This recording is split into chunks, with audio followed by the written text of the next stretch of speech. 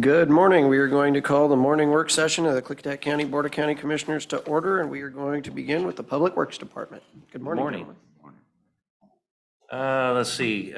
First thing on our list on your agenda is the 6-year, and so we've handed out the revised and draft 6-year with the changes that were made after the last time you guys reviewed it, and we've also added maps. The maps show the locations of each one of the projects on the list, and that's just to help out visually with where these things are at and what the project limits are. So that'll be for this afternoon. So our hearings are at 1:30 and 6 p.m. tonight. And I will not be here at the 1:30 hearing. Jeff will go ahead and cover the program. I would rather be here. I have to go finish a root canal that I started a week ago. So it'd be much more pleasant to be here. I volunteered to do it yesterday for him, but he wouldn't go for it. Yeah, right. I have a drill, the technology. No, thanks. All right, on the consent agenda, we have 2 items. First is a resolution, and that's the temporary closure, extending it into November on Courtney Road. And so we put out the notifications. It gets posted in the newspaper this week, and we'll put the required postings on the road as well after the notice is signed today. Item number 3 is an agreement to extend the dollar amount for our agreement with GN Northern, and that's to add $150,000 to this, and that's for the review of the energy projects mostly, and so that's reimbursable work. So let's see, and we have one pay estimate to Central Mechanical Services in the amount of $23,867.15, and that's for the plumbing work in the courthouse that is part of the remodel in the your old space and HR's old space. On the construction side, on the Roosevelt grade paving project, we did receive the report last night. And so we're going through and looking at that to see, it looks like there may have been some different oil used, and how that affects the life. We'll be evaluating that and get back to you guys.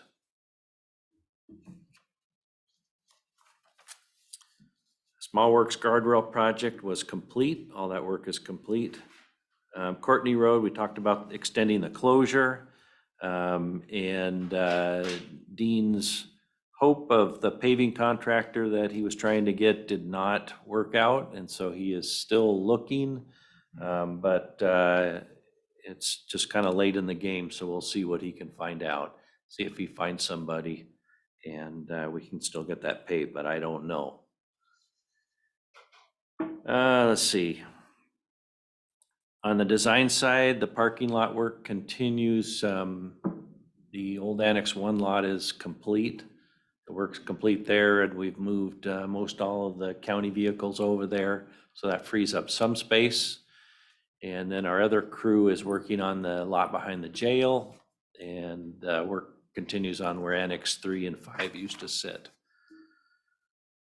Rock Creek Bridge. The environmental is complete with that, and designers are working on packaging that one up so we can advertise it this winter for a next year start.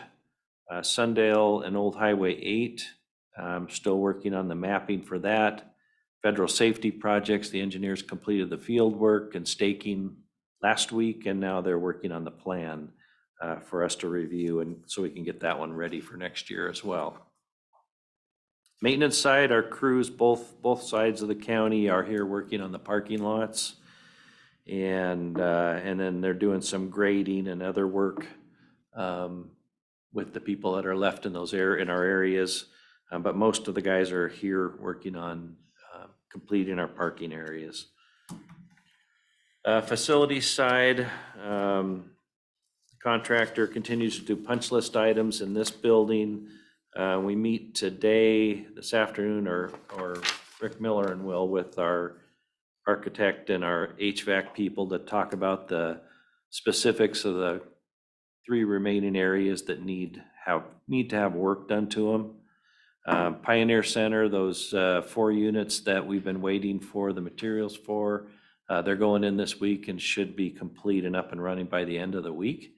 And then there's 4 more that will follow, hopefully, 2 weeks. 2 weeks. So hopefully it won't be really bad weather by then. We'll see. We'll be okay. Let's see. Fairgrounds water line, we have our archaeologist who will be up there trying to put together the paperwork so we can move forward with the actual physical work.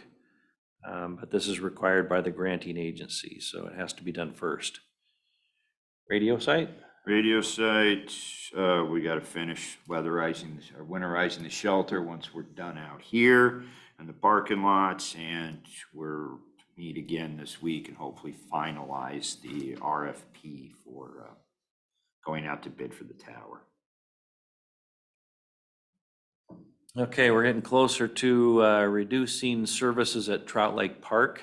So once we, the burn ban goes off, which I think is still going to be the end of the week, this week, no. We extended it to. End of the month, it looks like. Okay, so then we won't shut off the water till then. So it'll start to get cold and iffy as to whether or not we'll, things will freeze up or not before we get them blown out. Yeah. Okay, Okay. Yeah, we don't want to deal with broken pipes under that rock. okay. All right, Okay. good, thank you. But I haven't seen anything in the forecast that's going to be, at least for the next week and a half, that's going to be that cold in Trout Lake. No, not yet. All right, so follow up on the vending machines.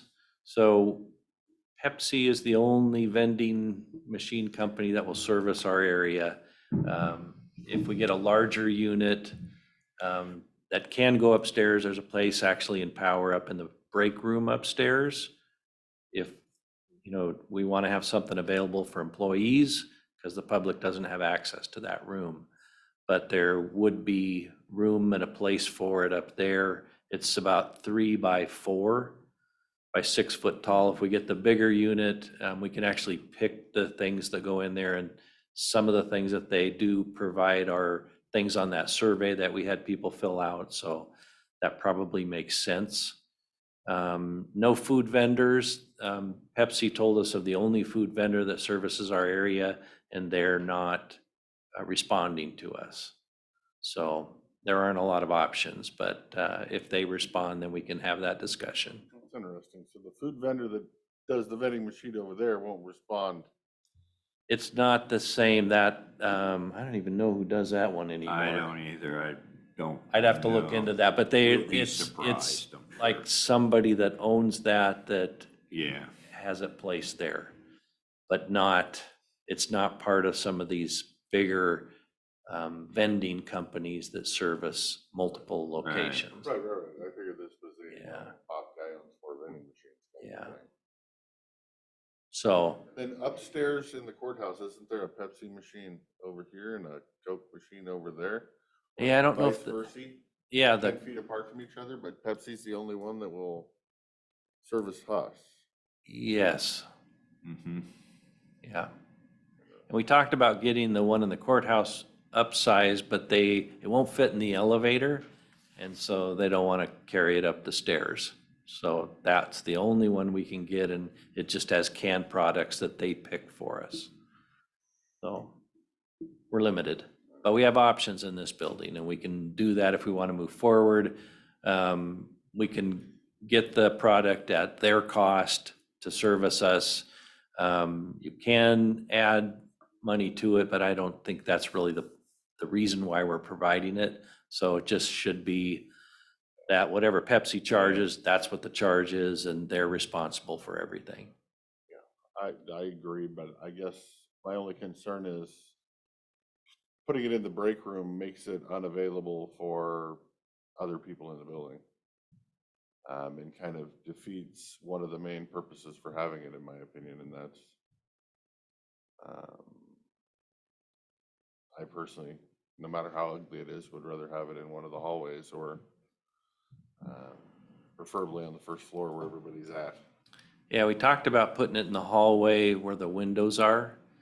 There's room there. I mean, it'll stick out a little bit because it's larger, but we'll have to get power there. That's the downside of putting it there, and that's possible. It's just an expense to doing that.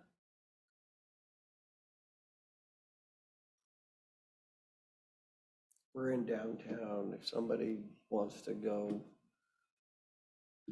any direction, they can find a Pepsi or across the thing. If it's just Pepsi, I don't mind it being in the break room for when people need a pick-me-up personally, but Well, I was just thinking more of, meetings I have downstairs where people are dying for a bottle of water and there isn't one.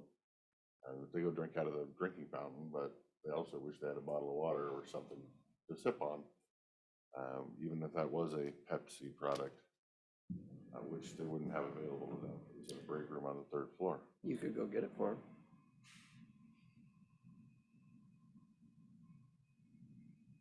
Don't have to decide Yeah. today, just, Good call. yeah, Yeah. think about it. I just wanted to follow up. Mhm. Thank you.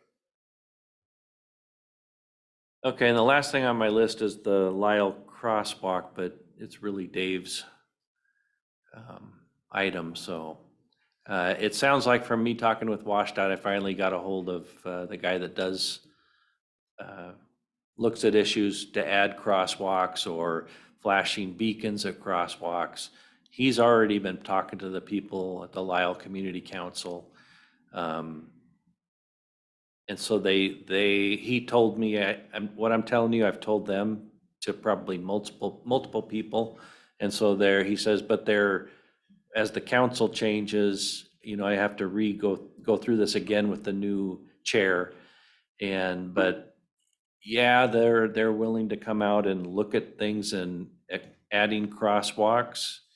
But if they want some enhanced feature like a flashing beacon, the state's not going to pay for it, that the county would have to enter an agreement and step up and pay for those improvements. The state would help as far as providing traffic control from their maintenance crews to And do the county work. would also take on future expenses and potential risk of litigation because it's a county. Yeah, I mean, once you get involved, yeah, you open yourself up, but the cost would be there. So the county would have to agree to maintain this feature throughout the life that it exists in that location. That's the long-term cost. And then the initial upfront cost, which I think we looked at these before, and with traffic control is about 20 grand, but Yeah. so I wouldn't, to add at one location a flashing beacon with buttons and all getting the power there and all the other things that go with it. But I also look at it that it's the 20 grand, but it's also now if somebody gets hit and said crosswalk, you now put yourself as the key defendant in the litigation, so. That I'm not the guy to ask. That'd be David. Yeah. Good update, sir. Yeah. Oh, and that's, it. I'm gonna leave that one for Dave. yeah. I've got thoughts, but. Okay, Any update on when we're going to get the park planning grant stuff, when we're gonna? It's due November, they pushed the date back to November 20th or 24th. I'll have that exact date when I come back. So it doesn't actually, it opens October 15th. Okay. And it doesn't close until last part of November. So sometime in there, you're gonna have time to whip out the Dallasport one and. Yes, yes. They've actually presented a plan. So I'm gonna talk to them tonight. It's more of a planning grant. So they've actually established the plan, which that's what And they're. it doesn't benefit the plan. But I'll make it work. I'll make it work, but there's some questions that, you know, I told them, I said, you know, we'll have to talk to the board because this is a big undertaking with a lot of maintenance, what they're proposing. And to get somebody Well, to I feel make. better because we did not come up with a big giant plan for ours. So I feel better that we didn't miss the boat on that one. because- No, this is all about the plan. That's what I thought. Not to actually, if you have the plan, you could actually go to a different phase. Right. Which is 2024 for that phase. Yes. But we still need to work through the plans. Everybody's on the same page. Okay. Any questions? No. Well, Dave will be here next week and we can talk about the crosswalk. Okay, Yeah. All right, we will see you gentlemen this afternoon. yeah. And I'll be back at 6 And for the the night, evening the also. night hearing. And we'll see you this evening as well. Yes. Will you have like a big wad of gauze on your face and wrapped like a mummy? I hope not. It would if I was doing it.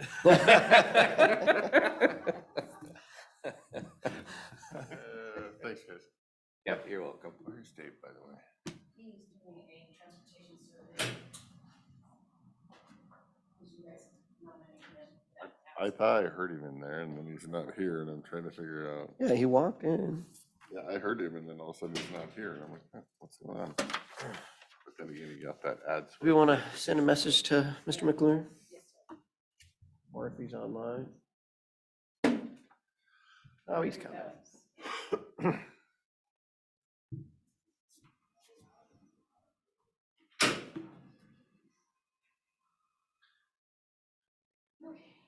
Richard's even got a jacket on.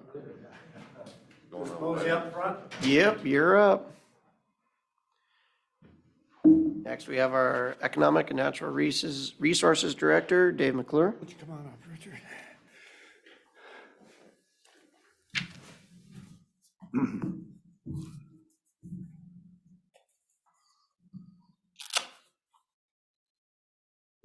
Good morning. Maybe I'll start out by touching on a few things in natural resources. Whitney is in Leavenworth today and tomorrow with the Salmon Coalition meeting, and then she's taking a couple of days off the end of this week. So just regarding the lead entity, our two projects that were submitted have been accepted for funding by Surfboard, so those are moving forward. The Regional and Fisheries Enhancement Group's request for additional funding for their Snyder Creek project has been approved. I think it got an extra $106,000 for those monitoring wells. Whitney worked with them to get an agreement on placing those wells, and the prosecutor has reviewed that agreement to form, and it's ready to be put in your agenda for next week. And I appreciate. And did Public Works get involved in the Yes, placement? Public Works is involved. I think they're going to have final look at when the sites are actually selected. So we've got some areas where acceptable. How many wells is it going to be? Two on our property and one on a private landowner's property above us. And they're primarily looking at what's going on under there? Right, they're wanting to see where the water levels are. Yeah. So my understanding is they're not testing for any contaminants or anything like that. Okay, that was going to be my next question. Yeah, but I would argue, it's been looked at closely by ecology, reviewed, it's been studied for years. I don't expect anything, but if there is anything there, it'd be better for them to discover it now Than before the later. county takes action to accept it. Right. Right now, we've got a level of protection from liability Right. because of the way we own that property. We were looking, trying to maybe go for a water quality grant this year to do some more monitoring, but feedback we've got from ecology is that they're looking for implementation projects, so we're not going to apply for that. the Simcoe CRM with WDFW and the Conservation District. They're still negotiating timber and grazing rights. And that work group is close to having a management plan finalized and, well, at least ready for Review. review and public, it'll go to public review prior to it going through SEPA review. Well monitoring starts next week, so we're continuing that.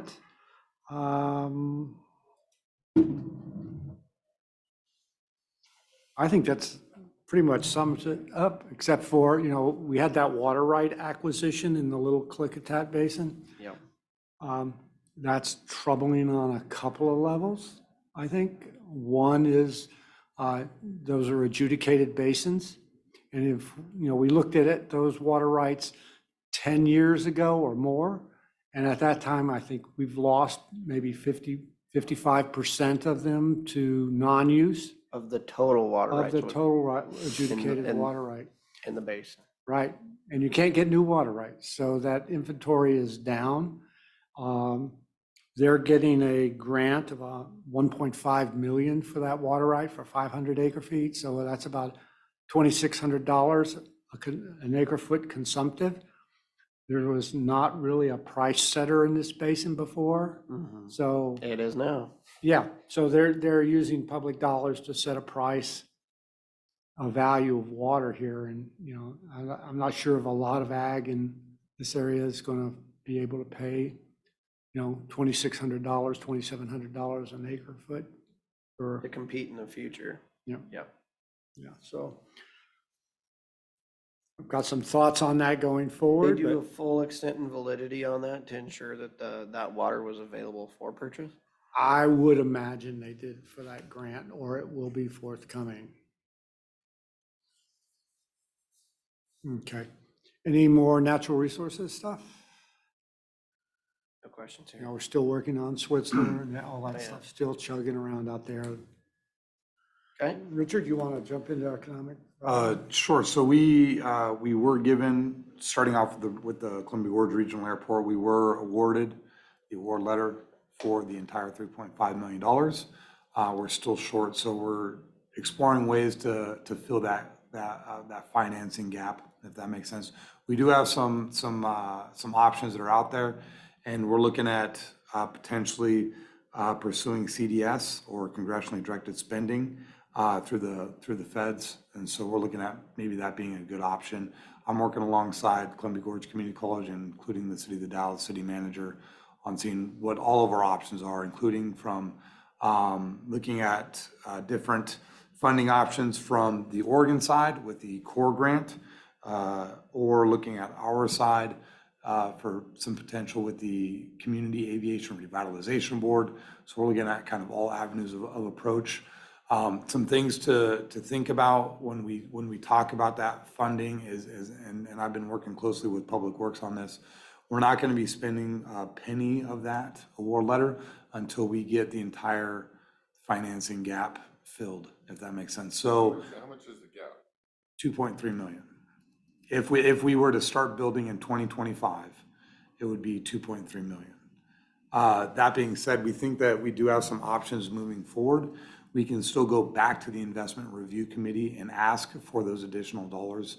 It is important to realize that at the federal EDA, the Federal Economic Development Administration, they said that 90% of all projects that they've awarded in the last year are all coming back for additional funding, asking for additional dollars because the cost of inflation has risen for the federal EDA 40% since last year. That If we being go back and ask for more money, we have to bring more match, correct? potentially, it sounds like they didn't say, they couldn't state on the other applications, but it seems like some applications are going back and just asking for the money with no additional match. And so what we're trying to do is we're trying to get as much of that down, if that makes sense, that 2.3 million. We're trying to whittle that down so much that the Investment Review Committee is going to want to give us whatever remaining we have left. Well, you talked about federal appropriations, but what about state appropriations? We We're, got money, sitting around for dog shelters and all these other fine things, they might have a little money, since we didn't use any of that. Yes, we're exploring those options as well. So what is important is we have on that timeline 2 years before we have to start building. And for the engineering and architectural work, that typically takes 6 to 8 months. And so that gives us about 18 months to figure out how to come up with this funding. We've already applied for the Small Business Innovation Fund, which is what I was going to go into next. That was going to take care of our architectural and engineering portion of it, which was $500,000. Some bad news, I guess, for it is they've originally they were supposed to come out with the announcement from the state September 20th. That got delayed till October 20th, and it's getting delayed again till the end of October. They've had 127 applications for a total of $252 million. And there's only $45 million in that pot, $15 million specifically for rural counties. And so some things to hopefully we can, I'm still confident in that, because the minimum is $500,000. And for our county, we're the only application that, or kind of for the region, that kind of fits exactly what they're looking for in that regard. So we do have 2 applications that are up. So hopefully that's us and the city of Goldendale. So theoretically, one of us should get it, if that makes sense.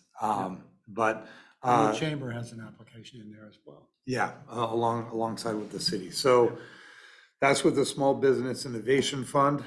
Yeah, so it was 127 applications. That's what I've written down. The core grant, that one, that's going to be through the Oregon State. And I'm going to be trying to put that together so that the city manager can sign off on that and put it up on the city's behalf. That deadline is going to be due October 21st. So I've got 2 weeks to put that together. And that's going to be for $150,000. So we're doing everything that we can just to kind of whittle down that 2.3 million. And then we also have another grant that's going to be due this Friday. That is the Infrastructure Site Readiness Grant. That came out last week. That has another 2-week turnaround on it. So that's going to be due this Friday. That's alongside with the Port of Klickitat. They're looking at doing some pre-site development work down there at the Dallas Port Industrial Park. Some of the criteria on that is that it has to be industrial properties and zoned by public entities or tribal entities. And it has to be 100 acres contiguous. And so really for the only place in all of Klickitat County is going to be the Dallas Port Industrial Park. So we're working alongside the port with that. We're obtaining all of our letters of support, which comes into my next request, is whether or not the Klickitat County would be willing to offer a letter of support to the Port of Klickitat. There is no grant match on this, so there's nothing there's no funding ask in this regard. It's a letter of support for the Port of Klickitat. Right, and just note that the application requires a letter of support from the ADO, the local ADO, and it's a no-brainer to do that. But I've had Richard calling to some of the directors and letting them know that we're going to be writing a letter of support for the port's application. So feedback's been positive so far, but just let everybody know. Sounds good. Okay. We're working on a letter, maybe have to the afternoon. Okay. And then recently we met with, there's some turnover at the USDA.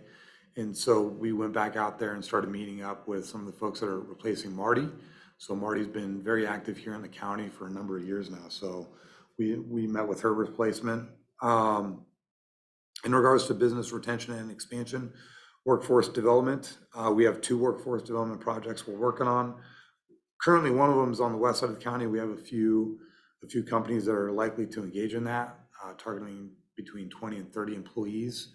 That grant's a lot different than what we've typically done with incumbent worker training dollars, which is through the South Central Workforce Development Council. Those incumbent worker training dollars, which is what we've always utilized. They've always been kind of, the Workforce Council's always kind of given us 1 or 2 per year that was very certain that we were going to get. This is different.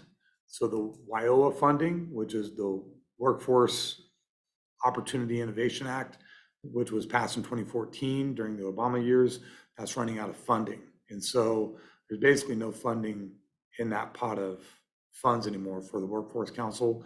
But the state has given a lot of money for the job skills program to our local community colleges. Clark College covers the Bingen White Salmon area. The YVCC covers our end of the county here in Goldendale. For the job skills program, that's a new program. I'm uncertain who's on those committees. And we went through this process once, but that's not as certain as far as getting granted those dollars. But we're going to be pursuing that with our few companies there on the west end with Clark College. They do it on a monthly basis.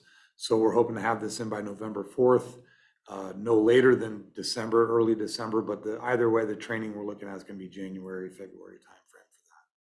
So that's for one of them. There's another workforce project that's out that I'm working with some of the folks out of Clark College. And that's for the Infrastructure Investment Jobs Act. And so we're going to be exploring that beginning this Thursday to see what we can do to bring some of those dollars and workforce programs here into the county. So community development project funds, Cemetery District number 1, they're looking at doing their tree trimming services October 17th and 18th. So early next week. And if additional work needs to be done, it'll be done October 25th and 26th. Which leads into another application for the community development project funds. We're still vetting it. But Grange-Hall number 98, they're out of White Salmon. We assisted them with some funding for some maintenance and stuff like that back in 2020. And so that was about two and a half years ago. They've came back and they're going to be requesting $5,000 for a kitchen remodel and doing some pest control and stuff like that out there. What they're looking at doing, they've already secured, off the top of my head, $30,000. Altogether, it's going to be about $35,000 to do the entire project. What's interesting about that is the kitchen remodel, they're looking at making a commercial kitchen. There's food security that's tied to it in regards to just doing the Grange Hall type of thing that they do out there. And then additionally, which was interesting, is they're looking at trying to do a small business incubator for just small companies that need a commercial kitchen. So there's been a lot of activity online with people that mail. You can order food, if that makes sense, through the mail, already prepped meals. A lot of athletes do it. A lot of people do it with free range food, stuff like that. So they're looking at doing something like that to help maintain their operations out there. But that's going to be a request that's going to be coming through by the end of this month. So, and then that's about it. So any questions? All right, just one other note on the economic development side. We need to appoint members to the Lodging Tax Advisory Committee. I expect we'll have 2 returning members that expend lodging tax revenue and 2 that generate revenue. So we'll be balanced. Brenda Sorensen is the chair. It's required to have an elected official as a chair. She's agreed to continue on to the end of her term, but she'll be sunsetted at the end of this year. So we can get the funding round started for 2023. And we've advertised, should be in this week's paper, for appointments. So we'll go ahead and process the member appointment. Nominations for appointments, if we so choose? I mean, if we know somebody that qualifies? I would say yes, it's your policy. Your board. Sorry, couldn't help myself. Go ahead. But yeah, I mean, encourage them to submit an application. So we need another person that's making? We're balanced at this point. We're supposed to be under statute balanced. Lodging tax generators, lodging So tax ideally, we expenditures. don't want one unless we have 2? Is that what you're saying? That's my understanding. I was at Mary Hill last weekend and saw Colleen, and she indicated, she was doing her last their last year's service on that committee, so. Okay. Yeah, if we can get to, they need to be located in the county as well. All the incorporated cities are claiming their lodging tax, so their generators would be. Right. Have to be county outside city. So, yeah, when So- you're gonna type something up to put in the newspaper to ask for that? Yes, it's already been sent to the paper. Do they need to live in the county, or do they need to have their operation that produces it in the county? The operations in the county, The operation has to be in the county. They don't have to actually live in the county. right. I would prefer Yeah, Right. lodging tax. yeah, ideally, both. If you can email me what you sent to the paper, Okay, I'll throw it on social media and see if we can get any hits. okay, very good, I'll do that. Okay. That was short and sweet of it.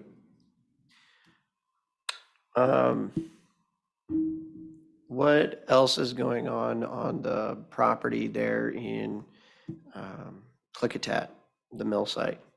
It looks like when I flew over, it looked like more of the roof had collapsed maybe. I don't know where we're at I've on, not been down there. has anybody been down there to take a look at it? No, I'm just worried about anybody going in there. It didn't look good when I, okay. I'll touch base with Gordy and Jeff on that too. okay.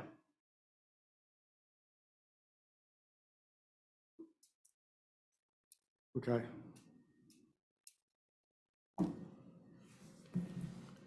No further questions? All right, very good. All right, Thank you, thank you. gentlemen. Next up, we have, what? Just a quick side note. Oh. My family's has some health issues that have popped up, so that I might have to go back to the East Coast. It's still up in the air. Well, you got to use all them hours for some reason or another. Do what you need to do. All right, very good. Okay. George, come on forward while he's getting some water.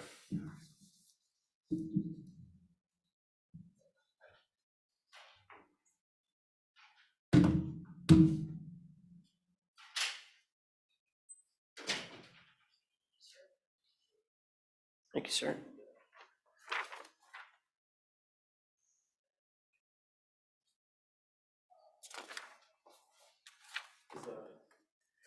He may or may not, he's on phone call right now or survey call.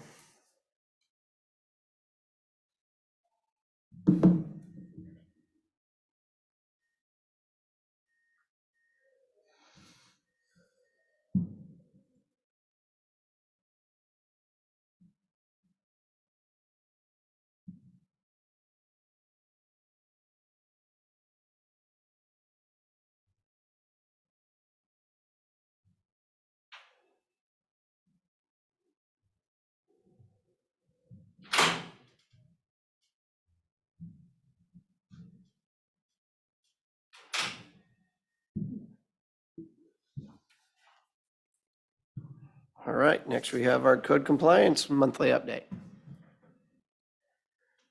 Good morning, Morning. ladies and gentlemen. Will be my update for September through October. Today is October 11th of 2022. As I've stated before, community outreach has been on my agenda since taking on the role as the county code compliance officer. I am glad to report that I have received an influx of calls and formal complaints between the last commissioner's update and now.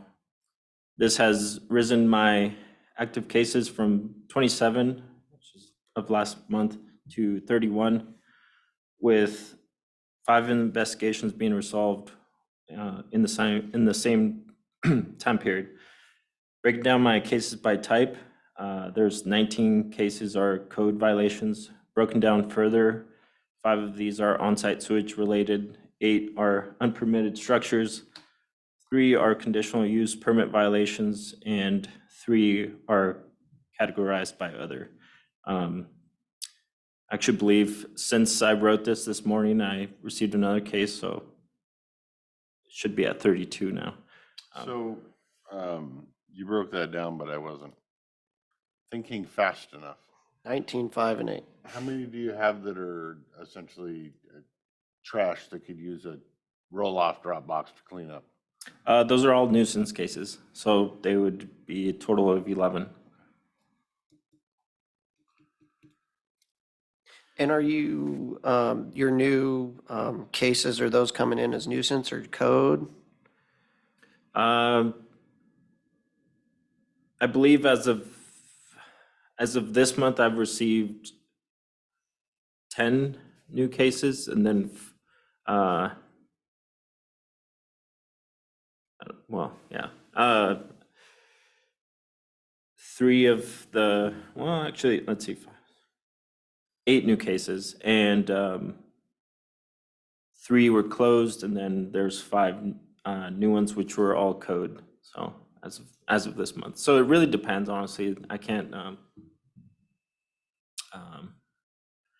I can think of 2 that are pending. There's abandoned houses up in Roosevelt that I'm just waiting for the complainants to fill out the forms. But yeah, so as of this month, most of my new cases have been code related. Of those nuisance that have an overabundance of rubbish, do you have any idea or any ballpark, talking to them, how many of them could possibly be cleaned up if they had a drop box, or if they are, they still couldn't clean it up because they need help to clean it up because they got a bad back or glaucoma or whatever their ailment happens to be? How many of those 11 do you think could get fixed with a drop box, and how many of them do you think would need more help? Off of memory, I think at least 3 I would be able to close if I just had a Resources. drop. Yeah, if I had resources. Yeah. Okay. The plan right now in that contract is 12. 12 roll-offs a year, of which your department would get 10, access to 10.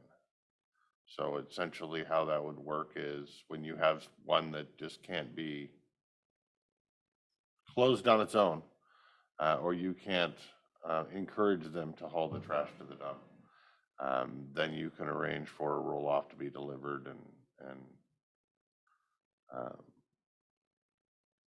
but the way that's also got to be worded is it's a one-time use. If the county provides this roll-off one time, the next time it happens, there's no roll-off. We go to lien on your property and the whole 9 yards, so. So the problem with most of these, if I look at them, is 1 20-yarder isn't even going to come close to cleaning up a lot of these, would you say? That would be the case for some properties, yes.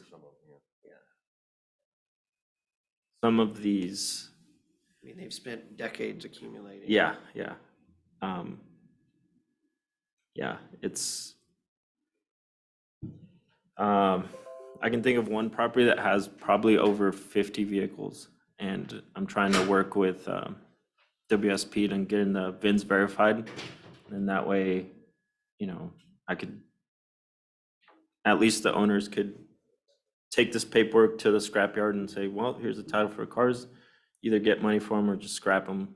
But that's proven to be very time consuming, and I don't know if it would be the most effective way, honestly. But I don't know the right answer, honestly. I'm trying to figure it out.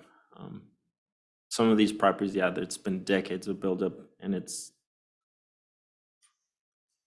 pretty difficult to see an end.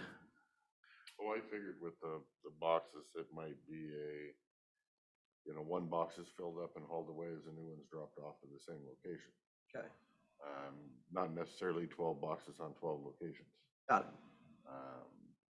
But I also don't think just because you have 12 cases, they all reach the magnitude of, we got to come clean up your trash. Right, the goal's voluntary. Right. The goal is encouraging them to clean up their own trash. So this would be a tool for the extreme. Okay, Yeah. Most of my man hours have been focused on code complaints, as nuisance complaints are slow moving by nature. Understandably, this is frustrating for the parties involved. I want to use this public forum as an avenue to express my empathy.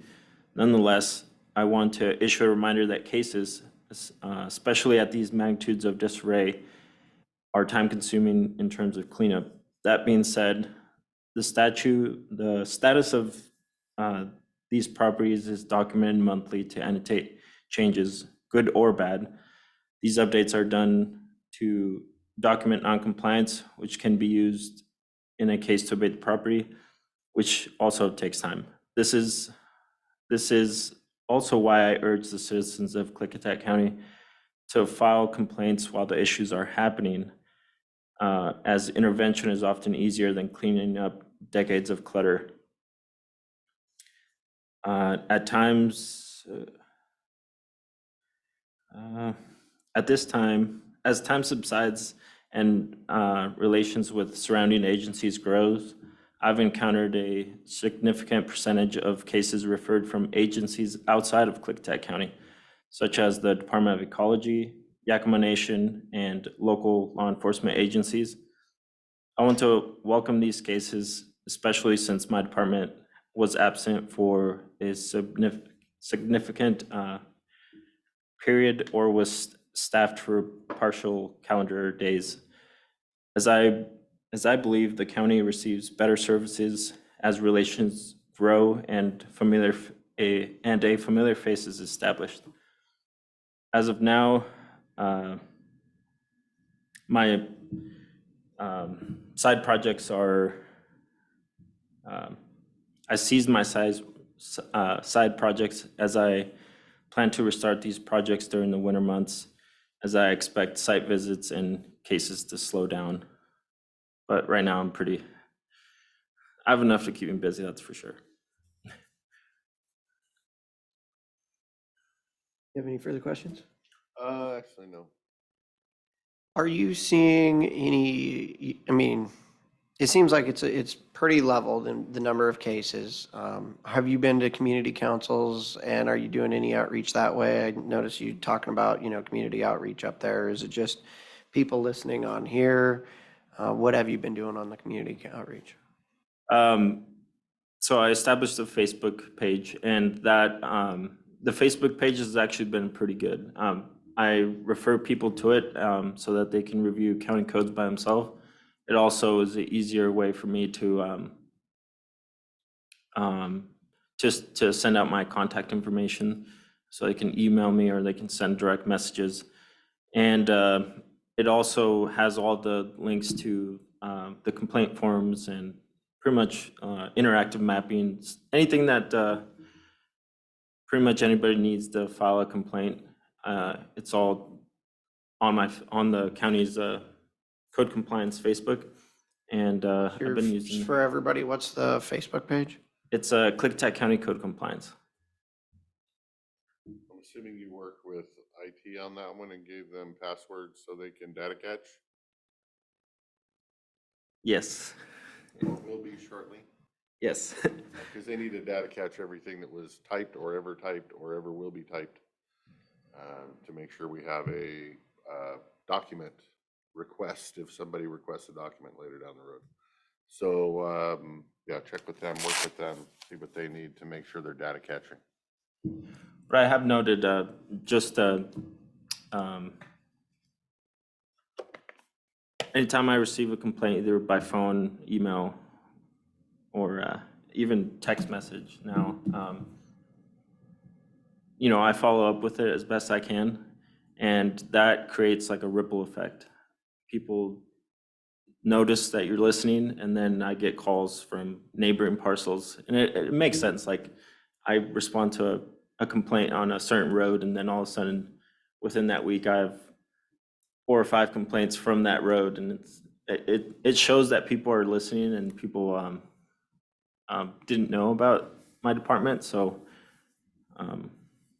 I think as time goes on, I think I will receive more and more Do complaints. you think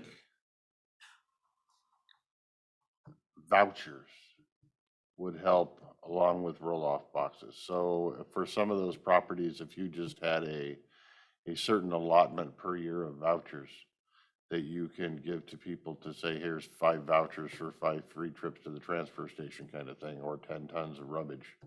Absolutely. Yeah. Um, So it's a financial issue for yeah, some people. for just this month, I had 2 people actually um, mention financial difficulties as reasons for not cleaning up the property. And So they have a truck and a trailer that they can pick up the stuff, they're not injured, they can put it in a trailer, they can haul it to the dump, they just can't pay the $42 to empty the trailer. yeah, I think it costs more for the fuel to get to the. Right. Yeah, but yeah, that If we is can true. alleviate some of that with the voucher program, I think that's doable. So, okay. I'm very thankful that our counties are, it's fairly cheap. I mean, It's the cheapest in the it's, state. yeah. I grew up in Hood River and then lived in Wasco, and their rates are pretty high, especially compared to here. But it is easy to see how it can add up quickly to, pick everything up and take it to the Yeah, dump. if you're just taking a little bit of a pickup load and it's $7, that's no big deal, but Yeah. you start throwing it all in a trailer because you haven't done it in a while. And now it's a $50 bill and not everybody can afford a $50 bill, so. that's why it's- Especially if, I believe if these complaints were submitted, years and years prior, I think it could have just, it's easier to pick up a crumb than it is the magnitude of that it is now, so. But I'll work on it. Many reasons, a lot of that's personal choice. Yeah. Lifestyle. yes, and it is a fine line between trying to help people out, and I don't want to create just habits, right? I don't want to clean someone's junk up for them and then essentially make it a habit, but It's happened That's before. why when we do Yeah. it, and if we do get roll-offs, and we do get vouchers, my goal is before those are accessed by you or the residents of the county is to have a county policy in place on when you can and cannot use those. So that it is for one-time uses, it is for encouraging the people that are actually trying and not welfare essentially. mhm. Yearly, let's drop a roll off here and then I'm gonna call all my neighbors and they can bring all their stuff over and, kind of a scenario. I wanna make sure it's not abused. Yes. Well, my question would be, what portion of these code compliance or nuisance cases are coming from neighbors? I know a nuisance, it needs to be from people who live within 5 miles.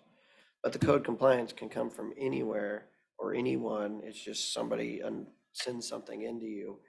Are you seeing that, in my worry has always been that you're gonna have somebody who just drives around and sends in code compliance violation after code compliance violation on anything they think they see? Yeah. Have we seen any of that yet? I have been in the middle of what, in my opinion, are political back and forth. It's like, I think some people use my department as kind of a way to make people uncomfortable, or I've been receiving cases or complaints that are not even from Klickitat County, and I know I've brought that up before, but it is starting to become more and more.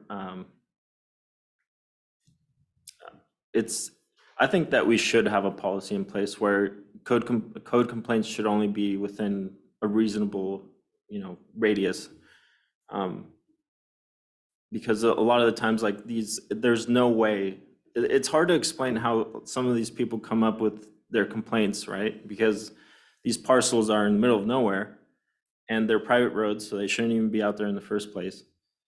And it's like, how did you come across this information? How did you, they're complaining about their neighbor doing something, and it's like, how did you hear about this, or how did you see this? And they just, I mean, they don't have to explain it to me, honestly, they don't, but that's my issue, is that, So a lot of this is just a vendetta. yes, just neighbors just bickering back and forth, and then they use my department as kind of a way to, get at their neighbor. Yeah. And I mean, I treat them fairly, but it takes up a lot of resources. I mean, I That's what I'm worried about. Like, if I wanted to, I could fly over the county and I could give you hundreds of code violations easily. And that would completely swamp you. And if I could do that, anybody else could do that. If, they so felt because they wanted to run down your department or add stress to the county. And we don't have anything that would stop that in the code and how it works. We talked about before having essentially a board of appeals or a board that would weigh in on those issues. Right. I mean, I don't, neighbors, whining about neighbors has been around since the dawn of time. And if you're mad for a personal reason, you'll use any weapon available to you and you're their weapon. Which is why, rewriting the code violation or complaint violation or nuisance, this winter, because when you have time this winter, those policies, I think, is going to be really important so that we can ensure that we're not setting ourselves up to be that vendetta person, per se. We're trying to set ourselves up so that people can do what they want on their property without harming their neighbors. And you're not a weapon, I guess is the best way to put it. And so, yeah, any ideas? I mean, because you have till now while you're sitting around thinking, and as people are complaining and you're like, well, I wish I could fix it this way. This would make much more sense. Keep all those notes because that's the discussion we're gonna have. I see as you wind down from your site visits and whatnot over the winter, we're gonna have a few workshops to potentially maybe not fix the issue, but at least steer it in the right direction. So. I don't want anyone listening to think that I'm, discouraging people from submitting complaints, but it is very unfair for people that actually have valid complaints because a lot of these cases, even if I just open and close it on the same day, it's a full day's work, It's driving out there, looking at the property. Usually I send out a letter to the property owner first asking for permission, and then, I'll drive out to the property, make sure that the complaints are even valid. And if it's not, I still come back to my office, write up a report, and then send out letters to the original complaint and the property owner stating that the property is closed. This will take up my full day, and Are they different complainers? Are they different? I mean, are you seeing the same names making complaints constantly on various people or various neighbors, or is there a lot of the same name, I guess I would say, or names? Are they picking on all of their neighbors? I think it's my 4th month. I don't think I have enough experience yet there is names that pop up every, so often. I don't know, well, not from memory, I don't think that the same key players are just keep complaining about their neighbors. Okay. Questions? Commissioner Sauter, good to see you. Yes, good. And I actually have been in the building. I was I was participating, which I was volunteered from my seatmates to be a part of a transportation survey. I was out of the room, so I was doing that. Actually, perhaps if you can humor me because I missed the earlier, and I had purposely actually left my other ones to be here by 11 o'clock as you were scheduled. And I know our schedules are always fluid, and we currently start a little early. So if you can just kind of go back, because I came in the middle of a conversation, and if I don't want you to necessarily start over. I saw that. Is that what you were, as far as your memo that you sent, is that what we were discussing? Yes. The commissioners were asking if they were asking about the nature of the complaints, and they were wondering if there's been like consistency, right, within the complaint. So, but I would say as of right now, most of my time has been spent on code violations, and all my nuisance cases remain the same. Most of my time, my man hours that I've claimed on my timesheet are mostly code violations, and I was explaining how time-consuming complaints that are submitted to my department for personal reasons or vendettas, almost as I see it, is really costing my department a lot of time, resources. So what kind, and I was not here for the earlier direction that you were given. What kind of direction do you need? I mean, do you feel like you are able to allocate those? Because I am concerned as far, I mean, we've always been, I'm concerned when code compliance or nuisance or anything is used as a weapon where a neighbor is is unhappy with another neighbor and that we get pulled into it. Understanding though that if someone files a valid complaint that we process it, meaning that we have. And so what, I guess, what direction do you need? Because otherwise, how do we determine which ones we do and which ones we don't? It doesn't, because we've had to do that in the past where it's like, yeah, I understand the beef you have with your neighbor and I don't really want to get in the middle of that. But if they have filed we're complaint driven and they've filed the stuff, then we process it. And as far as do the investigation, as far as what we do after the outcome of the investigation is where there's another decision point as to what we do with that. But do you feel like you have what you need to know how you treat these? And I'm assuming you're just processing them. Mm-hmm. I mean, I treat every complaint the same.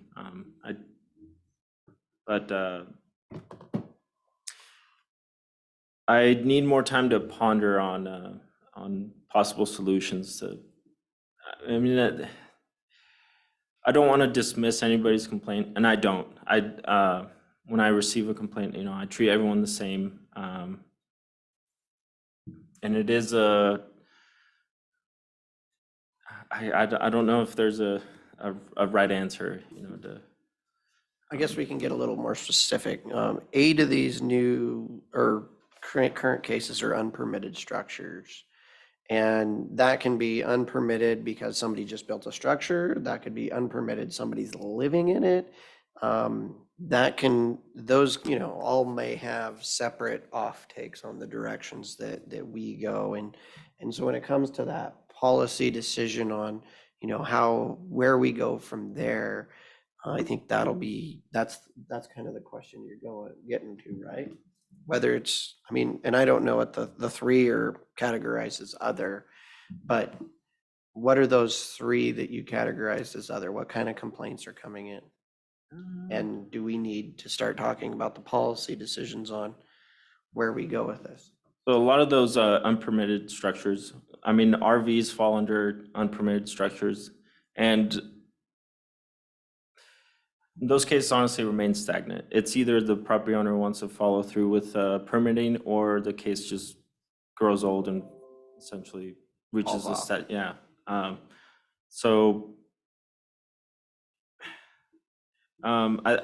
know we've talked about RVs before. And it's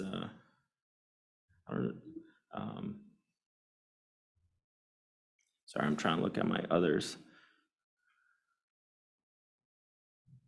One of my others is abandoned home, which would be a nuisance, but I categorized it as code because it's owned by a company, not a person.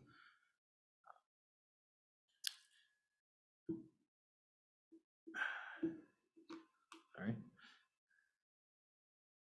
Well, it sounds like it's the same issues that we came up with a year and a half ago. It's the same issues that we tried to work with building and code at the time to come up with hopefully some sort of policy, language, ordinance, something to deal with. I mean, the trailers are gonna get more and more as time goes on. But we can address those bigger things that are common and whatnot, but there's gonna be a lot of things that pop up that are not common and they're not regular, and we're not gonna have those covered, so.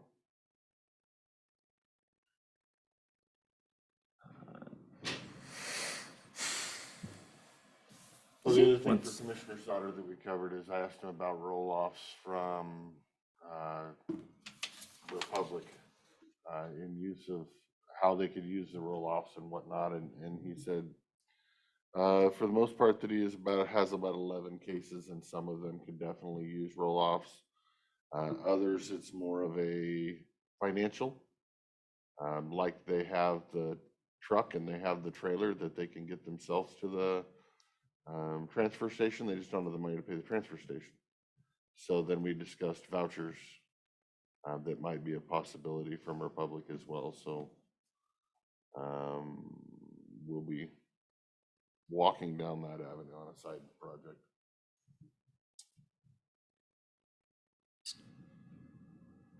One of my other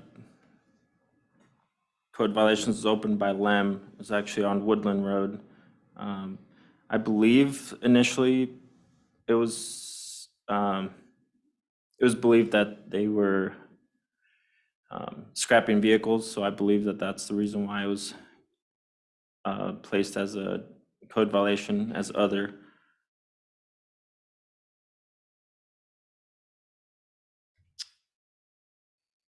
And then the lighting problem in Lyle was my last other.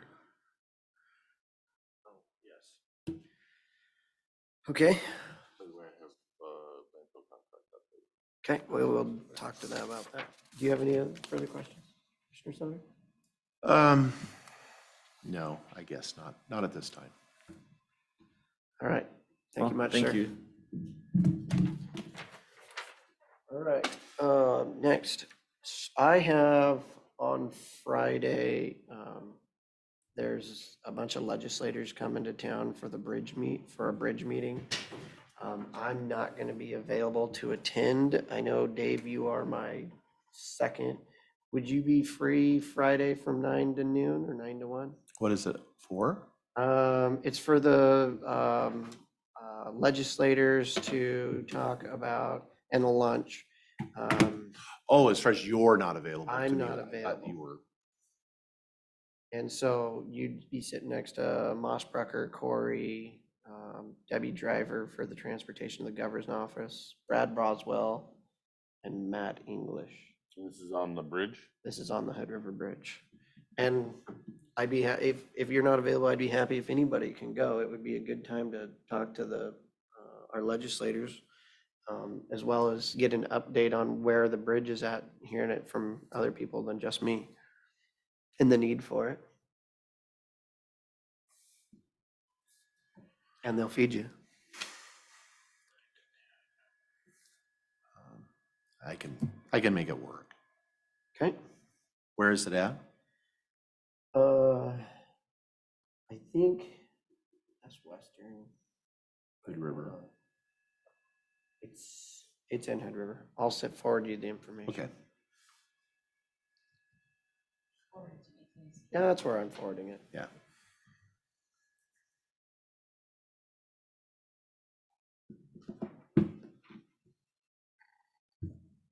Okay. Update, you said? Oh, do you have something for us? I do. She wasn't I waving, was gonna but raise my hand. There is going to be a vacant position in the planning department. And so we are requesting verbal to advertise for the office manager steps 1 through 3. to fill that position. Yes, it would be pretty bad if we said no right now, right? Of course. Good, Do whatever you need to do. Yeah. thank you. Make them Oh, there whole. we go. Thank you. That's sad. Okay, Contract update? contract update. I gave them all of our terms from the last meeting. They were not happy, to say the least. They got better over a night of sleeping on it. The deletions of the 12.3.2 and 12.3.3, the problem waste fees and threshold tipping fees that we talked about, which are the higher number if they decided to go that route. Currently, that's only about $30,000, and it's actually not in the $4 number. It's actually in the administrative fee number, so it would make it messy to delete all the quarterly landfill fees, but keep that little $30 or 30,000. See what I'm saying? Mm-mm. So, okay, so right now, part of the quarterly fees that we get for operating the landfill, not the tipping fees, but the actually quarterly fees, the items that are in there are actually in the quarterly fees. So that's the special waste dollars and everything? Correct, and we get a little percentage of the ash contract out of Spokane and, kind of these little weird things. The total value of those problem waste fees and threshold tipping fees is about 30 grand. Currently. Currently. So theoretically, if we didn't want to delete them,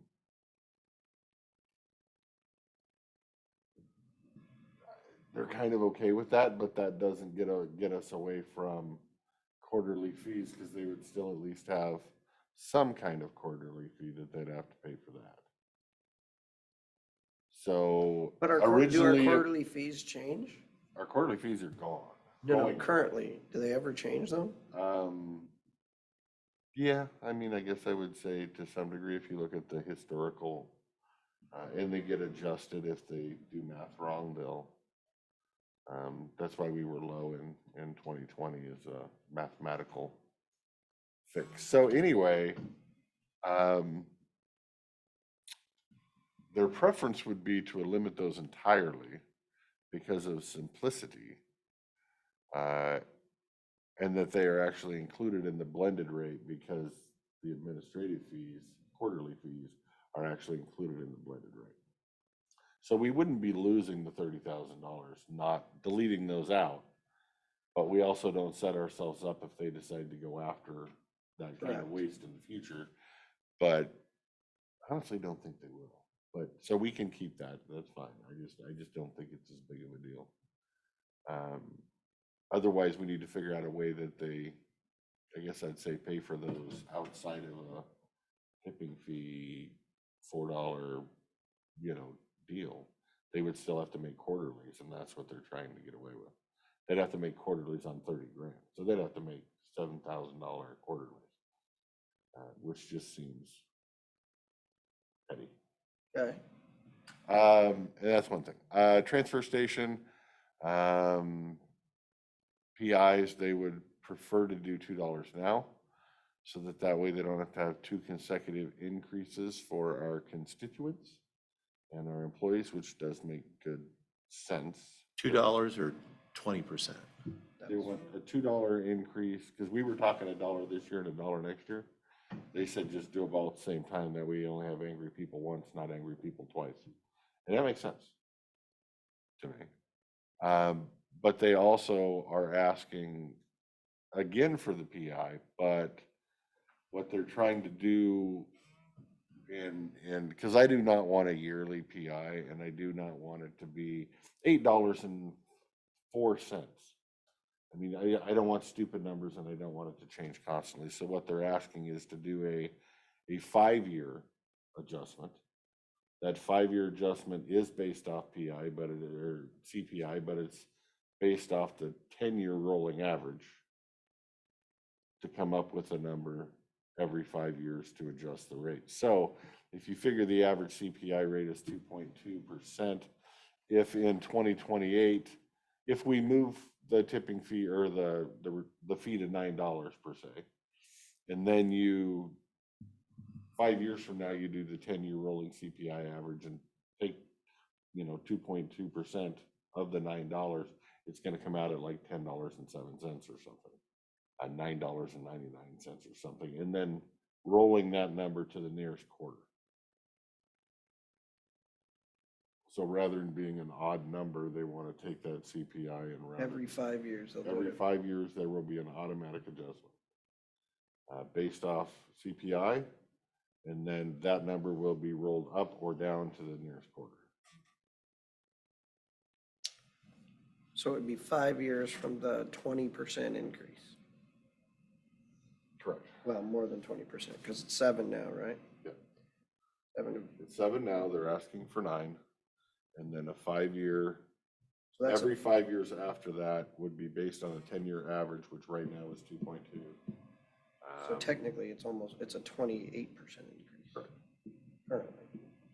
Doesn't have to be. That I honestly think they would be happy with $2 and then they have to come bug us later. I actually think they'd be happy with $1 and then they're every 5-year deal. Right now they get nothing, so it is what we want to give them, and I'm completely open. It does worry me if you're going up $2 and then, 5 years from now would be essentially another $1. So you'd end up being at $10 in 2028. Which is a pretty big jump from 4 years before.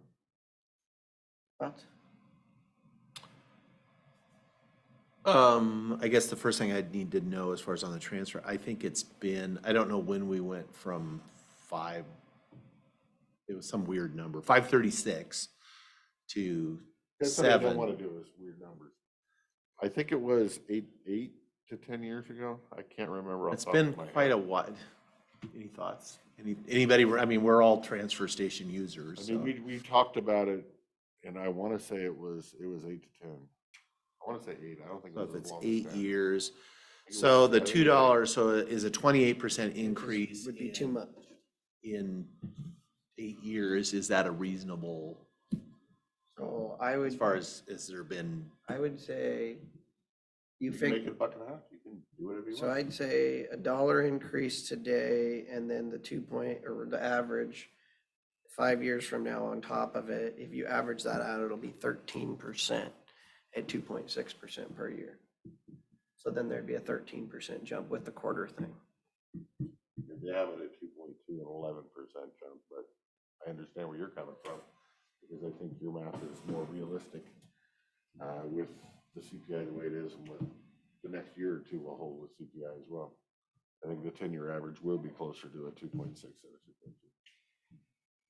So that's what I'd say, $1 now, and then 5 years from now, they adjust CPI based on the rolling average. So you're okay with their CPI adjustment 5 years from now. 5 years from now? What about you? yeah, I'm fine with that. Okay, so what I'm about not, the I mean, I'm dollar? not the dollar versus $2 versus $1. I'm more, again, to be consistent, I mean, for me, it's not, let's make a deal. It is, if this is the number and the new number is supposed to be based on inflation since they changed it before, I still don't really know what that is. I don't know if maybe $1's crazy. I don't know. I don't think so. So you want to base the $/$2 based off the last least- time they had the adjustment? Yeah, as far as, because that's a Yeah, adjustment reasonable, to there, from and then, right, okay.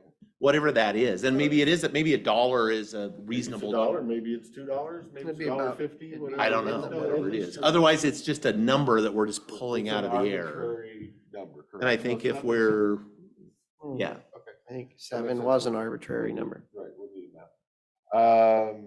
no, actually, it wasn't an arbitrary number. If I recall, they because they had to give us some justification for the move from was there some adjustment? Probably, because it seems odd that it coincidentally ended up being $7.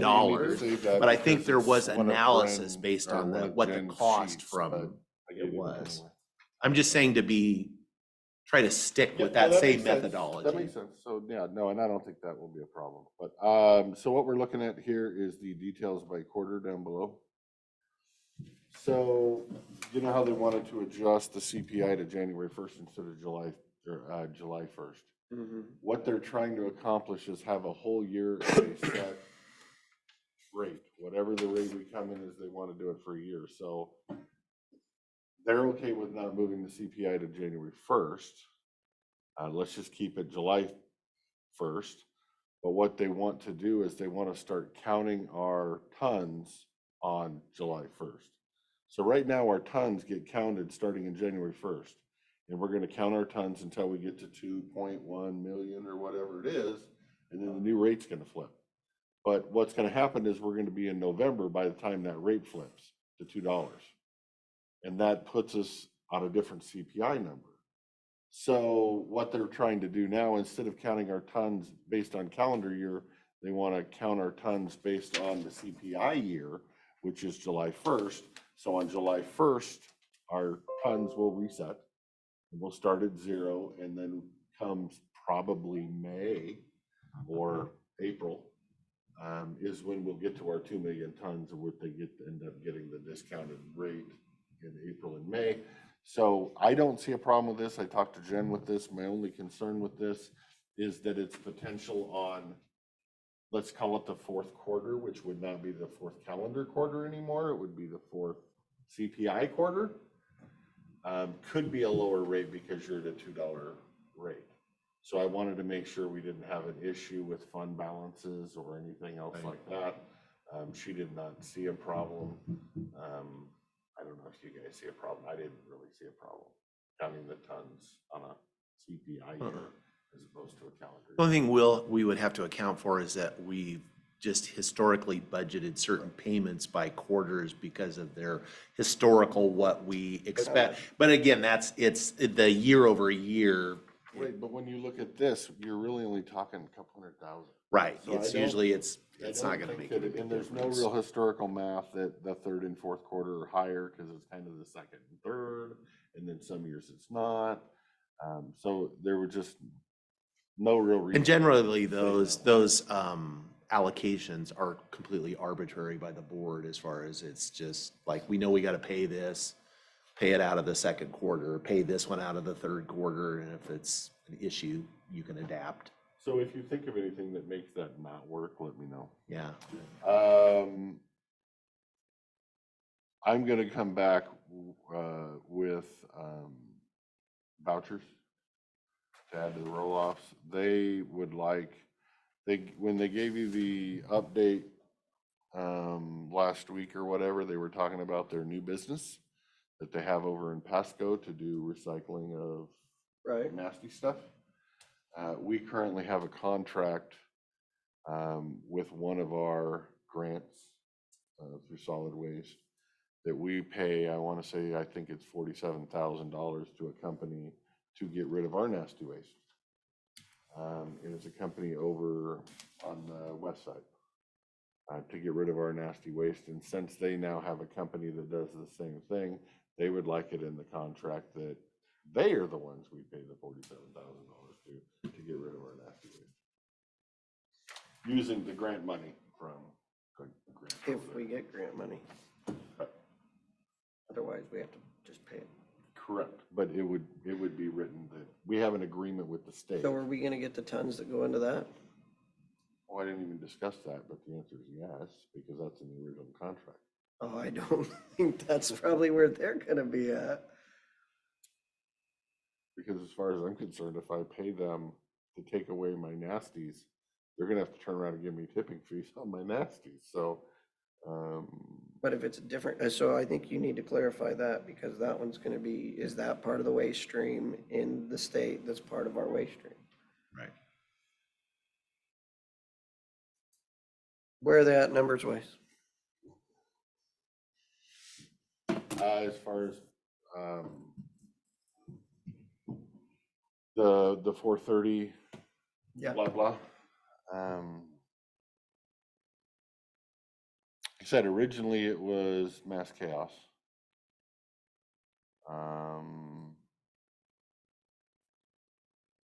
but it's gotten much better. So because you guys didn't really have a problem with the blended $4.30 tipping fee or blended rate, it's still the $4.30. The tonnage number is 2 million, has went up to 2,180,000, so 2.18. And the percentage or the yearly is up at 9.702. So for the most part, it went up about 7 to 10 grand from what we had discussed before. It went up 5,000 pounds. So, and we're at $2 or we're at, Over is at $2. That's what it was on the last thing, and that's what you didn't tell me to change it. So that was their last adjustment, and this board was okay with that, as I told them, for the time being. well, I thought I said go back and say we want it all 10-2, from my perspective. I can. Just, Well, like I said, the first thing we agreed on is that everything will either be unanimous or it won't get done. I mean, I can go through and read the email, but, and then I gave the terms that this board came up with, and he panicked. He started getting messages on one phone and messages on the other phone. But then the more he thought about it, the more we're not really that far off. And so we just got to adjust some thinking. Because I told him the CPI, we're not moving the CPI to 2024 unless you want to move it up to 2023. I'm not losing another half a year of CPI because next year it's going to be 7% as well. So I'm going to be giving up another 450,000 just by moving the CPI. And I'm not doing that. You can adjust the Technically, it'd be CPI half of twice it. if you want. So, you know, he called me up. so how do you feel about this? I mean, you said you wanted to not give a penny. Honestly, I still have pieces of me that thinks that this is not going to make or break our bottom line one iota, whether we do this or whether we do nothing. I honestly don't believe reducing the tipping fee is going to help us or hurt us in a contract with Mason County or what have you. A $46 billion company is not going to just walk away. And they're going to do what they can do to make their own profits. Do they want to partner? Sure. Oh, the other thing I forgot to mention, the use of potential other landfill sites. Mm-hmm. They don't want to mention the landfill site. But they're okay with putting wording in there that they're allowed to use one other landfill site, as opposed to freeing them to use whatever they want. Because I don't want to free them to use more than one, because if later down the road they get one at Seattle, now they don't even have to use Roosevelt. Sure, we get paid, we just don't have any employees anymore, or people don't have jobs.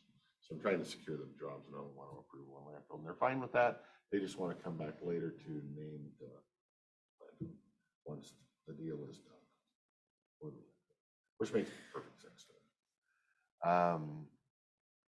Anyway, no, I'm good with this.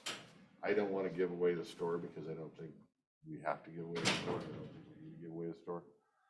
The only thing that I guess concerns me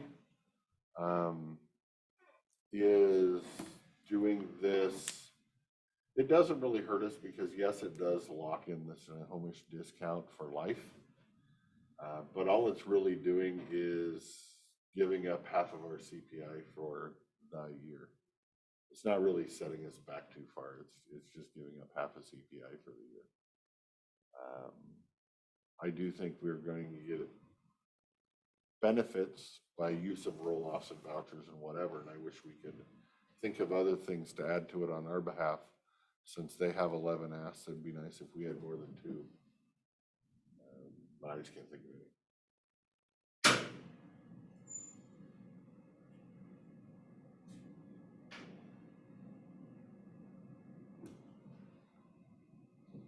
Thoughts? No, I'll just reiterate I'll support your efforts. do. I would Care about caution. this special waste thing. No, I mean, I do, I would be cautious, I mean, I appreciate that you are checking in with us to kind of get a gauge. My only concern is this is a public meeting and we're basically, and we're recording it and it's available and people can go back and search it, and so they will, um, folks have access to kind of what we're talking about, which is, I don't know any other way other than just do what you're doing. And We can all agree that it should be done in executive session. Actually, on a side note, we had an executive session when I was at my insurance meeting, which you missed the update for, my fancy conference. They had an executive session because they were discussing a contract they were doing that was kind of like this, and they listed out a different section of the RCW for executive session that gave them the right to do it for a negotiation deal like this. And I thought that was very interesting. And then I went and researched it later, and I think they were in violation of the law. So at first I was hoping we would be able to use it for things like this, but then the more I look at it, the more I kind of think the prosecutor's right. So transparency is supposed to be here, so we'll talk about it. Okay, well, So where are you at with do you want to try to figure out an idea or a way to try to keep those special waste fee 30,000 in a quarterly kind of thing? Or do you I really think there's more importantly is whatever they have for that hazardous, that we get our $2 or whatever percentage off of that too. that would be considered, everything you're bringing in over there is considered in the stream, and we get a piece of it. Well, either that or it's special hazardous waste and it would be on that other contract.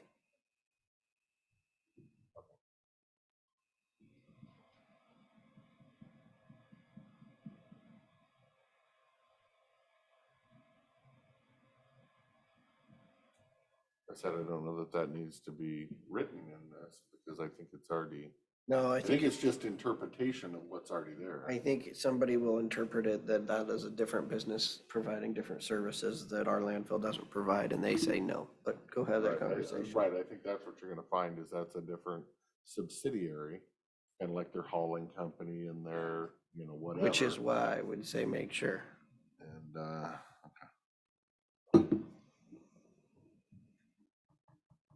Okay, do you have a big, do you see a negative to us switching who we use now to haul away our paint thinners and our paint and whatnot?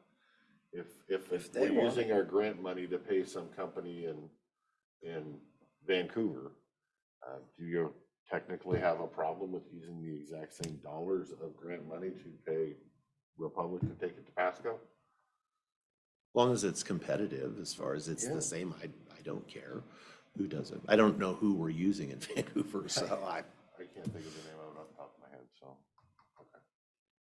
Open to that discussion, good enough. how about that one? Yeah, how about that one? I mean, I think that if we were at 212 or whatever that inflation it went, because we're losing a year on that side, it would have made it probably pretty close to whole at 10.1 or 10.2. And that would be nice. So the $2 number, you mean? Yeah. I'm fine. What is it? 2.175 at 435? So my whole, I guess one of my main worries is the tonnage number that high. I would love the tonnage number to be 1.5 million at that high. That kind of locks in your rate, so even if they stop shipping trash, you're still gonna be making the same dollar number.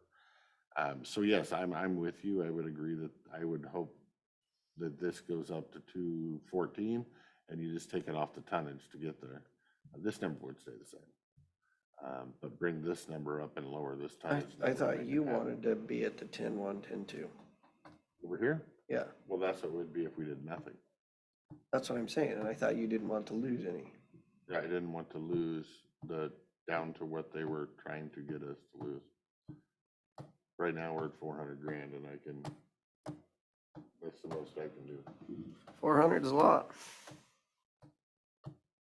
But if you took that to 212, left it at 2.180 and took it to 212.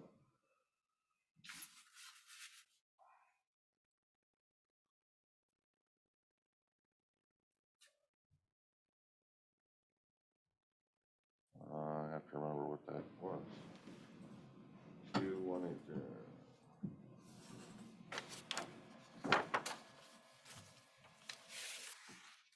Make it sure it's 430, it's not 432. It actually is. That's something I should correct him for. He's saying that the blended rate is $4.30. If you actually do the math on the blended rate, it's actually 432. Not that it's a big stickler, but Which, if you want that's to a lot of call, money. if you want to call something, call something. Not happening, I right? don't have the remainder over here. I'd have to do the math to Would be, figure you out what just the do remainder is. this, because this is last year, right? This. So it's that number minus that number.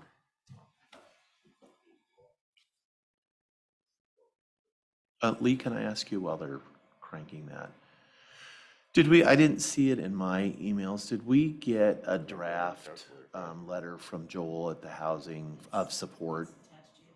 Okay. But see, now you're changing all my math. No, it should, this was, that's equal to this minus. There you go.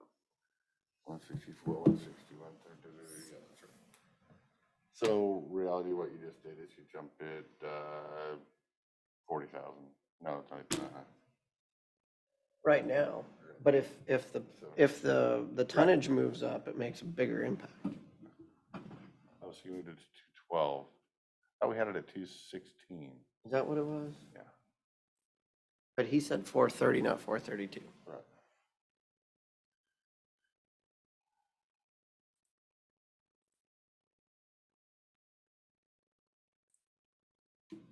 Either way, no, I mean, it would be acceptable. They would not have a problem with it. No, that's where I'm at. So then it would be 10-2 minus, so, yeah.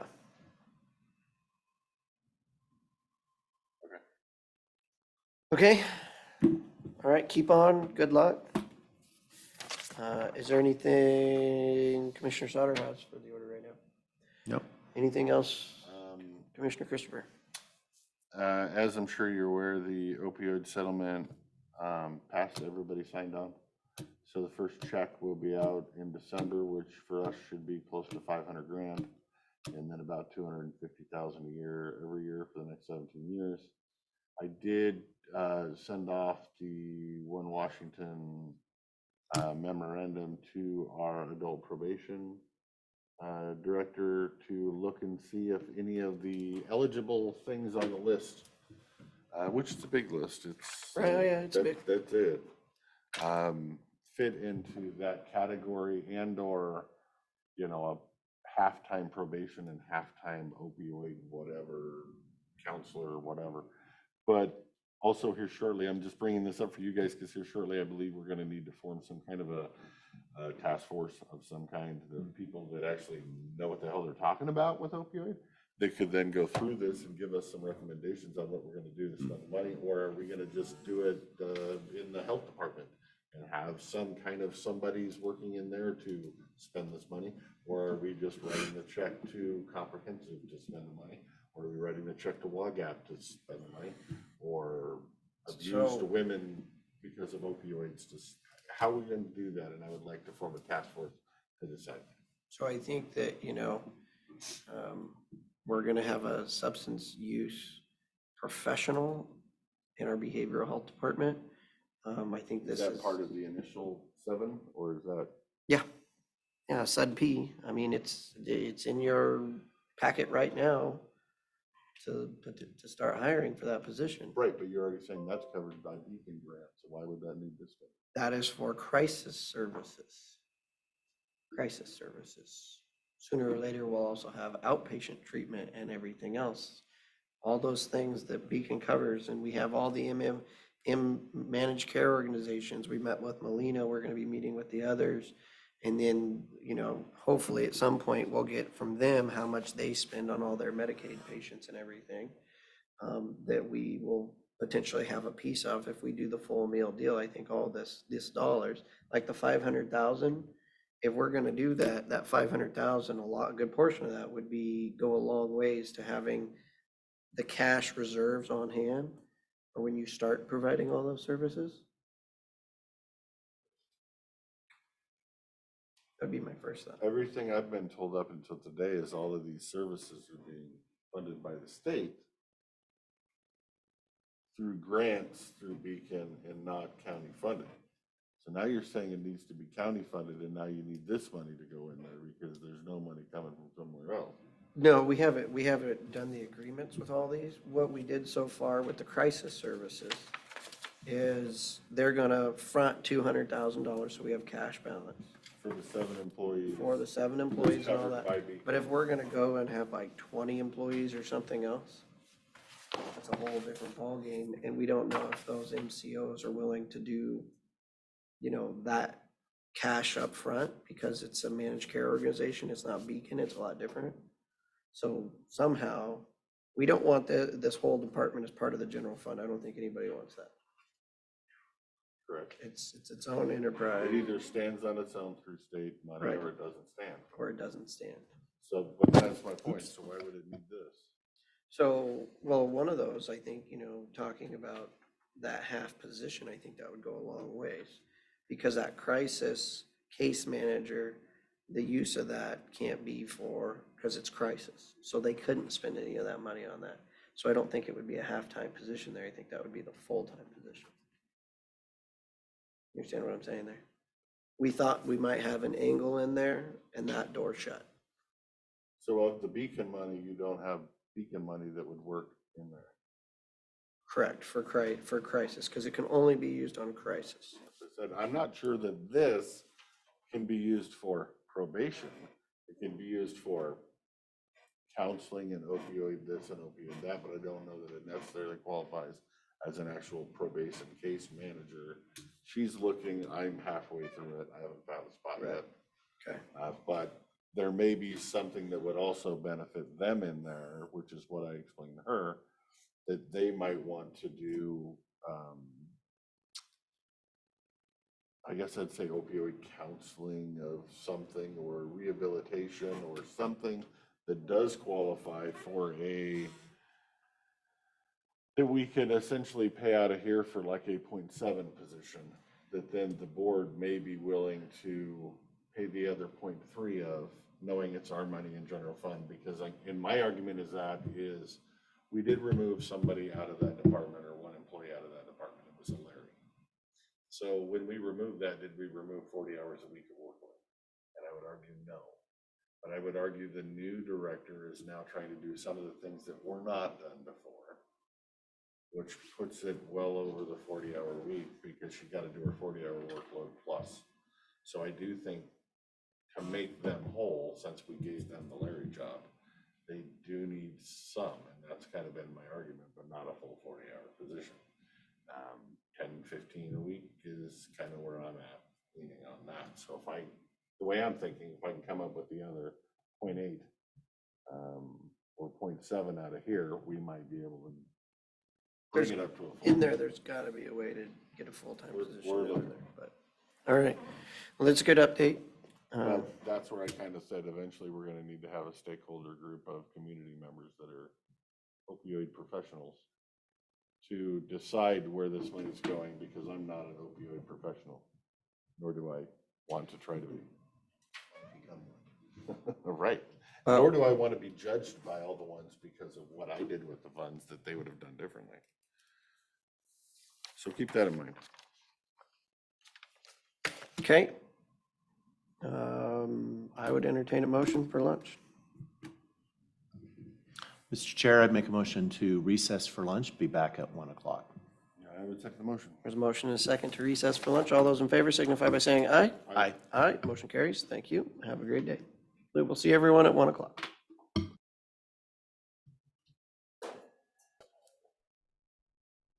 Good afternoon. We are going to call the regular business meeting of the Klickitat County Board of County Commissioners to order. Let the record show all three commissioners are present. We will begin with the Pledge of Allegiance. Allegiance to the flag of the United States of America and to the republic for which it stands, one nation, under God, indivisible, with liberty and justice for all.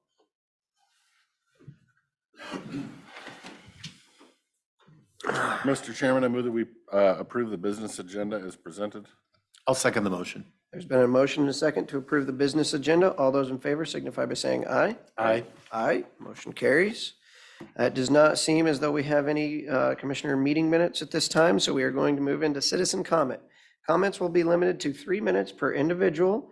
We will begin, as always, in the room. You can expect a response from the commissioners after everyone has had a chance to provide comments. And just so you know, please do not make any comments that are on the agenda for later in the day for a hearing.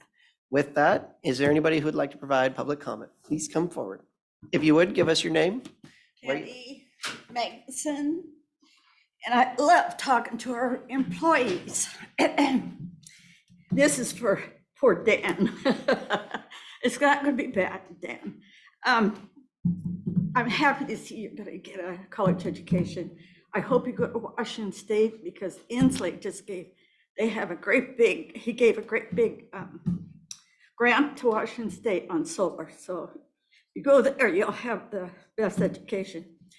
The question for you is, are you going to go by person or are you going to go by online?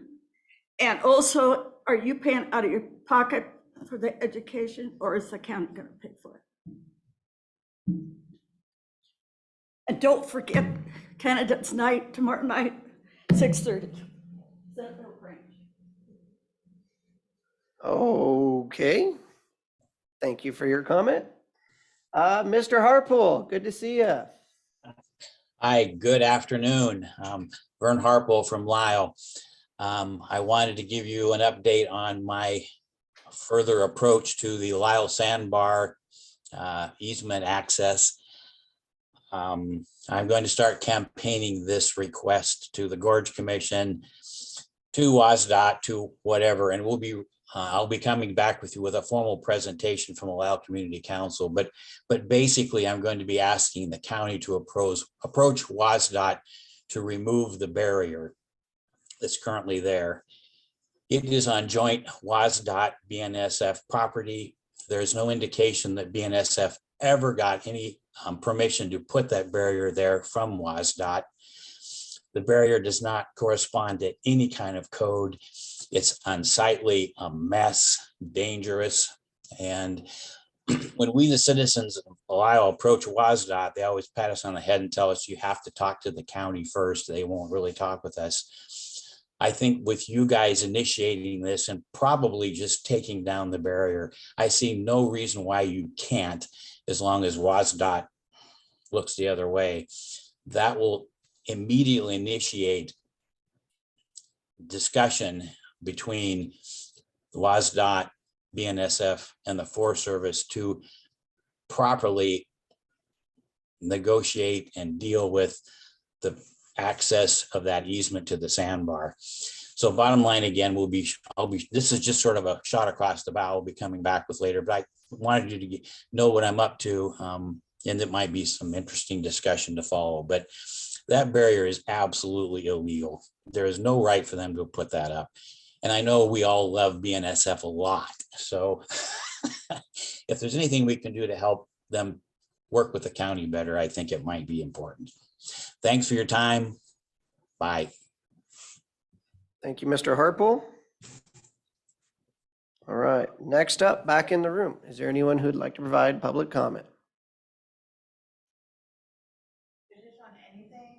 This is on anything that is not on the agenda later in the day. We don't know what's going on the agenda later on in the We have a public hearing for the capital improvement plan, a public hearing for the budget, and a public hearing on the 6-year road plan. Pretty much everything else is open. Got it. Thank you. All right. Is there anybody else in the public or in the room who would like to provide public comment? I think there's 2 left. Not seeing any online. Is there anyone who would like to provide public comment? *6 to unmute yourself, turn your video on, raise your hand.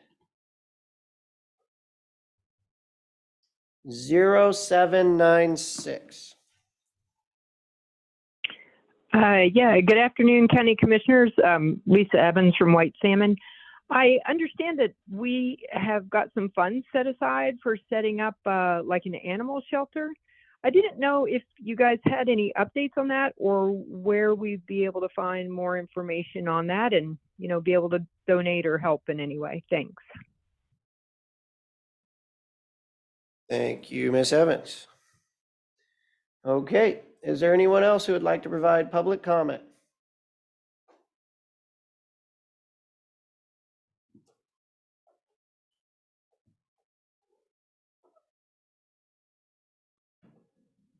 Online.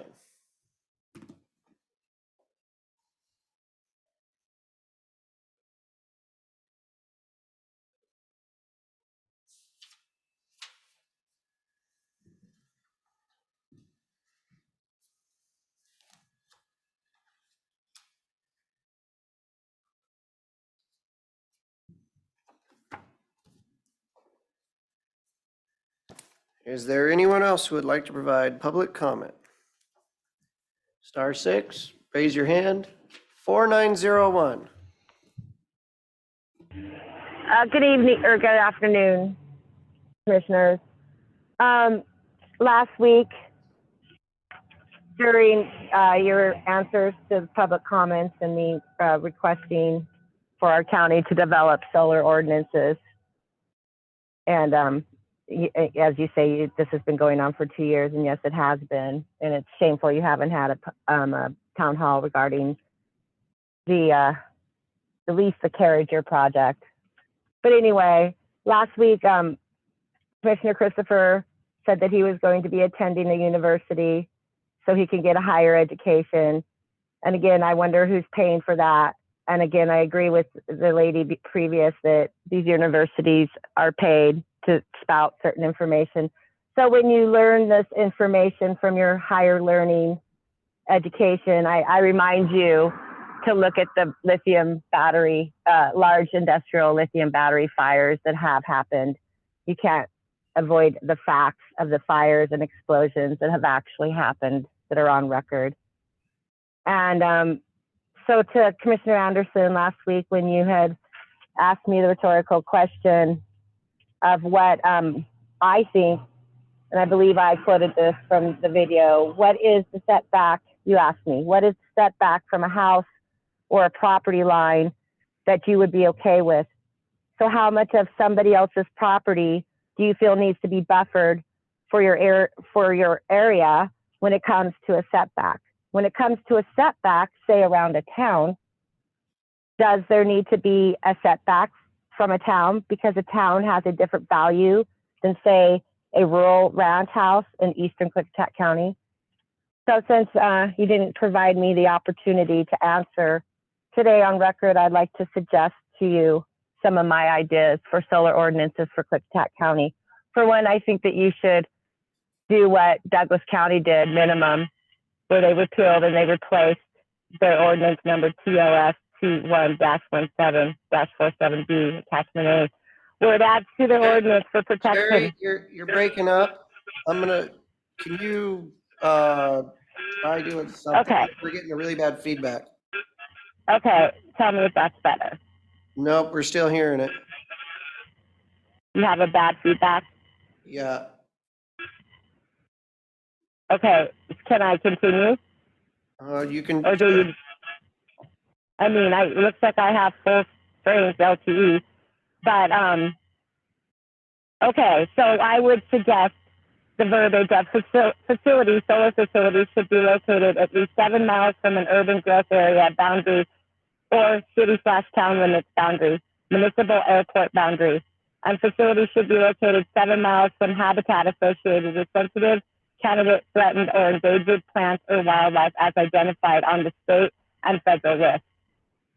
And Commissioner Christopher, during the moratorium, you have 18 solar ordinances that you suggested. I hope you can bring this forward to the public record again, because when you asked what I thought for solar ordinances, we have a lot to suggest to our county, and I still suggest that our county listen and implement some solar ordinances to protect Klickitat County. So thank you for the opportunity to answer your rhetorical question last week. Thank you, Ms. Bosque.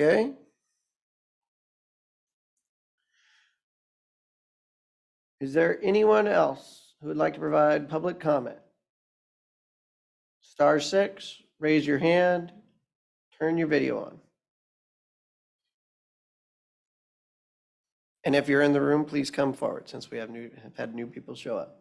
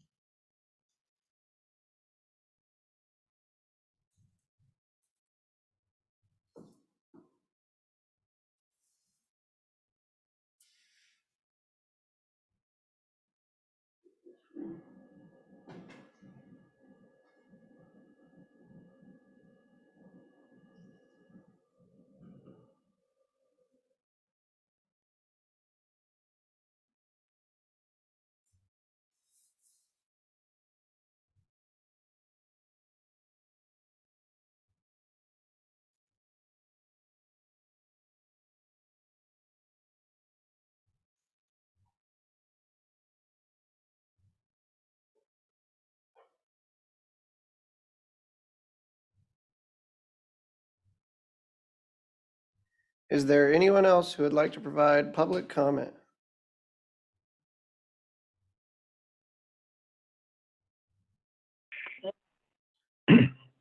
Seven, 2, 1, 1. Greg Wagner with Cease. During the decommissioning hearing, Mr. Barta expressed his valid concerns of the dangers of industrial lithium-ion batteries proposed in Klickitat County associated with solar sites. These are the same concerns that Cease members and other citizens have expressed to you. You have not taken our concerns seriously. There have been incidents of battery fires and explosion where firefighters, police, and workers have been injured and killed. This is the future for Klickitat County when lithium-ion battery storage facilities are permitted. During that decommissioning hearing, Mr. Christopher asked Planning Director Mochi Lindblad, do we have any solar company plans with batteries? He said no, but that's not true. Cypress Creek Renewable has submitted their pre-submission plan, which has 2 acres of lithium-ion battery storage proposed, which is capable of storing 63 million watts of electrical energy. Christopher stated, I am not going to spend 5,000 hours of county staff time preparing battery ordinances when we do not have batteries in a plan. That is irresponsible conduct. Cypress Creek Renewable has proposed batteries, and the danger should be addressed. When a battery bank explodes, citizens will be injured or possibly killed. Your job as a public servant is to protect the safety, health, and welfare of the citizens. To make little of the battery dangers and ignore the potential dangers and negligence on your part. Mr. Christopher, I will remind you that you have recused yourself from any discussion or vote on Cypress Creek Renewable carriage or solar project. So I don't expect that you will break the law and answer any of my concerns. Only Mr. Anderson and Mr. Souter should reply. It is time that you commissioners start protecting the citizens from these dangers and enact solar ordinances.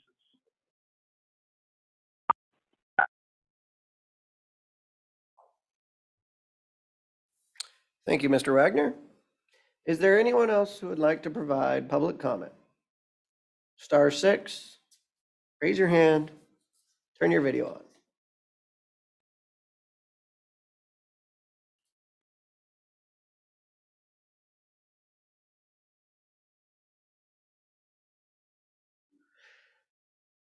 Is there anyone else who would like to provide public comment?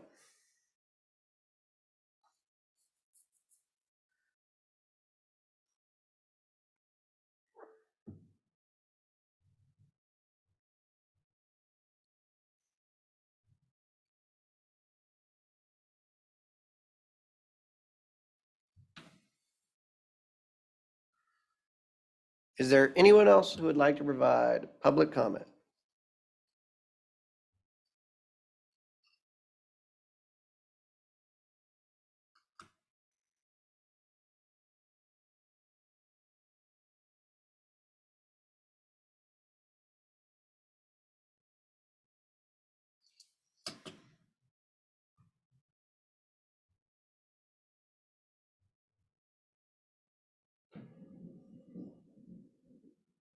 Did you say there's somebody?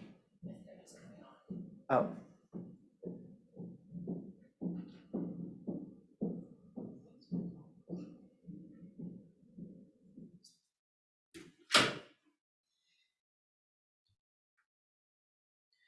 Is there anyone else who would like to provide public comment?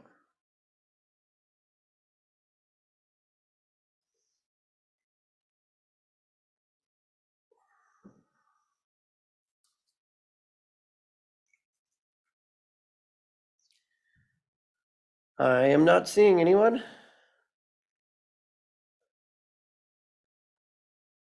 Mr. Christopher, you're going back to college? Would you like to respond? Respond to that? I'd actually love to wait, but we'll go. I probably should wait and breathe a bit. We'll do this in a little bit of backward order. To Greg, if you're gonna quote me, you should probably actually quote me correctly because what you quoted was completely inaccurate and wrong. What I asked Moshe is, do we have any battery projects permitted in this county? And the answer is no. Then I asked her if we had any that were pending, that have applied for a permit. And the answer was no. So my statement was, why are we, looking at potential impacts of battery storage the same as why aren't we, I guess, looking at the potential impacts of nuclear energy? I guess we can look at the potential impacts of hydrogen production. All those things are entirely possible that they eventually happen in the county, even though nobody's ever applied for a permit. So my argument is, why don't we wait and see if somebody even wants to apply for a permit? Yeah, so now I understand in answering that question, I just broke what was your legal interpretation of the law. So I would say that since I broke the law, you should probably report me to the Secretary of State or something and have me arrested based on your interpretation or wrongful interpretation of the law. I guess that's about as far as I'll go on that one. The training that I'm going to is $25 in an online class. So if the taxpayers have a problem with their commissioners seeking the knowledge that they've been asking them to get for the last 2 years, that's quite condescending after spending 2 years of asking them to educate themselves. And to the minute they're going to educate themselves, now you have a problem with where they're educating themselves, even though you don't know where they're educating themselves. So this would be an OSHA thing. This would be a occupational safety and health. So yeah, I mean, you can read into that how you want, but I guess you wouldn't approve of the class unless you were able to hear it first and agree with it, and then you'd either approve of it, and if you didn't agree with it, then you would disapprove of it without going in with an open mind. So unfortunately, that's the case. And yes, this is submitted to the county taxpayers to pay the $25 for my continued education so that I can make a sound decision to affect our citizens of this county. That's all I have, sir. Thank you, Commissioner Christopher. Commissioner Sauter, is there anybody you would like to respond to?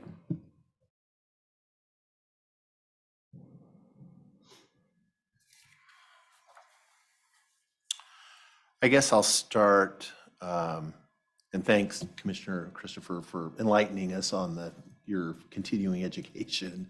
As far as, I will say we have, we do pay for training typically. $25 a little high though. Yeah, so that's, that seems reasonable. As far as Lisa Evans, as far as the animal shelter dollars, I don't know. I don't really have anything to report other than we did, there was a legislative appropriation towards that. I am not aware that we're doing anything with that as far as the county, as far as county department. I'll try to find out some information for you and get back to you. I did have a question back to Ms. Bosquet. I appreciate you providing some specifics as far as what you would like to see in a solar ordinance. Before it kind of broke up, I believe I heard you say you were looking for various setbacks from different things. And if I heard correctly, you said 7 miles from various categories of things. I'm wondering if you could enlighten me as to what your criteria was as how you arrived at 7 miles, what that criteria was, why that was the appropriate setback, not 8 miles or 10 miles or 2 miles, or just what the criteria for 7 miles were. So when you get a chance, just let me know about that. Yeah, it was, can you hear me better? I must have been breaking up. I took that verbiage from the Douglas County ordinance. That's what Douglas County did. So that's where I got the 7 miles. Okay. And are you aware as far as what their criteria was for 7 miles? Well, I read it. You must not have heard what I said. I read it word for word. I mean, urban boundary town. I mean, isn't that from an airport? No, as from far an as airport, you can't measure 7 miles from an airport. no, I'm I just. mean, that would protect Goldendale. You put that verbiage in place right there for Klickitat County. You would protect the city of Goldendale. Everybody in Goldendale should know that. That verbiage alone would protect the city of Goldendale, 7 miles. And I'd be happy to send you those ordinances again. No. And you can verify they are true documents through the Douglas County yourself. So thank you. That's where I got that verbiage. Thank you, Ms. Bosquet. No, I guess the question I was having, it wasn't where, I've read Douglas County's ordinance. It was when you come up with a specific number, generally there is some criteria behind why is it that number. If it's, because otherwise, is the number big enough? Is it too big? Is it too small? What is it? When we developed setbacks from projects in the energy overlay zone, there was some thought and science given to why those numbers were that you could point to. And I'm just curious because there does not seem to, I'm unaware of where Douglas County got 7 miles, especially with based on the speed at which they adopted that, other than when you take the 7 miles in Douglas County and draw the 7 mile circles around all the various categories, it leaves, there's nothing left in Douglas County for solar ordinance as far as for it would appear. And so if the goal of the 7 miles is to prohibit industrial scale solar, then just prohibit it. Don't come up with an arbitrary setback. As far as if you have setbacks are generally, like we have setbacks that are built into our building code that have their, building separation. That's not an arbitrary number. It's backed by science as far as why the buildings need to be a certain distance from other buildings, because if one catches on fire, it doesn't spread to the adjacent building. It's not perfect because it does happen, but it's a reasonable as far as how that is arrived at. I would just like to see some justification for why a number would be adopted. Other than then can I Bosquet, thank you. suggest This is that not a back and forth. I know, but I would like to suggest you get a hold of the commissioners of Douglas County and ask them why they adopted that criteria for your education. Thank you. Do you have anything else? I do not.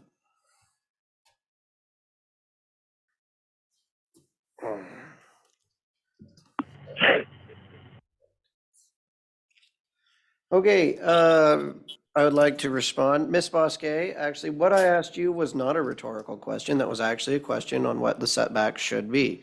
Thank you for giving us the numbers of what you believe. And I have actually, in the past, and I pulled it up again, if we were to adopt the Douglas County ordinances, as you said, with 7 miles from habitat of sensitive on state and federal listed species, or municipal airport. I looked at that on WDFW's priority habitat species list. There is nowhere in Klickitat County that is 7 miles away from any habitat or any species on the state, federal, sensitive, or local priority habitat species. There is 0 places in Klickitat County.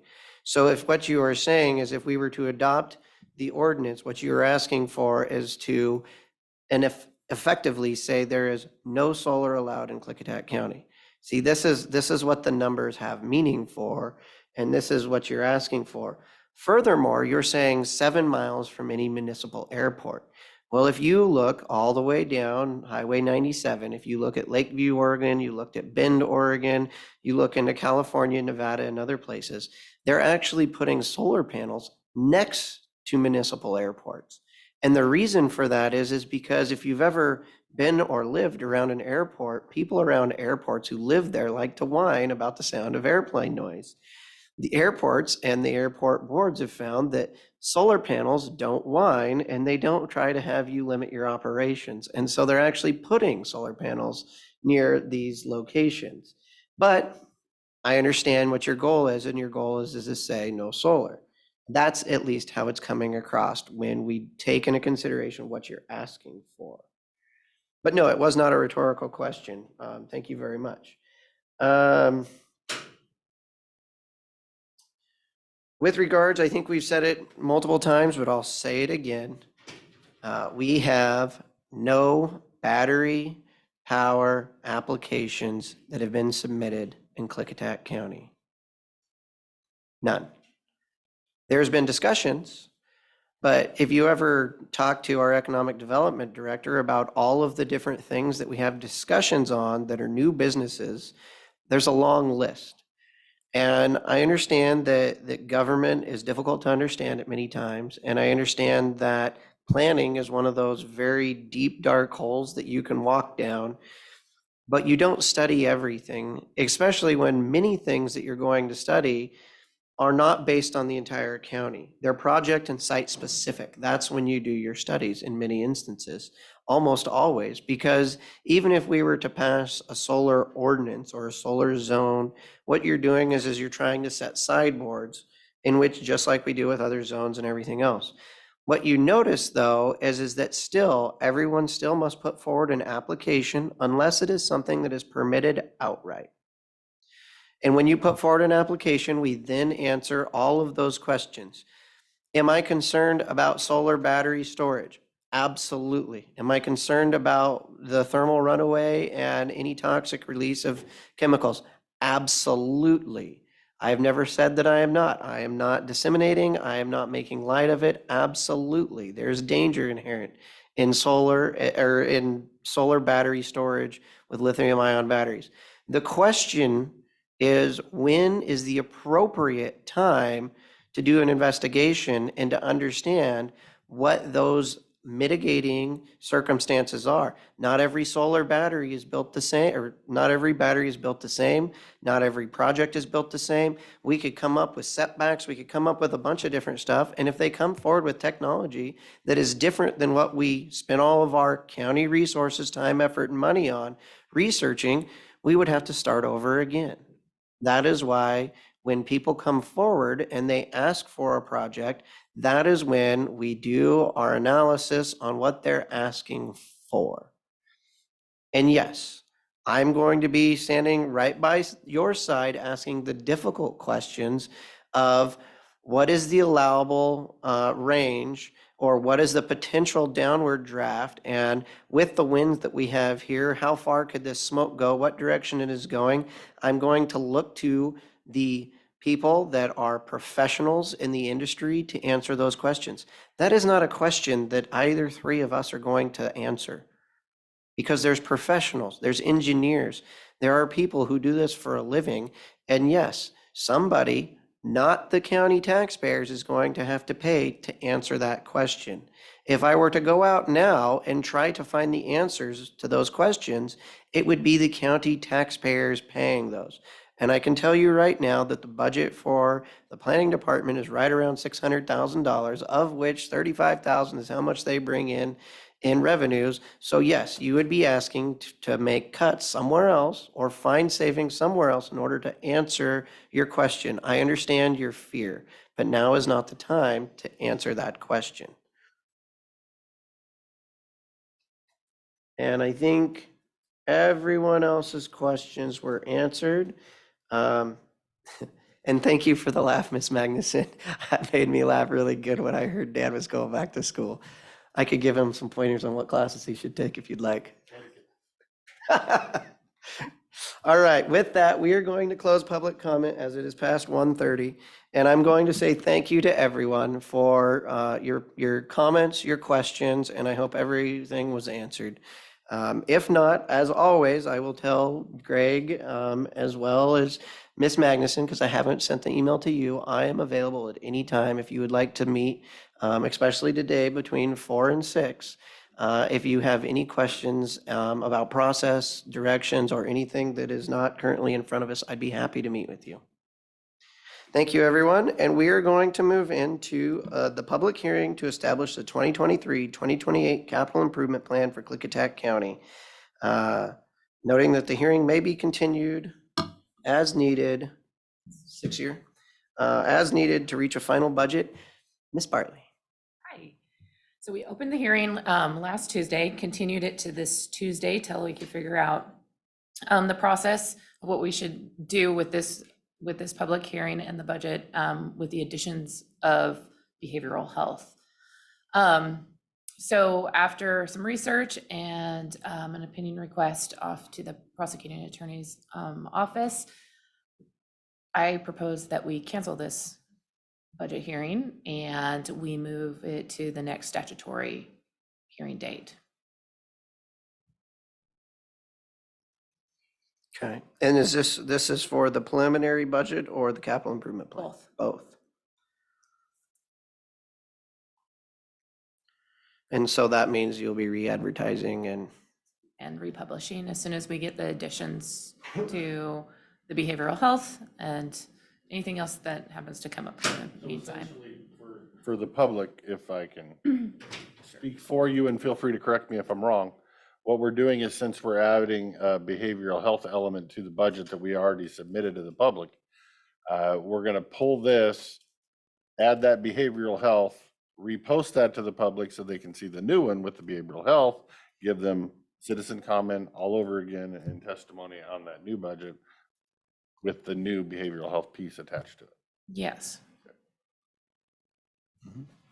Seems appropriate. I mean, it's a pretty significant change. Even if it wasn't significant, any change, any addition to the preliminary budget would really require a new hearing. Yes. So, yes, I concur. I think that's probably the most prudent. I would say starting a new department definitely counts. Yes.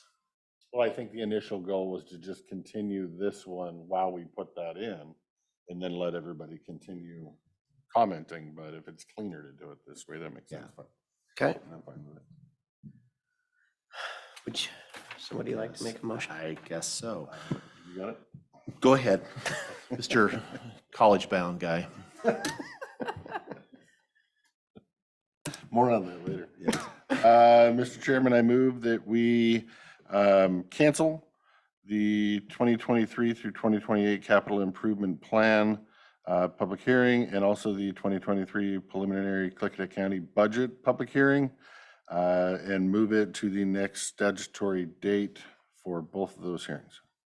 Okay, I'll second the motion. There's been a motion and a second to cancel the public hearing for the capital improvement plan and the budget. All those in favor signify by saying aye. Aye. Aye. Motion carries. Thank you very much, Ms. Bartley. Thank you. All right, next, we are going to declare the public hearing open.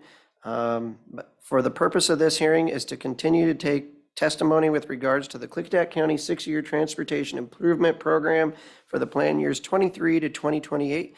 And I will request Jeff to provide a brief overview of the proposed plan and the funding sources.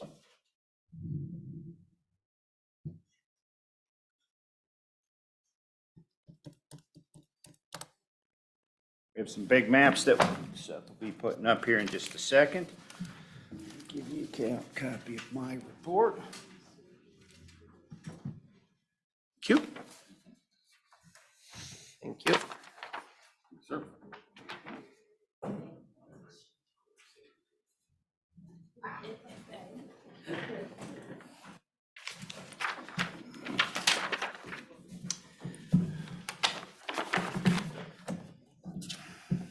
And I have some copies of the 6-year, if anybody in the audience would like one. And we will get started. 6-year plan is required by state that the county adopts, revises and adopts it every year, and it's based on a 6-year period. It's a planning document that helps the county identify prioritization projects and needs in the transportation sector. Not all the projects on the 6-year plan will be completed within the 6-year. This is very common. For one reason, there are many factors, but one is the plan exceeds the budget per year.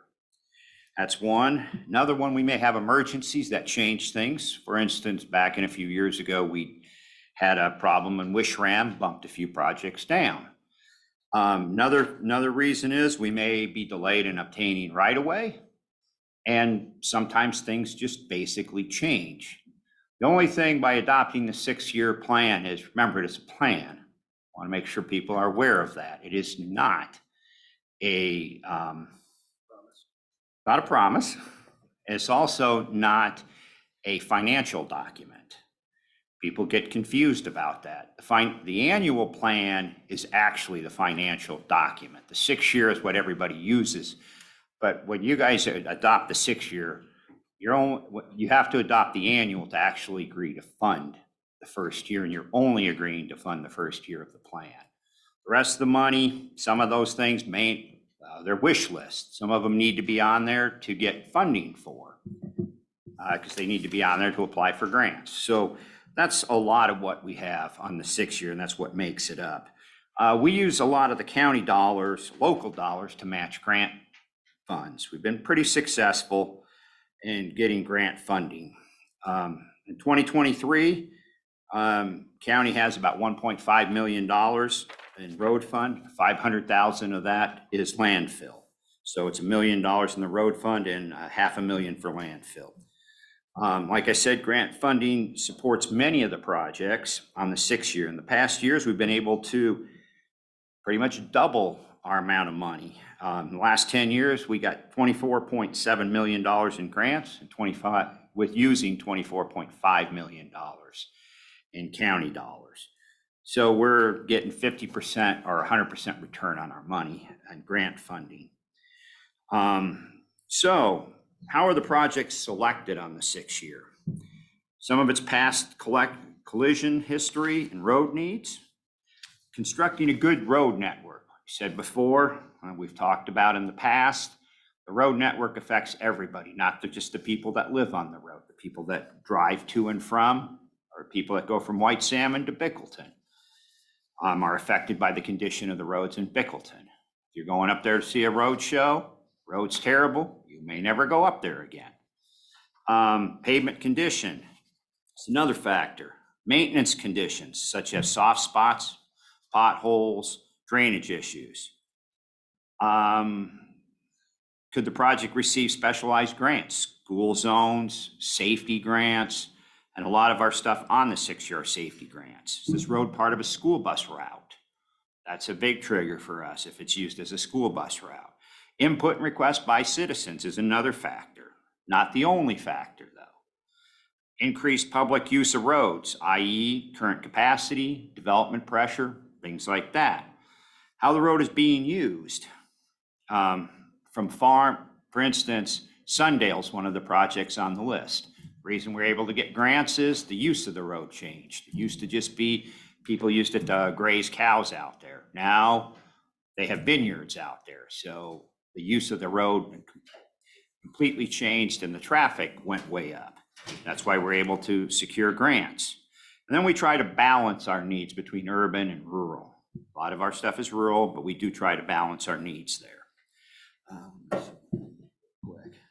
Highlights for this year's 6th year are the completion of Courtney Road project, which was constructed in 2021.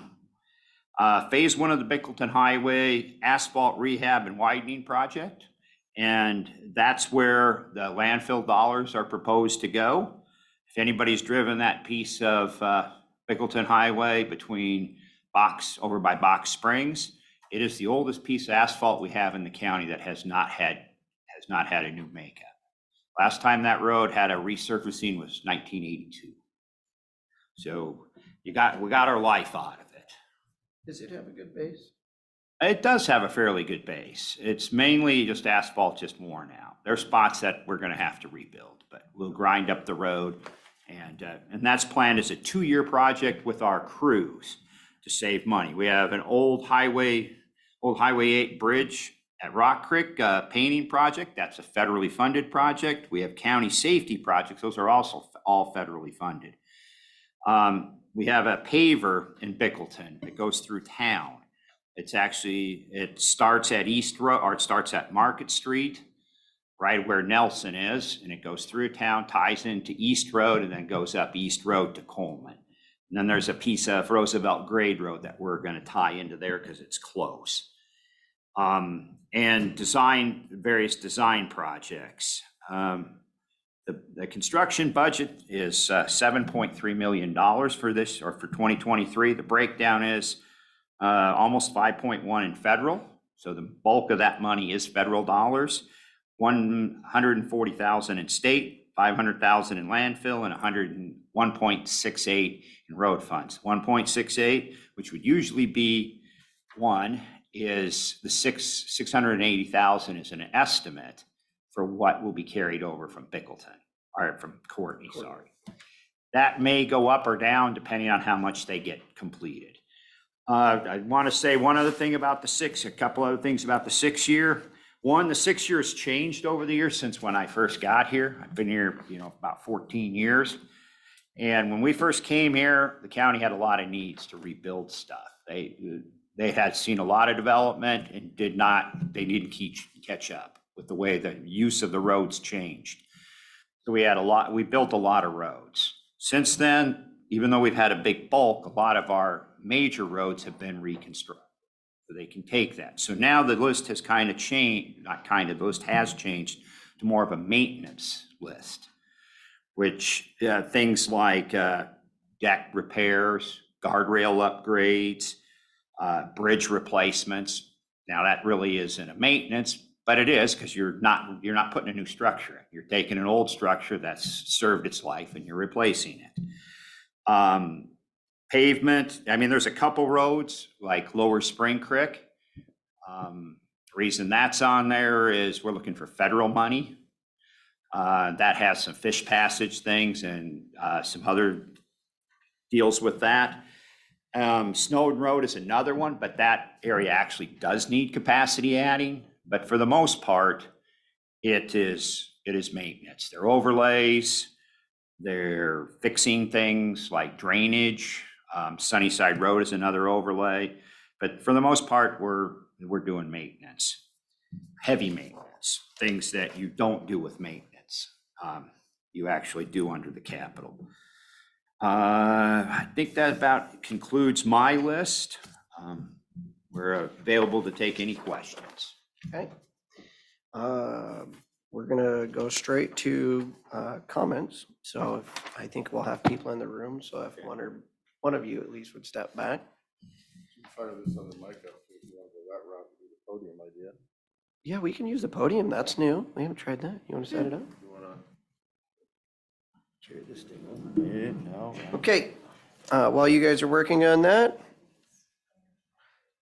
I am going, is this the one that turns off all the time? Well, it Oh, should be love it. fixed now, Testing. but Test. worst case scenario, it doesn't work. Yeah. Okay, I'm going to open the public hearing for public comment. And as always, please be respectful to the individual who has the floor. Everyone who wishes to provide public comment will have a chance and an opportunity. If you would, please provide your name and address for the record. And we will begin with those who signed in person, so those online are going to have to wait for a moment. Miss Sabrina Hayes. Yep. First on the list. My first time doing this. So I noticed that Sleepy Hollow wasn't mentioned with the 6-year plan. I moved up there in December of last year, and I used Sleepy Hollow to take my kid to the bus stop. They just added a new route with the White Salmon District on Lyle Snowden Road. So it's just now starting to get kids picked up there. There's it's a small section from where my house meets up with Sleepy Hollow, and Lyle Snowden, that doesn't have gravel, it's not maintained, it's a bunch of rocks, a bunch of tree branches. There's kids going through there for buying, which is great for them, you know what I mean? But I use that to get my kids to the bus stop. And I'm getting stuck when it rains and stuff. I'm dropping off 2 older boys, and I still have an infant and a toddler in the car with me. I can't get stuck with them, especially when it starts snowing. Like, how am I gonna get my kids home? There's no service. I can't call no one, you know what I mean? So I'm hoping if there can be in the 6-year plan to at least get gravel in that small section and taken care of better. So there's no more for buying with the teenagers out there and whatnot. So I can get my kids to school safely and my toddler and my infant back home safely. Mr. Chair, can I ask, and this maybe is a little, is it the west end of? Yeah, so I live at 478 Sleepy Hollow Road. I'm like one of the last, there's 3 other houses after me. And then there's a sign that says, roads impossible while driving or whatever. Impassable when literally wet. Right after that sign, it's just pure dirt, Yeah. giant rocks, there's tree branches, and then you can see where the kids are like, woo, for buying with their trucks and stuff, just digging it and digging it and digging it. And I'm literally going kind of like off the road into the bushes a little bit to be a little bit safer, not to get stuck. Right. So I'm just trying to get some gravel Okay. out there for me. So is Thank you. the section, I guess I kind of got confused on his question. Is the section you're asking for being repaired, is it past the primitive road area? Or is it on this side of the They say it's primitive road? primitive, they say it's primitive, but it's actually not, from my understanding. The paperwork, she has over there, Jenna. It's not actually primitive, so, I don't really know what to This will say be or I'll do after that. ask the order. I'm hoping to get some gravel down. Okay. Yeah. Thank you. Thank you. Yep, thank you. Okay, next on the list, I have Candy Magnus. Candy. Oh, I already spoke. I'm good. Oh, Oh, wait. I will this is for the road. And that's to the road people. Now, is that road from Roosevelt up to the garbage dump? Is that on the road 6-year thing too? I thought the Sulphur people were supposed to take care of that. It was in the paper. That's what I was reading. That road was repaid last year. But did they pay for it? Solar company? I thought they were supposed to pay for it.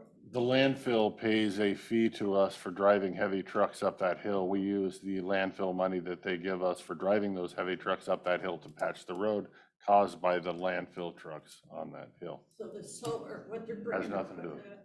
This is landfill that tears up that hill. Okay. Okay. Next, we have Jeannie Patterson. Good afternoon. Hi, I'm Jean Patterson. I live at 123 Sleepy Hollow Road, and I'm here with Sabrina Hayes to talk about the conditions of Sleepy Hollow Road. And to answer your question, Mr. Christopher, it's that it's about, I think it's Lyle Snowden to the start of Appleton area is about 2.3 miles, and I think that's the area that we're all talking about as far as the gravel is concerned. I've been communicating actually with Mr. Sawyer, and I've been communicating along with Public Works about the rapidly deteriorating condition of Sleepy Hollow Road. And like you earlier said, so there's a lot of maintenance going on where actual rebuilding should have been done a long time ago. What I understand is that Sleepy Hollow Road has been, previously was on a short list to get resurfaced.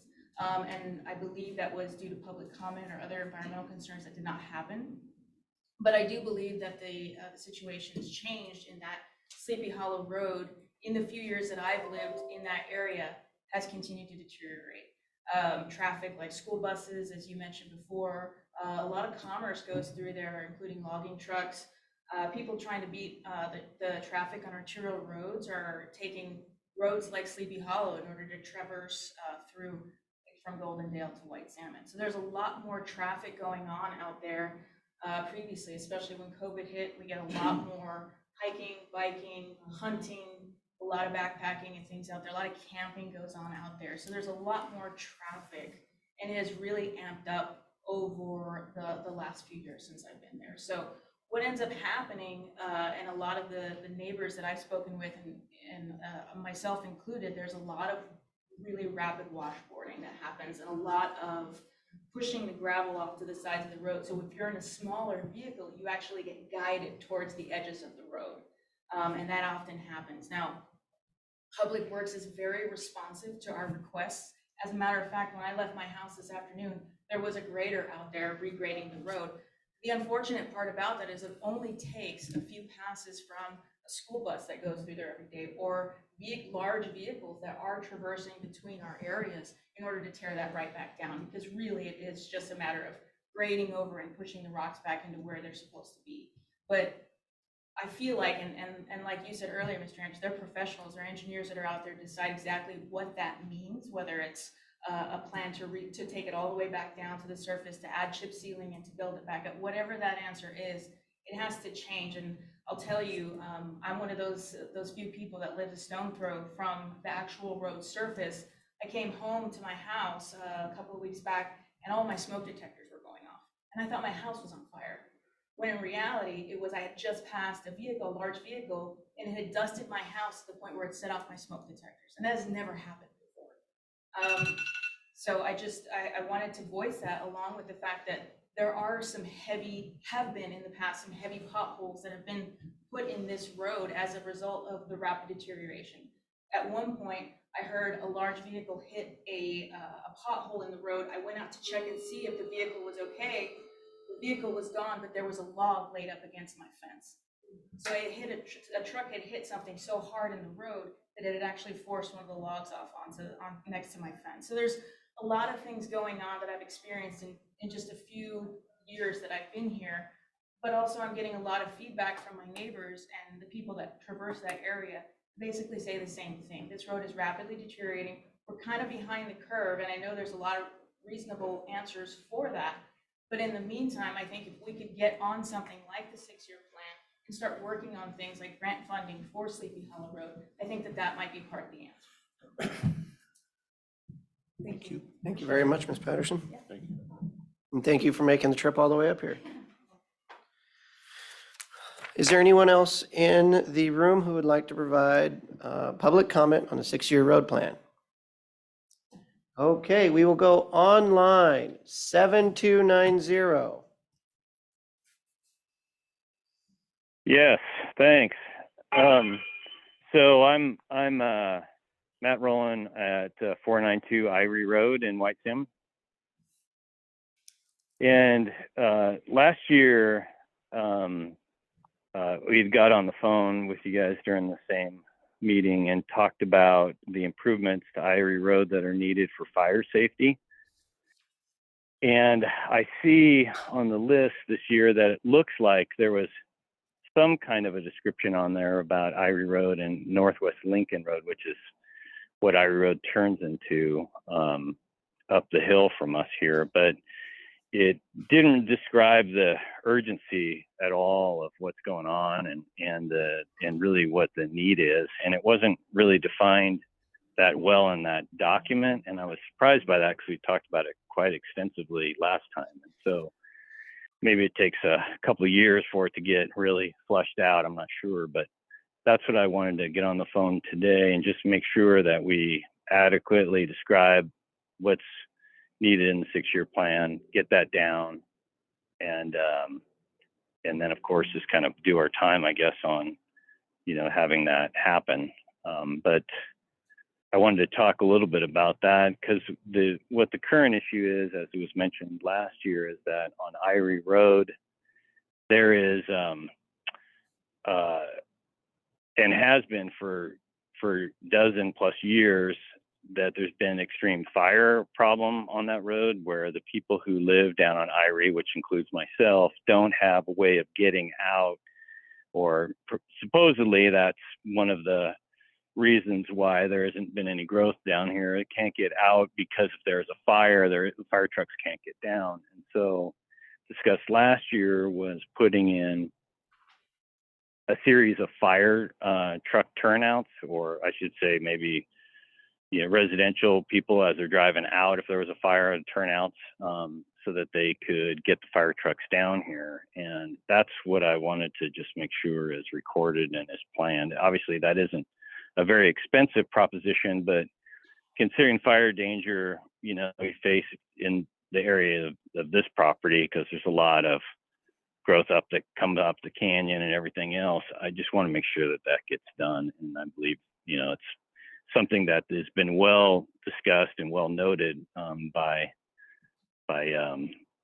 planning and everything else. So I just think it'd be crazy if a fire does happen. I imagine there'd be quite a bit of issues that might face the county as well because of it, because it hasn't been addressed. So if we could get that and get that noted, and maybe just discussed if that plan, as discussed last year, is still in the works. Okay, thank you very much, Matt. Okay, and just so everyone knows, this is not usually a back and forth. We are taking comment, and then we will ask questions after everyone has had a chance to provide comment. So we're not being rude in any way. Thank you very much. No, that's fine. And is there any question on that description or what's going on there? Was there anything I missed? That's not to go back and forth, but I just want to make sure that I'm sure we will have questions for our public works here once we've taken all the public testimony. Okay. Okay, next. We have James. I see you have your video on. Would you like to provide public comment? I think it's frozen. Or maybe not. Mr. Knightley? The video looks Is- frozen to me. Oh, all right. Okay, next up, I see Vern has his, Lately's unmuted. oh, Back to muted. oh, well. Unmuted. Okay, Mr. Knightley, we will see if you can get your internet working right, and we will move on to Vern. Vern, if you would like to provide public comment. Hi, sorry I had to leave the Board of Commissioner meeting. I don't know if anybody responded to my thing, but I had somebody at the door. But it doesn't matter. Just calling about the roads in Lisle. There's the most potted, rutted, and most used road in Lisle is not on your plan. It's 3rd Street between Highway 14 and the post office. There's pedestrians on it all the time. You have filled potholes there for the 15 years I've been here. It's narrow, blind, horrible access. It's just one block, but it's the busiest road in Lisle. And I'm not sure why it hasn't been addressed. And then the other one, just for economic point, the boat ramp in Lisle is a county property and has been not addressed or improved in years, to the point that none of the commercial fishermen use it. Almost nobody uses it. The fishermen that I know always go to Hood River or to somewhere else. They never use the boat ramp in Lyle. I know it's a political issue, partly because of the Native Americans are there as well, but that's a huge economic point, and it needs to be re-gravelled and repaved. I don't think it would be a big deal. Those are two real important points that I think Lyle's kind of missed out on. I see actually there's no improvement on any roads in Lyle in the next 5 years. Thanks, bye. Thank you, Mr. Hartpool. Mr. Knightley, are you now there?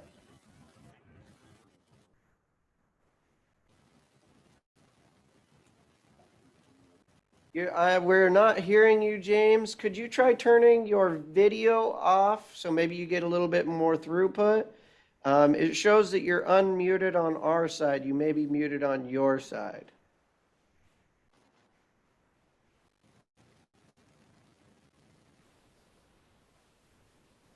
We still can't hear you, Mr. Knightley.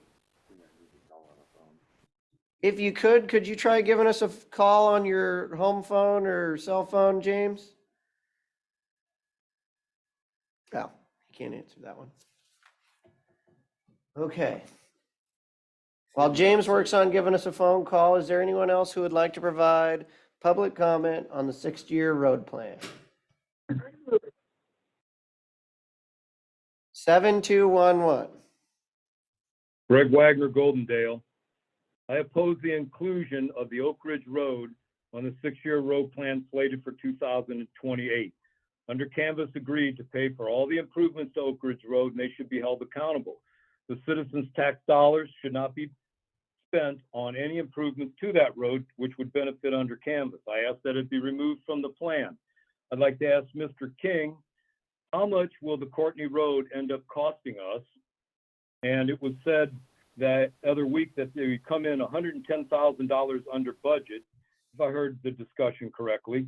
I'd like to know what number is it coming under budget. Originally, it was 6.4 million. Then at some point, there was like 1.2 million asked for, possibly added to for that road improvement, which might have brought it to $7.6 million. Can you clarify these numbers and let me know what's going on with that? Thank you.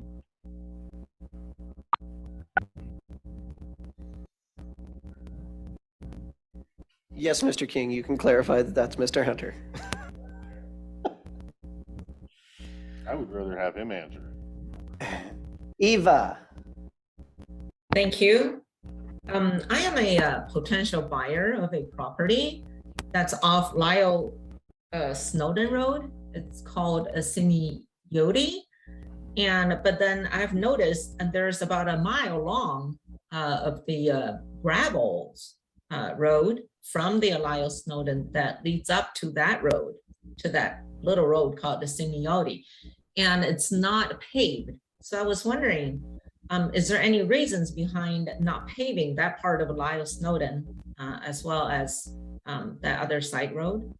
Because there are families living on Lyle Snowden and where the roads are not paved and they got kids and everything. And then the property I'm interested in, it's across from the fire station.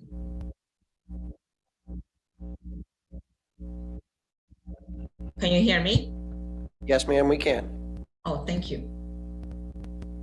Do you have anything additional for public comment, ma'am? Well, I was hoping that we could add that to the 6-year plan. Okay. Thank you for your comment. Thank you. Okay, James, are you there now?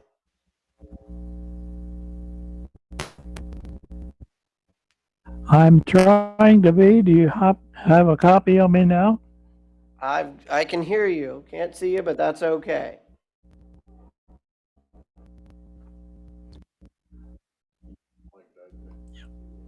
Turn your video off, James. You're not getting enough throughput on that thing. If you could. James, we heard you until you turned your video back on and then you disappeared audio again.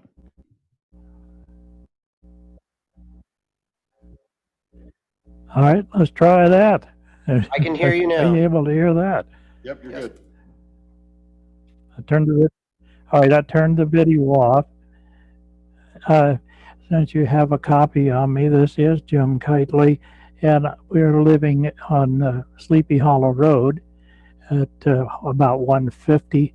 We've been here for 23 years now, and we were informed by our county commissioner at that time, our nearest county commissioner, as we visited with some of the county crew, that Sleepy Hollow would be paved the next year on at least 2 miles of this end of Sleepy Hollow.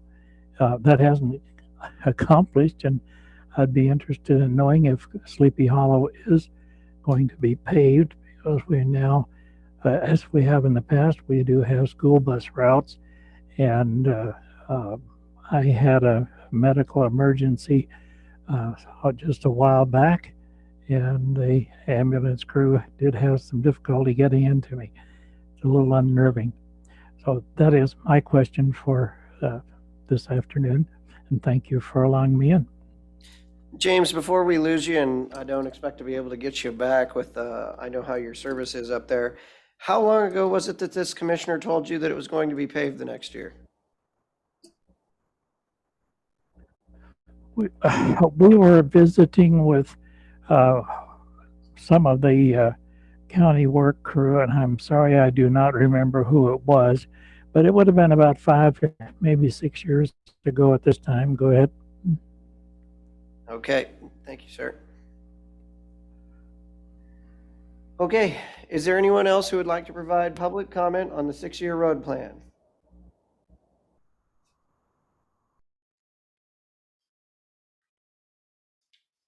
Is there anyone else who would like to provide public comment on the 6-year road plan?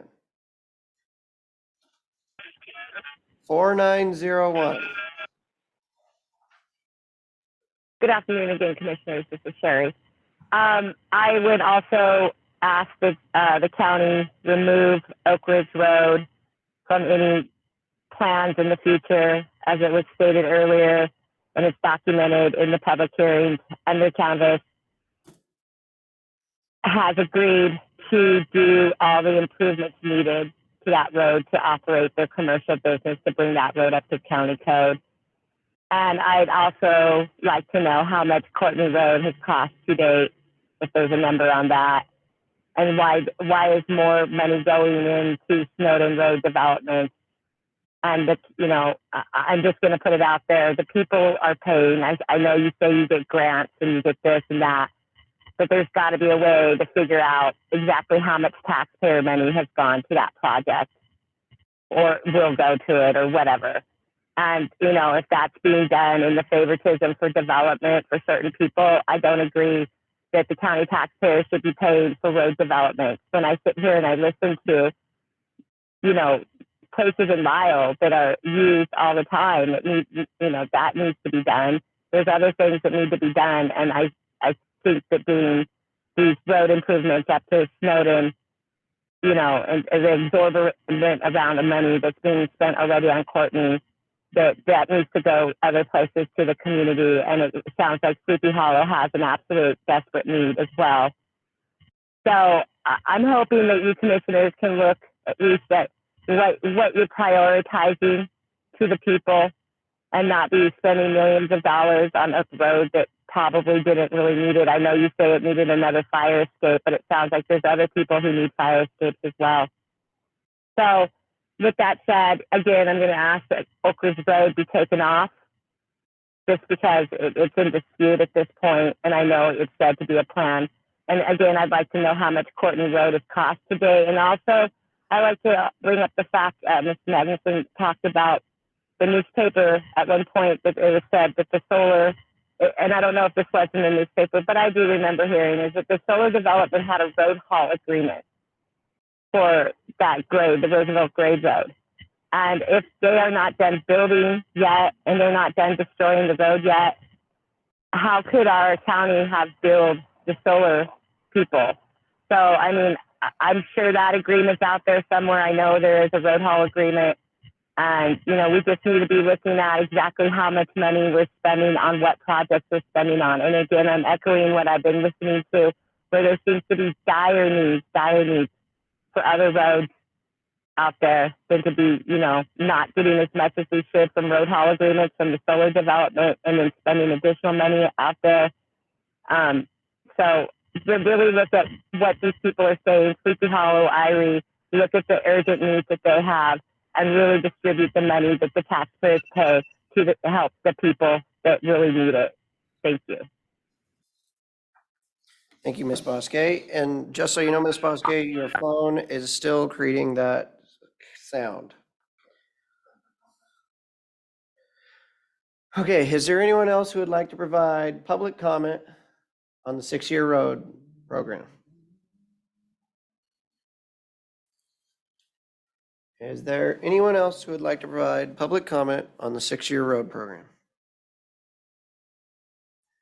And last chance. Is there anyone else who would like to provide public comment on the 6-year road program?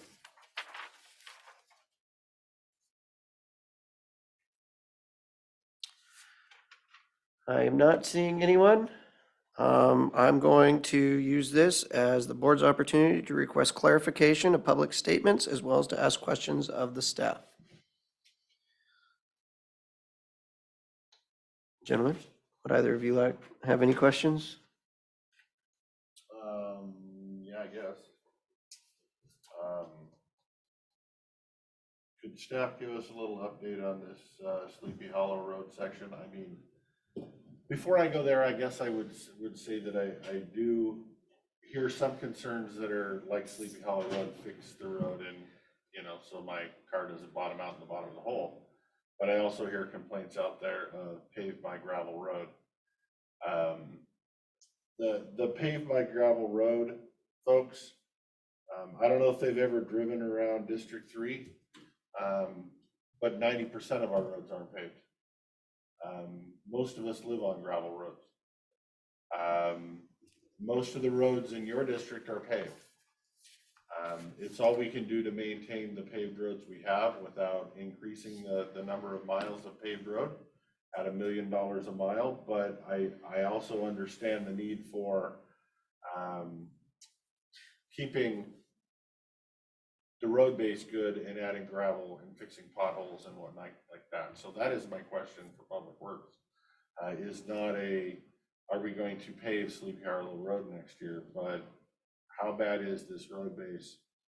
And is it on the primitive and is it not? And what is it gonna take to help these people? Those are my questions. Well, first of all, we'll have to look into it. Right.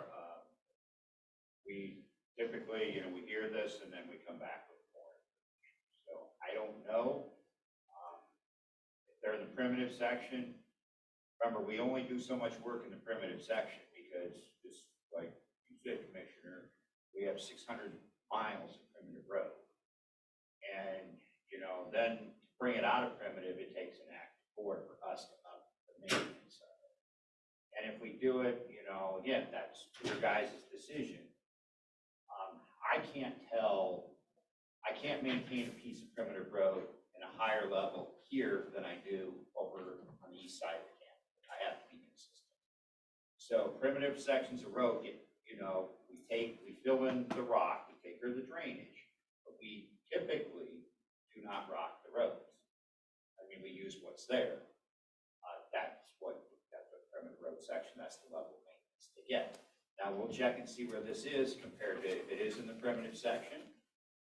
And then we can bring back, a cost to, if we need to gravel it, what that cost would be. I'm not saying we don't need to gravel it. I know Sleepy Hollow is not in the greatest condition.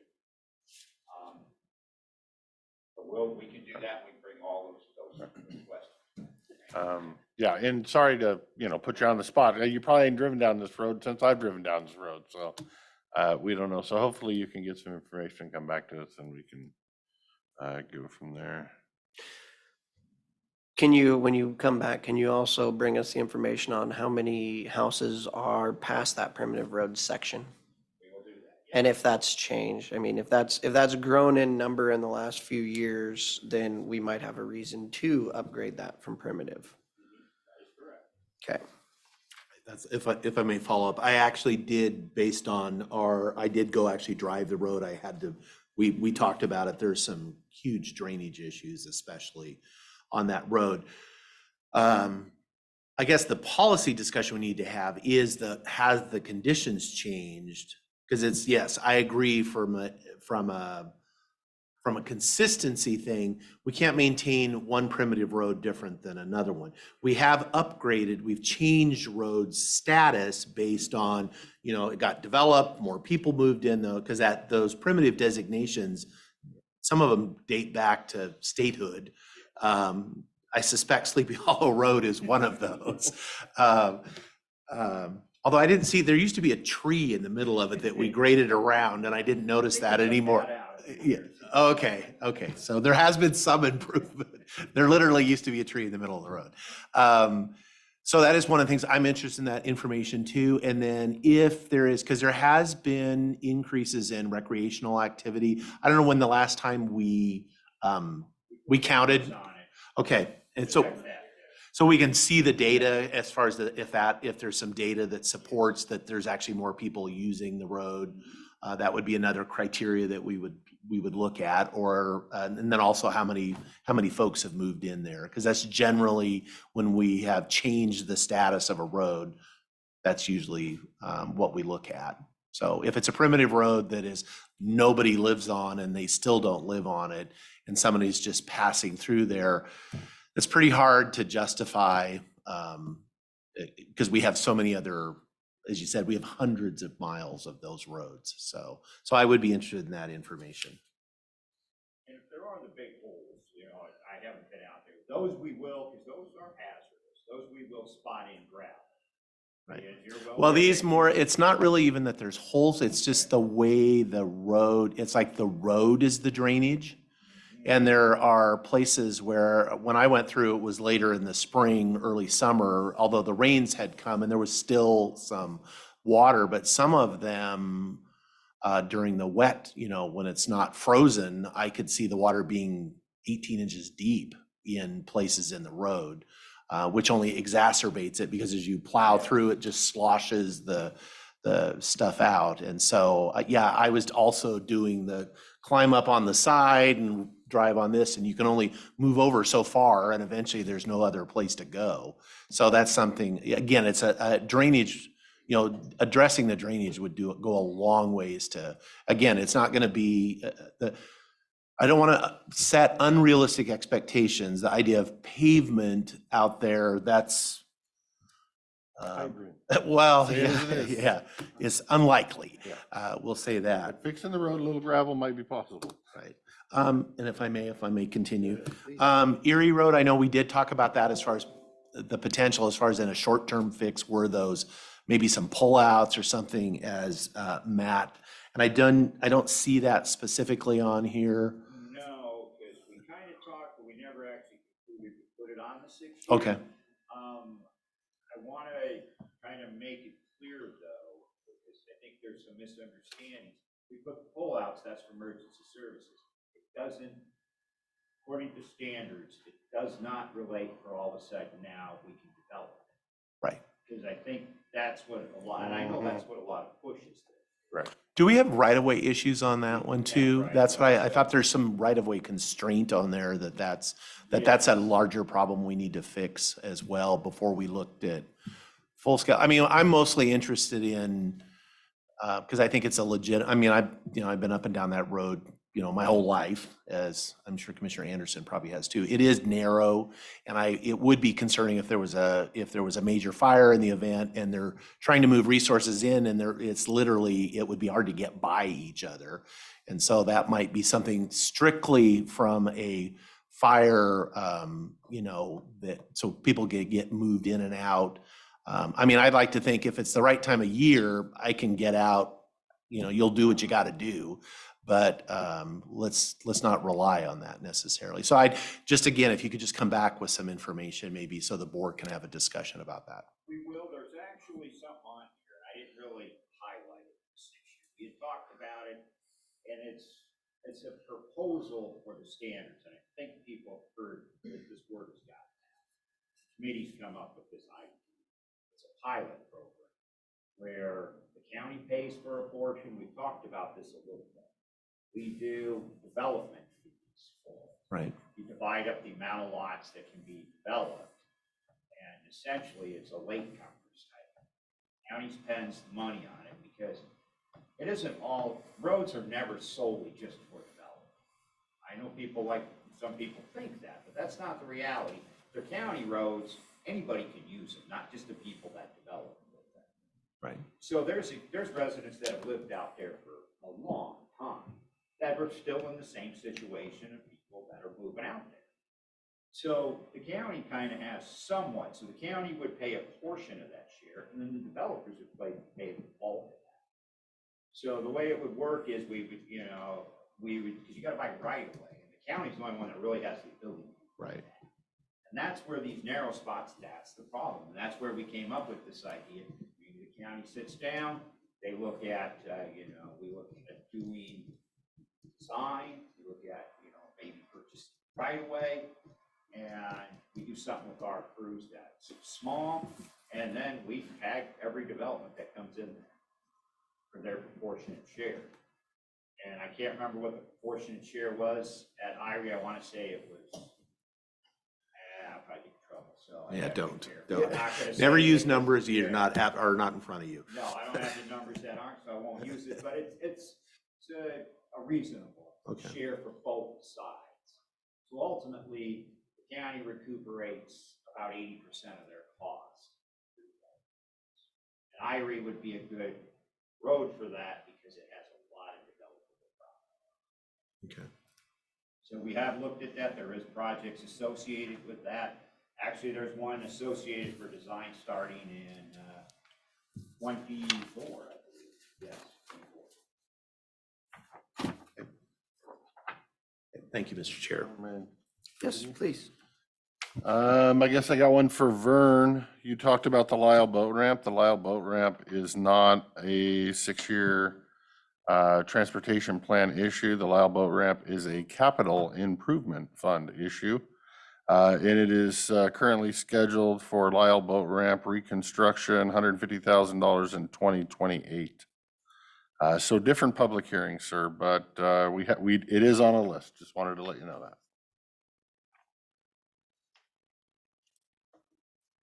Other questions from my seatmates?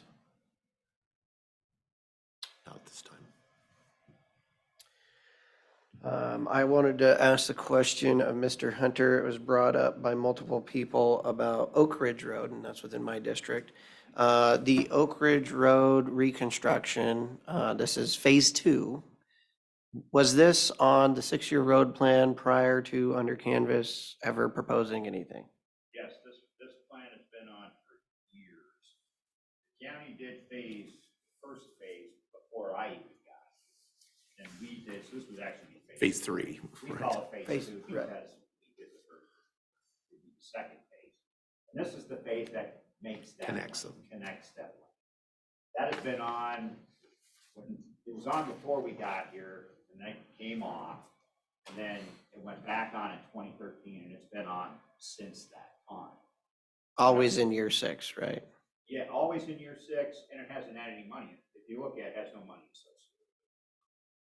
So the chance, again, unless something strange comes up, we've never, in the 14 years I've been here, took a project that was on the 6th year and pushed it all the way to the top. We haven't done it. I mean, it's just, everybody works their sequence through. Did Oak Ridge 2 jump up a little bit because we had some dollars? I mean, this is back in 2008, I think. No, it had been on there for quite some time, that section. That midsection. The midsection. And then, yeah, it was just a continuation of if you've fixed one in, for folks to access to that direction and the people at the top going the other way, there's a piece in the middle to connect them now. all together. It seemed like a logical step that in the grand scheme of things, that you would connect those two pieces together. And it's been on there since 2013. So, And the reason to have that all connected was the second way to get through, correct? correct. Because you got that windy bit coming up in the bridge. Got Right, it. when you come down out of Glenwood, to go down to, at BZ Corners, that the idea was during a event, you could come down Oak Ridge. That was another escape route. So And that- again, it's about a network. Yes. I want to clarify, because somebody's going to call me on this. No. Projects have gone on the list that have jumped, like the one in Wishart. Right, where the road was sliding down the hill into the school, it went on the list and we did it immediately because. Yes. Or a project that isn't on the list is available for grant Funding. and then it's jumped. Right. So we have had some of those do that. But a project that has been on, like, I'll use Old Mountain, for instance. Old Mountain came on this year, just worked its way up. We didn't all of a sudden one year go, well, we're going to push it to the top. Now it actually got pushed down a couple times. Yeah.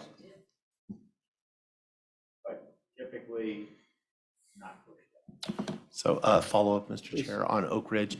So the question as far as again, we've established that Oak Ridge, the middle section, phase 3, I guess we're calling, has been on the list since, at least in the most recent, since 2013. And right now it's scheduled at the 6th year, which we know can be a lonely place out there because that's, you're on the list, but there's no money for you. So that project is at least 6 years out. Any improvements that of the project, meaning the under canvas project, needed to do to the road prior or, in relationship to their permit they will have to do those per the requirement of that permit, whether it's next year, 2 years from now, 3 years from now, whatever, regardless of this I guess my question is, we typically have not, just because a project is on our 6-year list, that does not exempt a project or a proposal from getting out of making some improvement because it may be done at some point in the future. You are correct. We never do that. We don't put developer projects on the 6-year. Right. Unless we do like we've talked, like we've kind of Right. thrown out there a discussion where there's a payback. This is not any of that. Right. Under canvas, what they're proposed, they have to do what was given to them for requirements, they have to do prior to them getting occupancy on their development. Right. Has nothing to do with what we're going to do. I mean, okay, yeah, I guess they could. If they waited till after 6 years, potentially. Yeah, it could be 10 years. Could be 10 years, they could. Anybody could do that. Right. But Okay, as far thank as you. no, they don't get it. Okay, thank you. Thanks for that clarification. I had one more clarification Please. question. For the people that showed up about the Sleepy Hollow section, I'm trying to find the section you're talking about on a map. So if you crossroad Sleepy Hollow with Lyle Snowden, we north, south, east, west, what are we talking about? Right. It goes across. So they're talking this part. It's the connector. It's from the Appleton side to the Sleepy Hollow, or the Lyle Snowden Road side.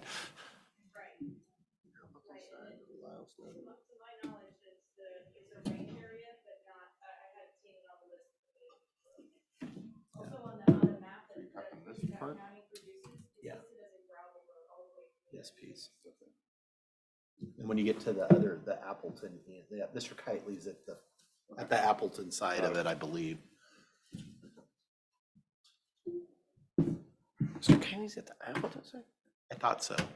I thought he was at the. Oh, no, far he's other at the side. other end. He's at the far other. He's at side. the I far thought he end. was at the. He's at the other end. My mistake. The western side. Yeah. I made an assumption about something. That's my Oh, job, sir. dinosaur. Yeah. When I drove through. Thank you, guys. Okay, I think that is all of the questions that I have currently. Thank you all for your public comment. This is not over. We have one more coming up shortly at 6 o'clock. For those who had to work today and could not attend. So what we are going to do now, we are going to, do I need a motion? Yeah, I need a motion. Continue. Yeah, continue. Mr. Chairman, I would make a motion to continue the 6-year road hearing until 6 PM this evening for further public comment. Okay, Second motion. there's been a motion and a second to continue the 6-year road hearing until 6 PM this evening. All those in favor signify by saying aye. Aye. Aye, motion carries. Thank you all for coming. Thanks for coming in. Okay. Next, we will move into our unfinished business. Sheriff Songer for the continued discussion regarding the vehicle purchases and the vehicle and rental replacement fund. Have you had a chance to I did review look the through video? I did not see the from- video. Oh, Why was this? I reviewed the paperwork. Good. The sun is shining. It's beautiful. wish we were all outside, All right? outside, but All right. I like my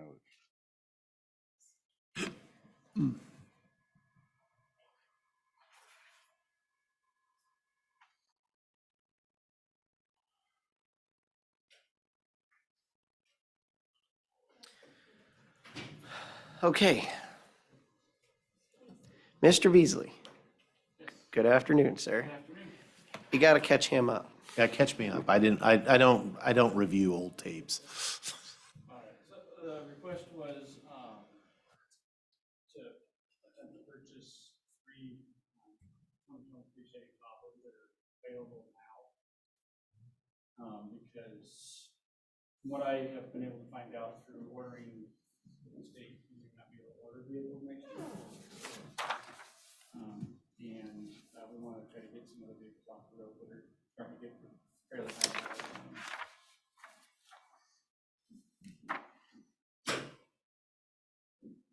Now with that, we keep the order of the 3 vehicles we already ordered this year. But since we probably won't take delivery of them until very late this year, or early next year, that would just be pushed to be paid out of next year's budget. Which 3 are the 3 you're asking for on this list? It got listed, I don't think it's on that one. That's just what currently we have. So the 3 you're asking to replace aren't on this list? Oh, to replace, yes, they're on. I'm not sure which ones on that list. They'll be the Rams that are on order. Oh, okay, yes. Right, but you're asking to replace 3 interceptors. Yes, Which that's 3 what we're- interceptors on this list are we talking about Let's replacing? back that up. There is an order currently on file for 3 Dodge Rams that are going to be 2022s. Those are set to replace the top 3 Ford Interceptors, correct? I believe those would be, yes. So, yeah, This- Warren, McBride's, and Vorses. Is that correct? Yes. Okay.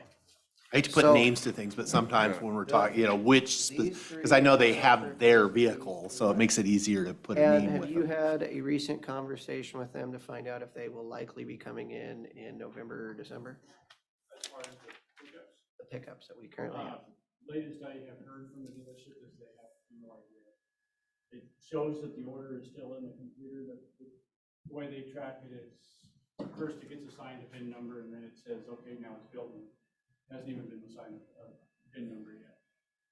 And usually once a VIN number is assigned, it can take anywhere from 2 to 3 months before the vehicle's built and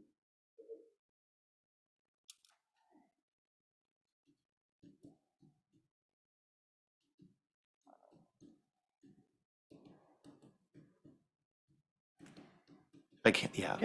So the Tahoes that you're getting, so you're basically, you've ordered the ones for 22. We don't know, they may come in, they may not, as far as in 22. You're trying to get a jump on 23. These are available, so we're spending ahead. Which which ones would the Tahoes on here in 23 were scheduled to come off that they would be replacing? The vehicles we're currently using, which one? Right, which one would they trade out? I mean, one of the things we're interested in is that and then we've always been good about if you need something and it's on the list and we save the money for it, it's all good. One of the things that we've been really trying to keep a handle on is when we're cycling something out, how old is it? How many miles does it have on it? How many, because we're skewing the replacement schedule a little bit. And so that's what I'm trying to get a handle on. Like the ones, we were already scheduled the Warren, McBrides, and Vorses. Those were going because we're still waiting for them. But the ones in 23 that we would be getting now, whose are those and which ones are they? The next one's down. And how many miles, which ones are they? Well, there's another interceptor that, one that says Howard is the big one that would be on the list. And two of the other ones, they would be either switched to be either timber patrol vehicles or go to search and rescue. So they'd be traded down. Correct. But which ones would But which those be? ones? I think it would be Melton and the one that goes to River. Okay.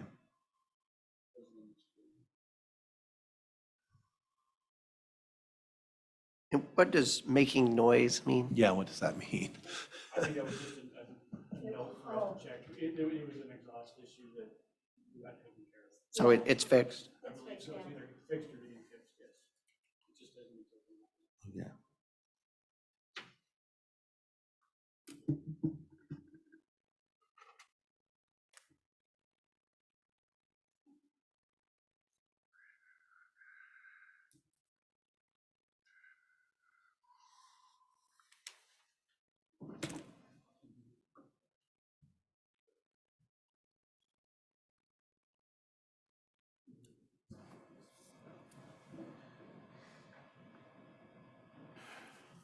Okay, maybe you can point it out. What 3 police interceptors are they trading So next?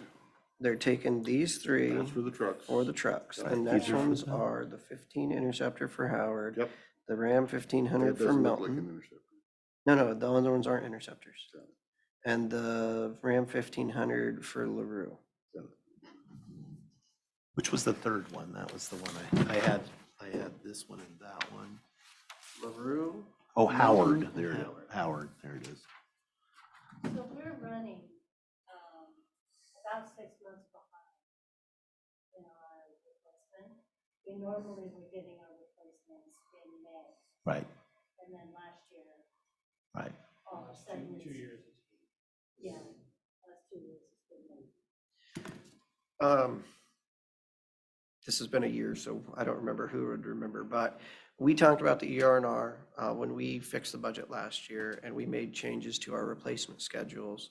Did that include replacement changes on mileage to yours as well, or was that just everybody else's? Ours is done by group, so you never report mileage to me, so I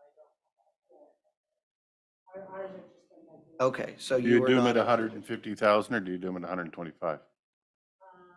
Last I heard it was 125, but I don't know what changed to me. Okay. I believe we had the discussion last year about the 150, which we did with everything else except these guys. because Okay. we That's felt what I like was clarifying. 125 was more appropriate. Due to the idle time. What's that? That was part of the discussion due to the idle time. Right.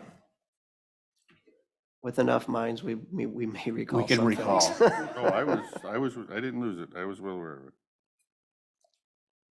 So the only one that's even questionable as far as based on the, wow, I feel like I think it's the LaRue's 2019, so it's only got 63,000, but it would go to search and rescue or range timber, right. Or we do have a new hire that we're putting next month that, right now, we're gonna have to pull a vehicle from one of our reserves. We used to be able to have her a car that's in good shape, so we either go to her or to a search and rescue. We're down one range timber overall, so. Right. we only have one option. I know it says parts only. So right now, currently, we only have one range timber deputy and one range timber deputy vehicle. So the new hire, is that gonna be going into just regular patrol then? Yes. And we don't have enough vehicles for that we usually have on a replacement? What is the vehicle, the 2018 Ford Interceptor that is for Sunger? I know you said that you don't use a car. What is that vehicle used for? The spare one.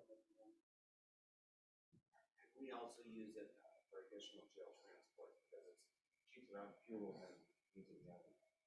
So I thought that's what your car was for. It does get used for that purpose as well, so it depends on if we do have days where we have multiple transports, so where I have a meeting and I need to go somewhere, and my car's used. It's also used to take people to go to the West End, a multitude of uses. Okay. Commissioner Christopher, questions?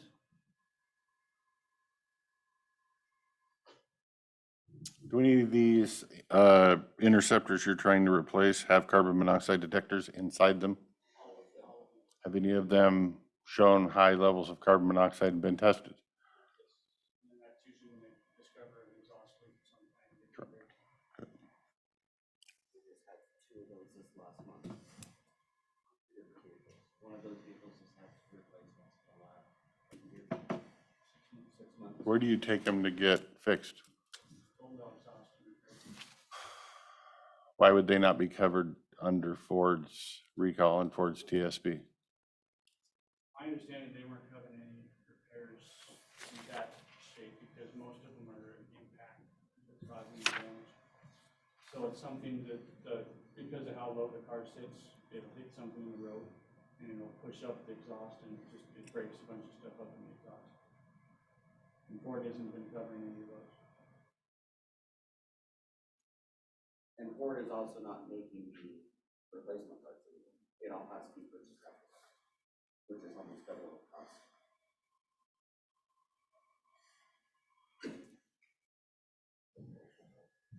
And those cars are great in the city.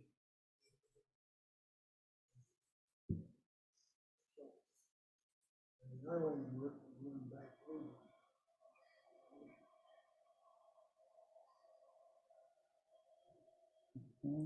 Those Interceptors are pretty much just Ford Explorers, right? And they are 4-wheel drive, correct? They're all-wheel drive. Oh, because they're the Interceptor, right? Got it. Any other questions? Just still trying to understand that you're going to get a new recruit and we don't have a vehicle for them? We do, it's just we're short on vehicles because we have 2 that we had to get rid of this year because they had mechanical issues, which would have cost more money than what they were worth doing. Excuse me, may I ask how you got rid of them? Because I. We haven't surplus them yet, but we will. They're out of Because I do have- service.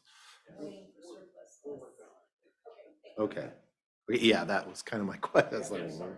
So will they be, I mean, if they don't have a vehicle, will they be using Hardin's Yeah, Interceptor? Our West End Reserve and having a vehicle down there to use for reserve stuff. So we're gonna have to be pulling that one from him. To be able to get, I was gonna say, because if we doing the 3 that are taking over the Interceptors and then we're doing LaRue's, Melton's and Howard's, that wouldn't leave us with another vehicle anywhere. All these spares. Spares. well, some of them, so they may like Oh. be kept as a spare, just so we have an extra vehicle in case one goes down. These 2 here, right? So those 2 that are listed as spares, or it's a spare backlot, they may be kept, may not. It's more or less just we have something for a deputy to drive if their vehicle is mechanically down for a while or involved in a collision or some other issue happens. Is there a thing that says backlot? It's the same list where the names are, it's just a spare back. Okay. Yeah, in the middle there. So currently we have 3 spares More or less, yes. that are operational and everything. Okay. Pops is a spare too, they said. Oh. What was that?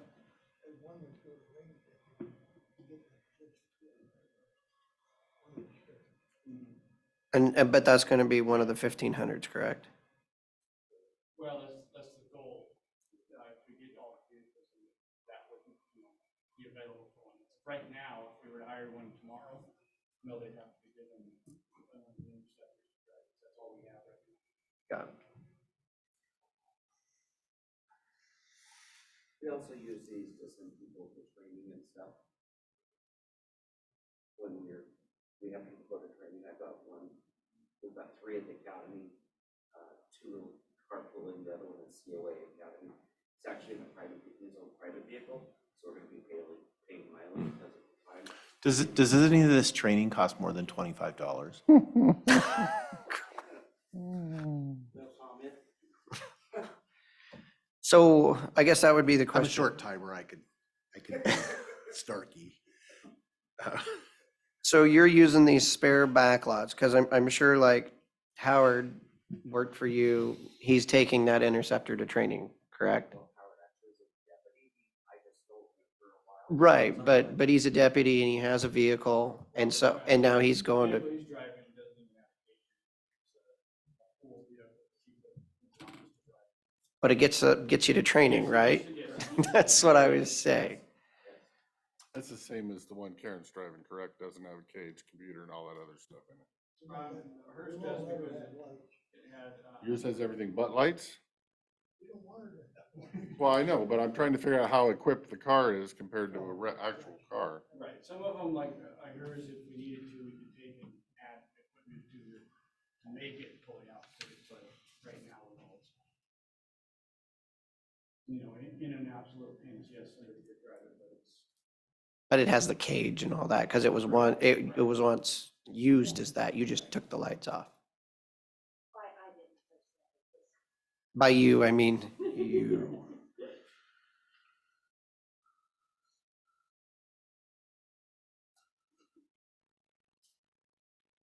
So what has this is, I mean, you have this specific request in front, but I'm on a more global picture. What's going on with the fleet as is there more vehicles than we used to have? I mean, is this overall, and is that a function of we've kept, as we've cycled things out, we obviously always had one for timber range deputy. I don't recall having a specific vehicle for reserve. And again, I'm not saying I'm opposed to that. I don't know kind of what's going on. It seems like the list is bigger than it used to be. Him in particular, he does work at least once a week with my creative, covering patrol, volunteering. Okay. And he's also a search and rescue volunteer, and so he uses that sometimes to get calls to all of us. So that's why he has it, again, because he lives down the west end, Right. whereas the rest of them live here. And so if someone central, Golden Vale area or east, they could have just come to the office, grab a vehicle, and then it's a little harder for him to drive up here, grab a vehicle. And then take it back to the west end. Okay. So does he keep it at home or is it at the office? He does, just because there's not a lot of parking. Okay. And we've always had 2 range timber deputies for Right. quite a while, and we've had the 2 vehicles that we got from DNR and Fish and Wildlife. And now those are showing their age. Yeah. We've been cannibalizing one of the vehicles to keep the other one running. And that practice is not sustainable. Right. Some of the parts are taking, they're gonna last that long. Right. Okay.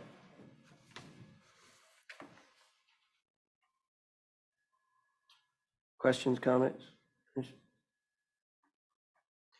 Okay, mine goes down to the policy section. Jen, I look at worst case scenario. if we go out and we purchase these vehicles right now, we currently have a purchase authorization for the others that we have signed as commissioners. And if those vehicles come in November or December, that's what we have planned for the year, correct? Now, in order to go out and purchase 3 more vehicles with our budget, can you explain where that section? Can we do that without a supplemental? How does that work? I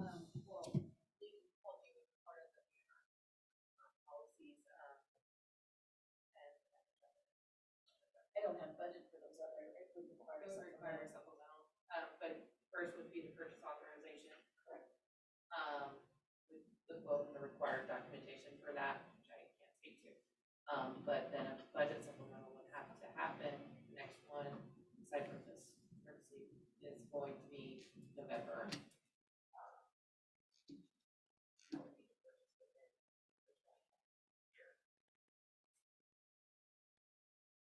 Other than that, they're already, the 23 year, they already have a budget for the purchase of those vehicles for that next group. Right. They would just get the purchase authorization done in order to order them.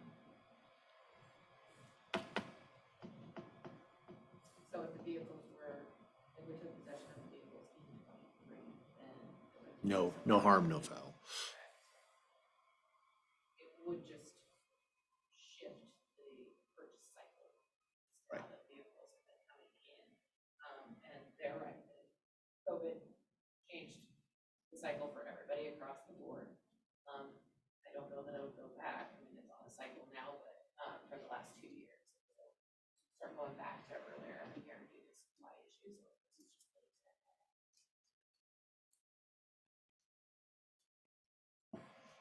Can you talk about, you were saying that there may not be any available purchases in 2023? Can you explain that? Well, it's when the manufacturer opens it up, for orders, usually either, so. I'll just say, for example, this year, normally they would open up ordering for vehicles for 23 around now. Sometimes or a little bit later, sometimes it'd be early 23. That's open for however long the manufacturer decides to have it open, whether it's a month or 6 months. And then they will close that. And you can't order any more vehicles for that model, you have to wait till the next one. Right now, Chevy 2023 models, they've already closed the ordering for 2023. Ones we're looking at are ones that the dealership has on their lot that they ordered in already. It's what they consider stock models that they just order a bunch that have the same options and people can order, just buy from them directly. With the pickups, if we were to order now, even the same thing of knows when we're going to get them, but that could close tomorrow. The manufacturer, it's happened actually a couple of times in the last couple of years when we tried to order something. We got the approval to do it, put in the order, and then we're told the next day, no, they canceled that 2 days before we got the approval. And the way it's looking, when they close the 23 model year, it may not be until this time next year before they open it up for 24. So that means we couldn't order anything for next year. So because we're talking about replacing Interceptors and Rams. For the 23 year, is it currently open for the Ram 1500s? It is. Okay, and so I'm trying to see the changes and understand how it went back. We know they wouldn't come in before the end of the year. Correct. So what we should be been planning for, based on the lag in the time, is putting in for those 2023, because it's in our budget, in the primary budget for the 2023 Ram 1500s, because that's what would likely be replacing this right now, is how we would be doing that, correct? Okay. Can you explain to me the price differential on the Ford Interceptor, or not the Interceptor? Actually, yeah, the price difference on the Ford Interceptor versus the Tahoe versus the 1500. I don't know what the difference with the Interceptor.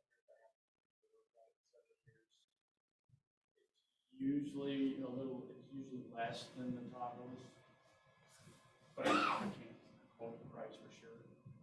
Right now, from what the price of these Tahoes is to ordering pickups, it's $1,000 difference. I can show you the 1,000 per vehicle. I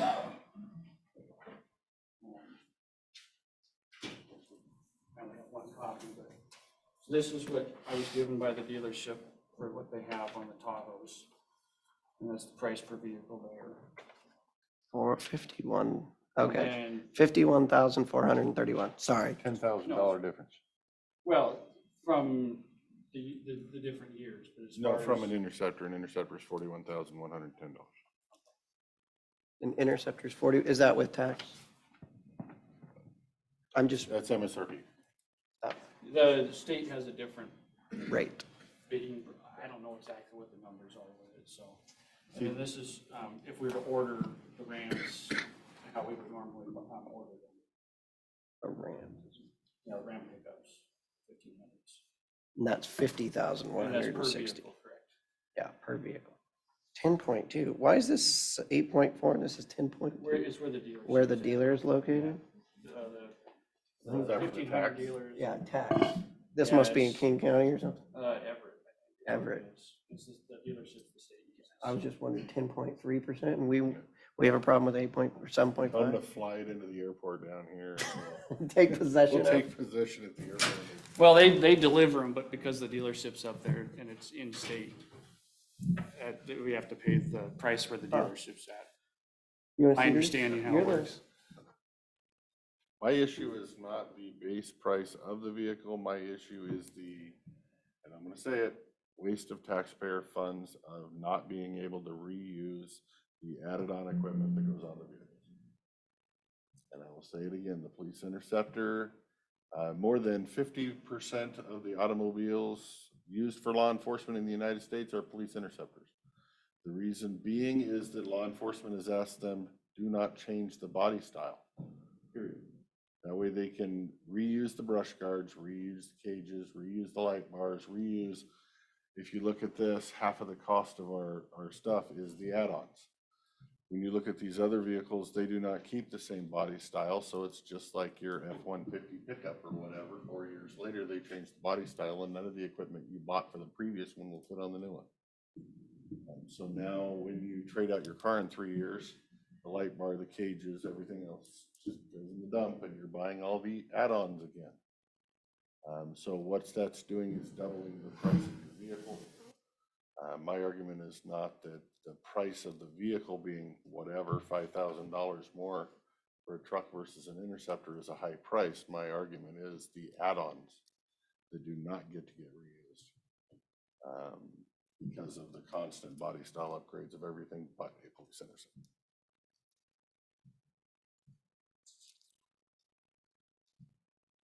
And then my other argument is that we don't necessarily know who the sheriff's going to be.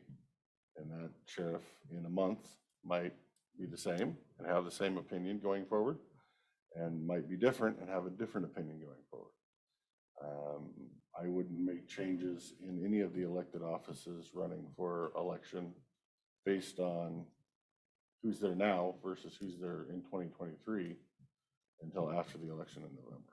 And I think that was the sheriff's own statement when he decided he wasn't going to appoint an undersheriff, was for the same reason. Can I, or do you want to, I had a, I before was we just go to gonna- that, could I we was go? just gonna comment on getting into a political thing here. Bottom line is, it's officer safety. It's up to you gentlemen whether you want to approve it or not. We presented it to you, it's on record, it's totally up to you. Well, you said it was officer safety because of carbon monoxide issues, but yet you just told me you had carbon monoxide detectors in the vehicles, and if they go off, you fix them. So how is it a safety issue? It is a safety issue. I can't go into detail on this, but we have one litigation that's gonna be coming down the pike over this issue. Now, I realize that you might want us to get all the police interceptors. That's nice and all that stuff. But for the work we do out in the back county, those are worthless vehicles, period. Can I ask my question, please? So back to the extras, the things, what's the lifespan of those? As far as, I mean, I think that seems like a reasonable, that you move things from one thing to the other. But I mean, So as far as, if you could, if things were interchangeable, how many times could you move something? technically, I guess it'd be indefinitely. Most of the vehicle manufacturers that are making vehicles for law enforcement take that into account, and all the interior stuff, a lot of that you can reuse. They either don't change the body, the vehicle enough that it won't fit, or they'll make adapter plates and things like that to be able to reuse them. The reason we can't go from reusing the Interceptor to a Tahoe or the pickup is just because the size difference in the vehicle. But as far as the Tahoes we have now, we should be able to reuse them into other Tahoes down the road. Same thing with the pickups. As far as the difference between the Ford and that stuff, I don't know what the difference is as far as if the push bars and those type of things you can reuse or not. But all the lighting and all of those things can be reused. What is the height differential between, undercarriage? Because that's what you're saying, the interceptors are falling victim of, you're hitting stuff, rocks, whatever, as you're going out there. What's the height difference between the Interceptor, the Tahoe, and the Ram? The Tahoe and the Ram, I believe are the same at, I think, about 8 inches. And I think the new Interceptors, last time I looked, were anything between 6 and 7 inches of ground clearance quoted by the manufacturer. The current ones we have were less than that. I think they were down to 5. I think was what is kind of the issue we've had with the ones we currently have.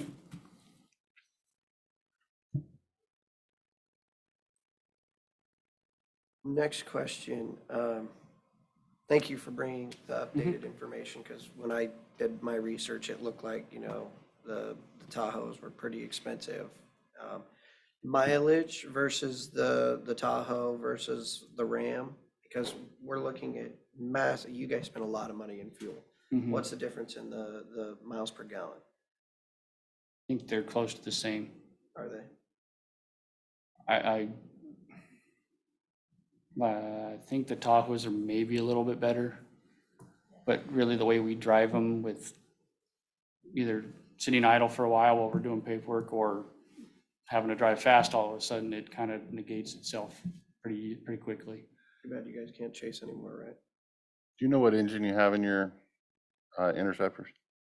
3.3 to 3 liter or a 3.3 direct injection?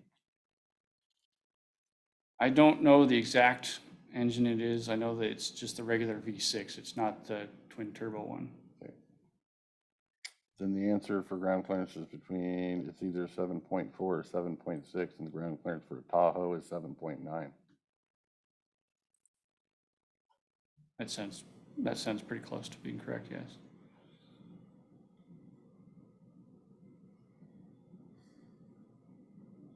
And I am a little picky on vehicles because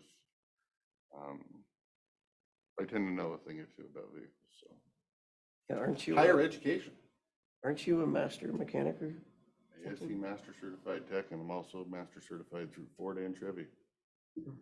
So specialty training through both of those places. You want to go to WSU to get some more? I told you we'd be talking about specialty training and higher education later. Oh, gosh.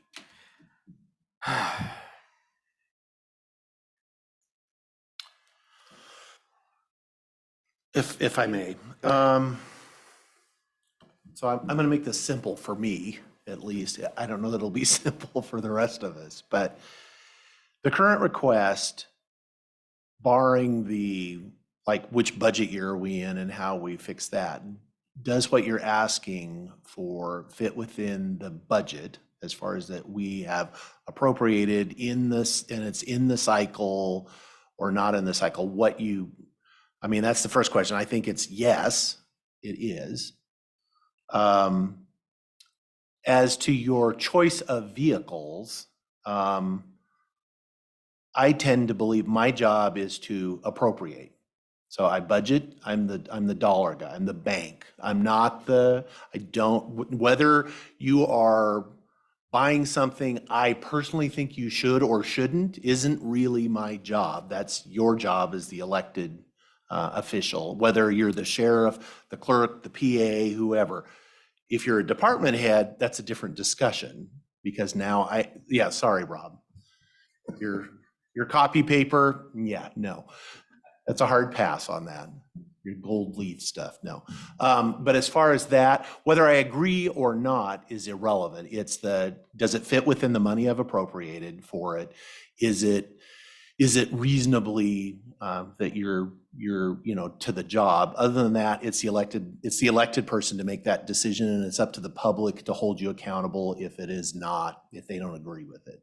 And so based on that, if it meets that criteria, I am a little concerned about the budget piece of it as far as what happens if you go ahead and order them and everything arrives before the end of the year. We'll have to deal, but that's more of a procedural thing. And again, it's not, the other thing would be there's an understanding if I am going to support that whoever the future who's running the department understands that you've kind of pushed the cycle up. You're not gaining an extra group at some point in the future where it's now it's, we need to catch up. It's like, no, you're actually ahead, and I won't be here, so this isn't going to be my problem. But that's just something that somebody knows. Other than that, as far as I would hope, anybody that is a steward of public resources, as we all are, is going to make prudent use of that. And but again, that's really not my call. If you want Tahoes instead of pick the Rams, that's kind of versus the Interceptors. If it fits within the budget, that's your call. That's how I feel. Again, that's how I feel. That's not the board. I think How do you feel about replacing the 2019 Dodge Ram 1500 Tradesman that only has 63,000 miles? Typically, I would say no, because it doesn't meet the criteria, but that if it's going to get cycled down to the range that's got 220,000 miles on it, that seems like or if you can shift things around so that if it makes more sense to replace something that has a little more miles and then move everybody down so that something less than 220,000 miles is going to range timber, then I'm okay with it. Typically, no, because it wouldn't qualify. It's like, it doesn't have 125,000 miles on it. You shouldn't replace it. I think Jen's got her hand up. You mentioned budget, and I had missed the beginning part of this. So last week we guys were here, we were change out possibly purchase authorization for grants for the Tahoes. So if that actually ended up happening and they switched groups, whatever the case may be, the numbers that I have for the purchase of the Tahoe in 21 versus the purchase of the Ram in 21 is a $9,000 difference, and that's pulling straight from the AP batch in Kayenta, not including, and that's just coming from the dealership, that's not including extras. So I show a $9,000 difference, and if that ended up being the case, switch out and purchase the Tahoes in 20 for this group in 22 versus the Ram, there would not be enough budget allocation or even balance for vehicle group balance to be able to do that. So this purchase price. That's what That's the right now. okay. So that's the quote versus the actual 2021. These are pulled straight from the check. Right. Right. This is the quote.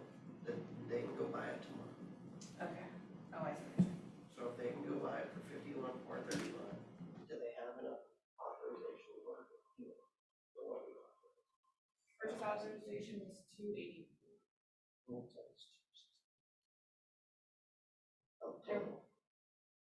No, this is what they're asking for.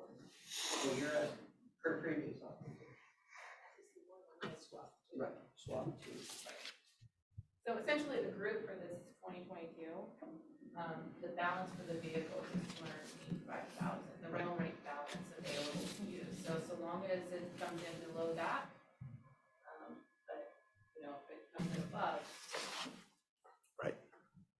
Right.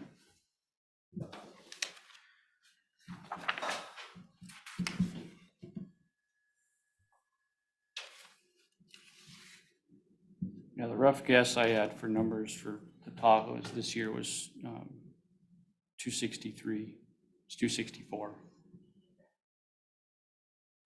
And that was trying to factor in added inflation, which is the cost of things compared to numbers I had. So it could be a little bit more. No, and you're very conservative, and that gives us the room to maneuver. Yeah. So thank you, Mr. Beasley.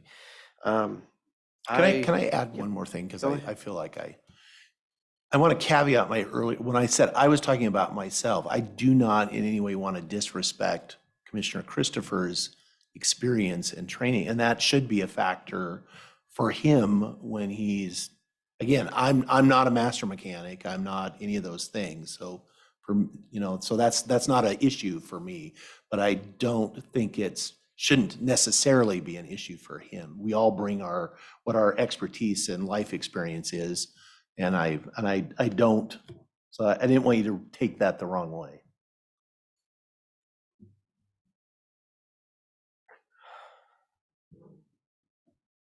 I hadn't even thought. So half of the value of these vehicles is the stuff that you put on them and in them. And Close to, yeah. so when we were, and you've been around for a while, when we were switching out interceptors for interceptors, which we did. Didn't we? Yes, we did. Did we have to pay that $40,000 in essence to buy all new stuff? Or did we just take it from one and put it on the other? Since I've been here, we haven't didn't have the interceptors long enough to be able to take equipment from one, put in the other, except I think 1 year. But I think some of the stuff we did because we had to either buy a new camera or new radio or something along those lines. But I think some of the equipment didn't go from one to the other. Because and I get when you're saying, our job is to set that direction, and I get what you're saying when you're like, well, this sheriff wants Rams. The next sheriff want only Tahoes. And I'm sitting here like $40,000 for every one of these vehicles. If I switch between a Ram and a Tahoe, it costs an extra $40,000 versus taking it off and putting it on, which is money that's coming out of your budget and going into the ER&R, which is money that we don't have for the rest of the general fund. And so I look at this, I'm trying to see this from the big picture because, and yes, thank you very much. You are putting more money into the ER&R, which means it's coming out of your budget, which means it's not going in somewhere else, so that you can be conservative because who knows what these costs are going to be. Do you have an updated cost on, so we know the vehicle's 50,000. What about all the stuff we put in them? Because everything we've been buying is coming in twice as expensive, Do you Right. have good quotes on all that? I don't have good quotes. That's what I factored, that kind of 10% increase in price of everything. I mean, I can get them, but it usually takes a while for them to put a whole bid list together. The guys that do our building, put the vehicles together. Exhauster. No, we send it to Day Wireless up in Yakima to actually Yeah. put all the equipment in it. But Because what we can't do is we can't go over that number right, that was authorized that's in that availability. Otherwise, we get the audit flags right, and all the problems.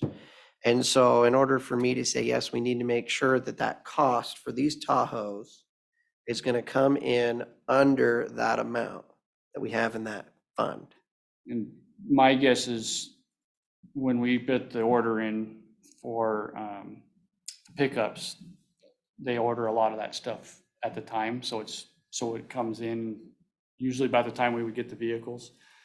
And so I think they have a lot of the equipment already that, Or the trucks? for the trucks. And a lot of the lighting and a good portion of the equipment can be just taken from one and put the other. It's just the cage, maybe the console, something specific, or even just mounting. Between the truck and the Tahoe? Correct.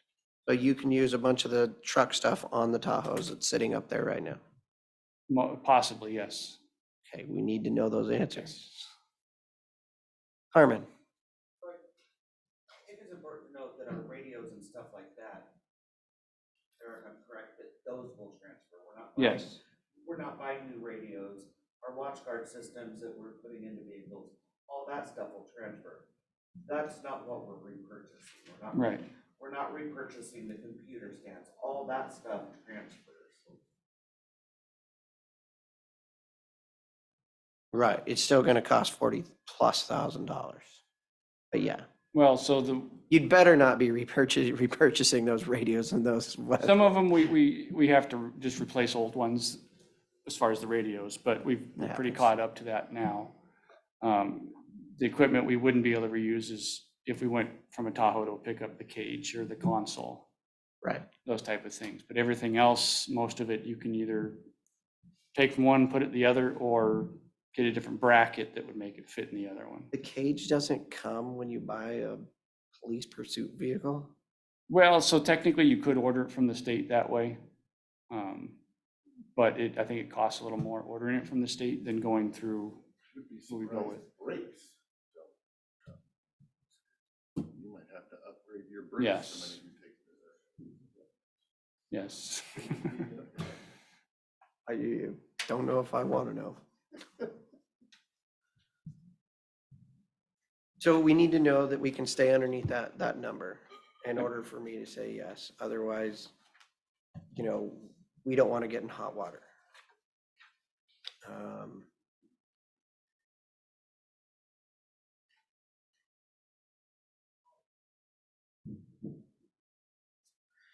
So let's just talk about, if these 3 vehicles weren't sitting there on the lot available, what would our plan be right now?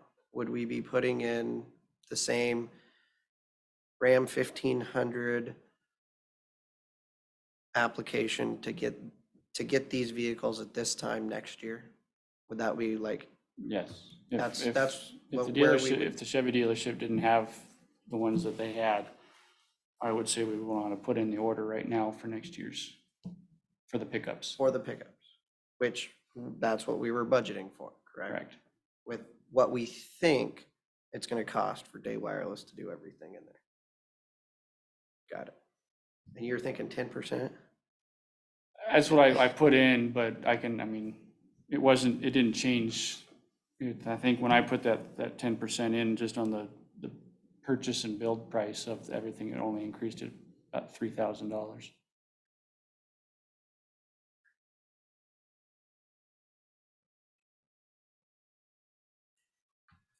Commissioner Christopher? Are you going to be a no? I struggle with the facts that were given here today. Well, that wasn't a very straight answer. No, it was not.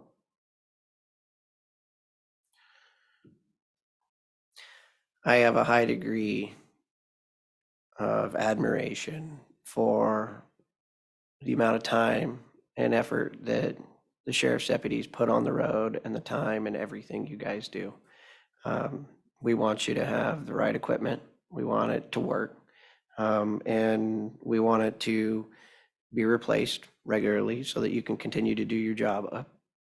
Half of your life is spent in that vehicle. And I know those Tahoes are very cushy.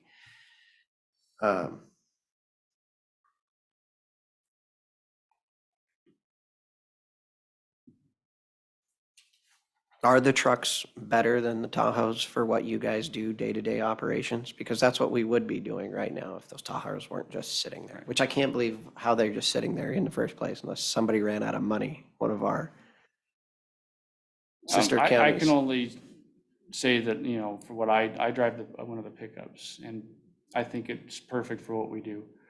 The couple of the guys that drive the Tahoe say the same thing about them for what they need it for. Their management. So like I said, I can only say for what, supervisory. you know, either one would work for what we use them for. They're both very good vehicles. It's just one you can store everything inside, and the other one we have to store a lot of stuff in the bed. It's about the only difference. Do you have are your beds covered? All of them, the newer ones are, yes. Okay. And like you, as long as there's money in it and that's where it's going, you know, I worry about, you know, the huge amount of cost that we put into vehicles and the ER&R and what percentage of your budget that is and how much that hits when we're going into a recession and everything. I do worry about that. I understand you guys don't want interceptors. Even, what'd you say, $10,000 less? Potentially. Okay, it sounds like in order to say, well, we haven't taken a vote, but are you concerned about that as well? We need to know what the costs are in order to stay within that? Just, again, you're only authorized to what's authorized. So if it doesn't matter if I say yay or nay. I can't say yes today to something that's more than what the appropriation is, Right. without going through a whole process to go through that. So if you can you can get what you want within the dollars that are appropriated, then that's your call. But what happens if they can't? If They that, can't. then but you they've have- already bought the vehicles. I mean, where are we at then? I mean, remember, we just went through creating a new department and what that looks like. And so I'm a little concerned right now about last minute Right. adjustments to budgets and things after I've been smacked around a couple of times on that. So what happens if they can't stay within that budget? I hate that, not being able to do stuff because you can't stay within your budget. You can't do it. I mean, you can't spend money that you don't have, even if it's sitting there. And so you better be sure the numbers, and if it's, we can't pay the bill. Hey, that's a later conversation. Well, the department should spend the money, the other department could pay the bill. That would be the answer. We've had instances where the bills are coming a little bit higher. In that event, when I process that voucher, it's supposed to know that it has the authorization amount and date it was approved. And if there's a surplus on the bill, sheriff's office pays it, and I have a line for the sheriff to sign off on it as well. Because out of DR&R, we only pay what we are authorized to pay. Right. And then we pay the balance out of our general fund, If you have it. if we have it. I saw you raise your hand. Let's hear it. I saw you raise your hand back there. He was yawning. Oh, is that a yawn? He's still stewing about my copy paper. Yeah. And blue paper? Just kidding. Okay, so LaRue's vehicle is going to go to the range timber, I'm guessing, because it only has 63,000 miles, correct?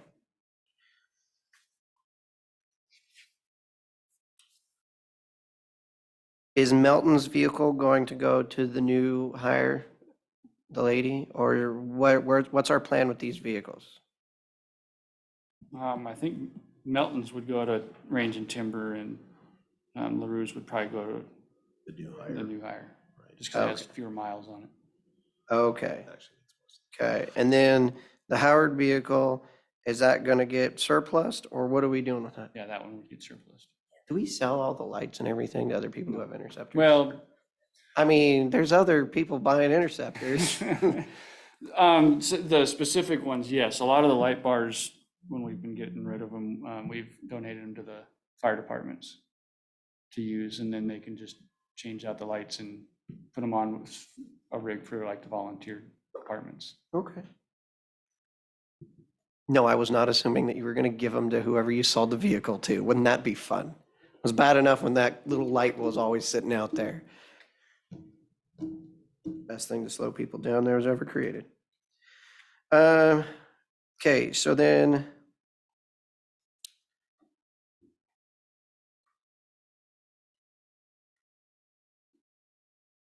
I guess the only other conversation we're gonna need to have is what is that VR&R looking forward, looking at your guys' budget in the future when we're looking, like, is it 125,000 miles? Is it 150,000 miles?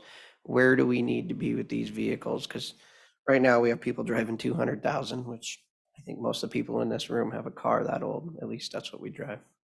I think we got those vehicles at 125,000. Yeah, we got them as a hand-me-down from Fish and Wildlife. I and they know, were yeah. surplusing them out. They kept the equipment in it, and Right.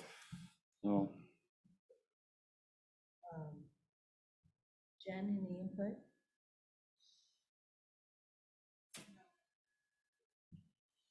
Okay, well, we got to do something. We need to move on. Does anybody want to make a motion?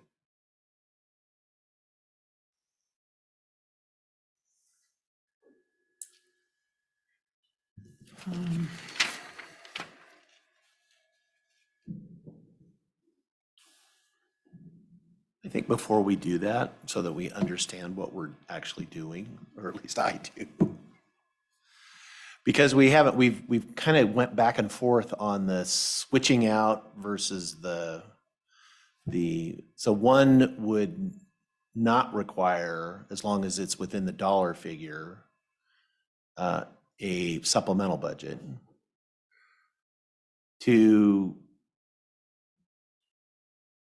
If we authorize the Tahoes and leave the other ones just in the queue, then the potential exists where everything shows up before the end of December and we have to pay for it. So we're then pulling $23 into 22 to pay it, which would require a supplemental budget to be able to do that. There's no other legal way to do that. So I would just want us to be clear, because we've kind of been all over the place as far as what we're doing. From a perspective of, I don't really care as far as the dollar, we're going to appropriate, the money's there, spending it as far as getting a jump on, I don't really care, it doesn't matter, as long as it doesn't cause any problems for us from a budgetary standpoint. I honestly don't think all 6 vehicles are going to show up before December 31st, and I'm not sure what happened. Oh, yes? Didn't want to interrupt you. Yes. I do have some invoices for current order vehicles. Those work for me if this does get approved. They're decals and. So you can use them on these. Yep. I think that's all I need. Okay.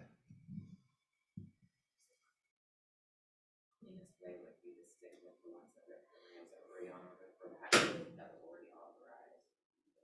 This authorization to order early for the next. That would be the budgetary. Okay. Along the policy, and any vehicle purchased to this date has not come that fast or ordered, so. No, even on a good year, the earliest they got us vehicles was 120 days from when we ordered it. I don't see that. Right, I think it's all a non-issue, but. Right. Don't show up at 22 that check had an issue last year. Right. Yeah, yeah. You know, we could read To move 22 into 23 rather than 23 into 22. That's all funds already available in backlog too, so it's not that. Right, right. Okay. With that said, then I will make a motion to approve the purchase of the 2023 group now.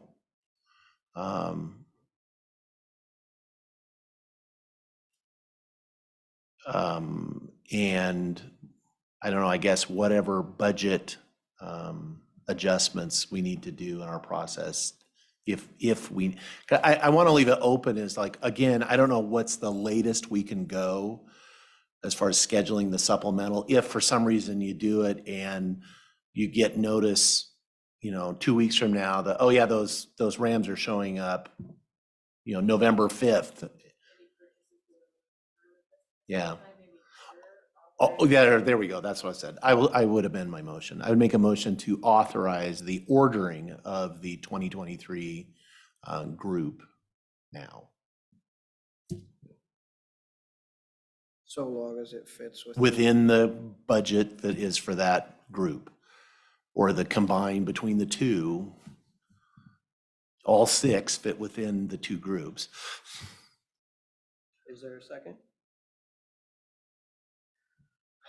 I will step down and second the motion. Now we can enter into discussion of all things. So one of my issues when I look at this is that what we've done is we've bunched up these vehicles, and now we're gonna have 6 vehicles at this, likely right around the same mileage at the same time. I mean, the goal is to have this spread out, right? Otherwise, because the next time we come to it, most of these vehicles should be coming to their replacement schedule at the same time. So now we're gonna have, because we're not ordering for next year now, so that's, and we're not going to order like we would be for next year right now for the trucks.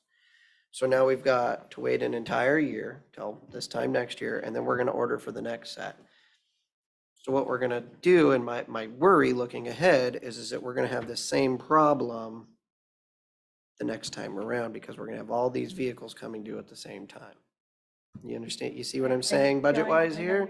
Like, and so I need help getting through that of how we're going to manage that.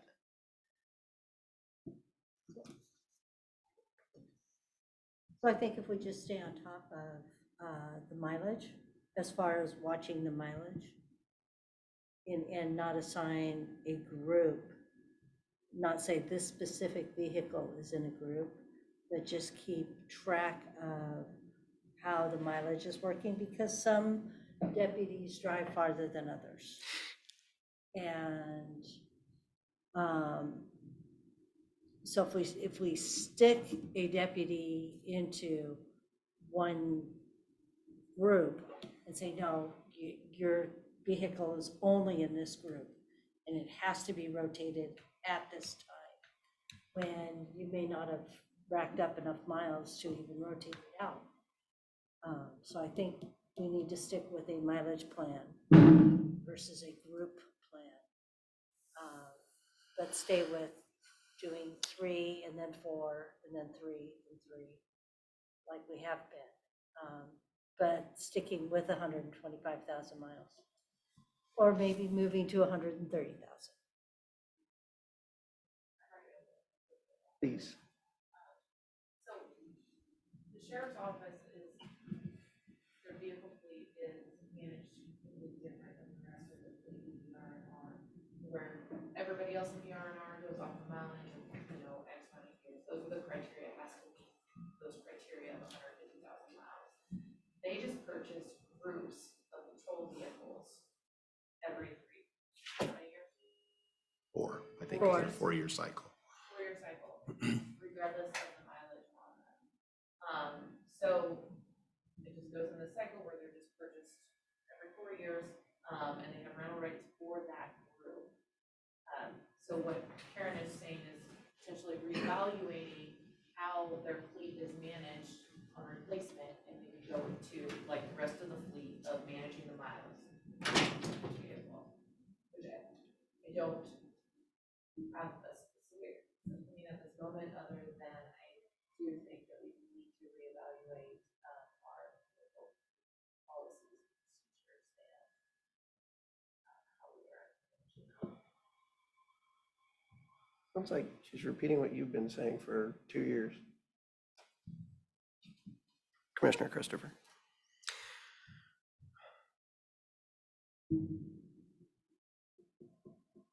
If it would make things easier, I think ordering vehicles would work. It just, the reason we brought up the Tahoes is because they were available right now, and we could get them and get them on the road to get some of these other vehicles off. But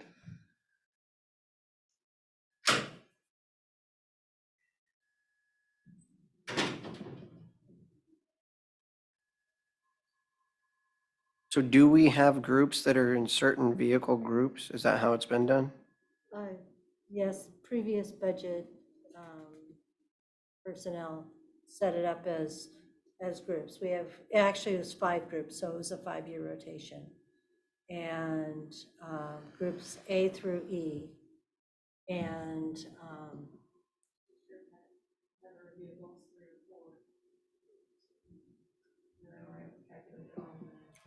Okay, so you've told me that you're going to replace LaRue's, Melton's, and Howard's.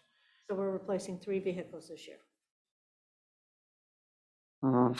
You're planning to purchase 3 vehicles. No, this year, what we've already authorized is the group that is Warren, McBride, and Vorse, correct? That is its own group. That was the next group, LaRue, Melton, and Howard's. Is that who was in that group, or was it something else like Songer's 2018 Interceptor that was in that group? Well, Songer's up in admin, and we never buy a new vehicle up in admin. Okay, so those 3 are in the next group, correct? They are that group? I just want to make sure we're following the rules of what we'd already, I understand what you want to replace, and it makes total sense to me. Yeah, I don't have my spreadsheet in front of me, so I can't see Where the groups are? Okay, because I've got to wrap my head around it too. Like everything else we do is by mileage and years. You guys are never going to meet the years of 10 years. You're going to be at mileage. And we tend to, and correct me if I'm wrong, Eric, we tend to also just kind of take a look at the condition of the vehicle and say, wait, we were going to do this one, but this Right. one needs to be replaced more. So your groups you actually haven't been using the groups. This is a lemon, and this one breaks down all the Yeah, time. It's hard to say because we've had some that we've had to take out of service because of mechanical issues. And I don't know what group those were in. Okay, so there is a motion on the floor to approve the 2023 purchase of whatever group it is of vehicles for a certain dollar amount. Whether that's the Rams that fits within there or the Tahoes, because if the Tahoes don't fit, we've got a problem. There's a motion and authorization, or motion and a second. All those in favor signify by saying aye. Aye. Aye. All those against? Opposed? That's a nay. The post works. Nay, nah, whatever you want to Nah, do. okay.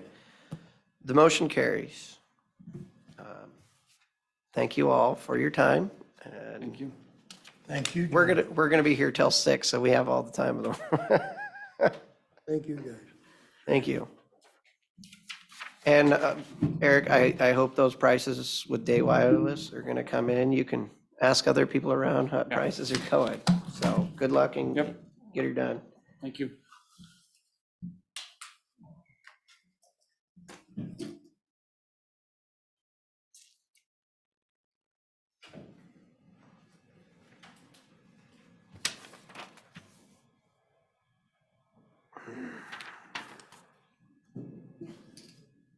You didn't have It's anything better really to do, did you, poor, Jeff? Yeah. He hasn't I even. should have taken my blood pressure, but I was afraid it would be. I don't know why they're all afraid. It would have been maxed out. You want to do it now? Oh, you want to take your blood pressure? I know. Jen runs out. That's when I need her. Thank She you. runs away.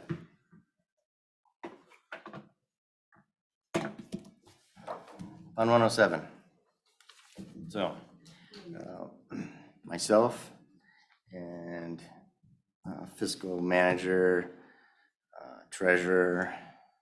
But you want to go get Jen? No, she knows. No, I was just joking. Oh, that was a joke? That was. We don't allow that here. Yes. Right. Yes, and Rob, we've all met over the last 2 years, actually. We continue to struggle with the cash balance. in Fund 107. And we are working still to figure out all the historical issues with why that is. But this year, the specific challenges have been the increased overtime for coverage shifts because of the short staffing. So at the present time, we have put off at least 4 vendors' payments for over 2 months so that we would not go cash negative in 107. So that the bills that we do have to pay, payroll and some other vendor invoices, would not take us in the negative. If we had not, looking good? Here, throw that over this way. 114/77. Excellent. If we, my staff and I, had not taken those steps and our vendors had not agreed to let us push off our debts for 2 months or more, then currently we would be almost $20,000 cash negative. We are still waiting on a reimbursement from the state so that we can pay these 4 vendors. That reimbursement's in just over $48,000. So it would cover this plus the next AP and continue on, in which case at that point, we would not, we would end the year at around $40,000 in cash, and we would not go below $18,000 at any one point during the rest of the year. But because we have worked with our vendors, or our vendors have worked with us, and we're still holding those invoices, we are currently still in the black. So that's history, what we've done in the immediate term. It hasn't been as much of a challenge in the past few years to deal with it as it has been this year. We have not had to put off paying invoices in the past. But I want to make sure that we take care of this now for the long term instead of just continuing to do whatever it takes to get through it for the 4 or 5 months that we struggle with it every year, and then move on and wait until next year when it comes up. And I believe that the best way to do that is to have a fund balance reserve or cash balance reserve, as we do in Fund 127. At the beginning of the year, we're supposed to have $75,000 in there by resolution to cover that grant reimbursed fund. The same thing with 107. It's either grant reimbursement or it is 911 excise tax funded to a much lesser degree. The 911 excise tax is in the neighborhood of $16,000 to $17,000 a month of revenue. So, like you said, Jen and I are continuing to work on that. My new administrative assistant has put a lot of time and energy into making sure we don't go negative and to figure out what the real numbers are. We've got actuals to date and estimates to the end of the year to make sure we haven't gone over.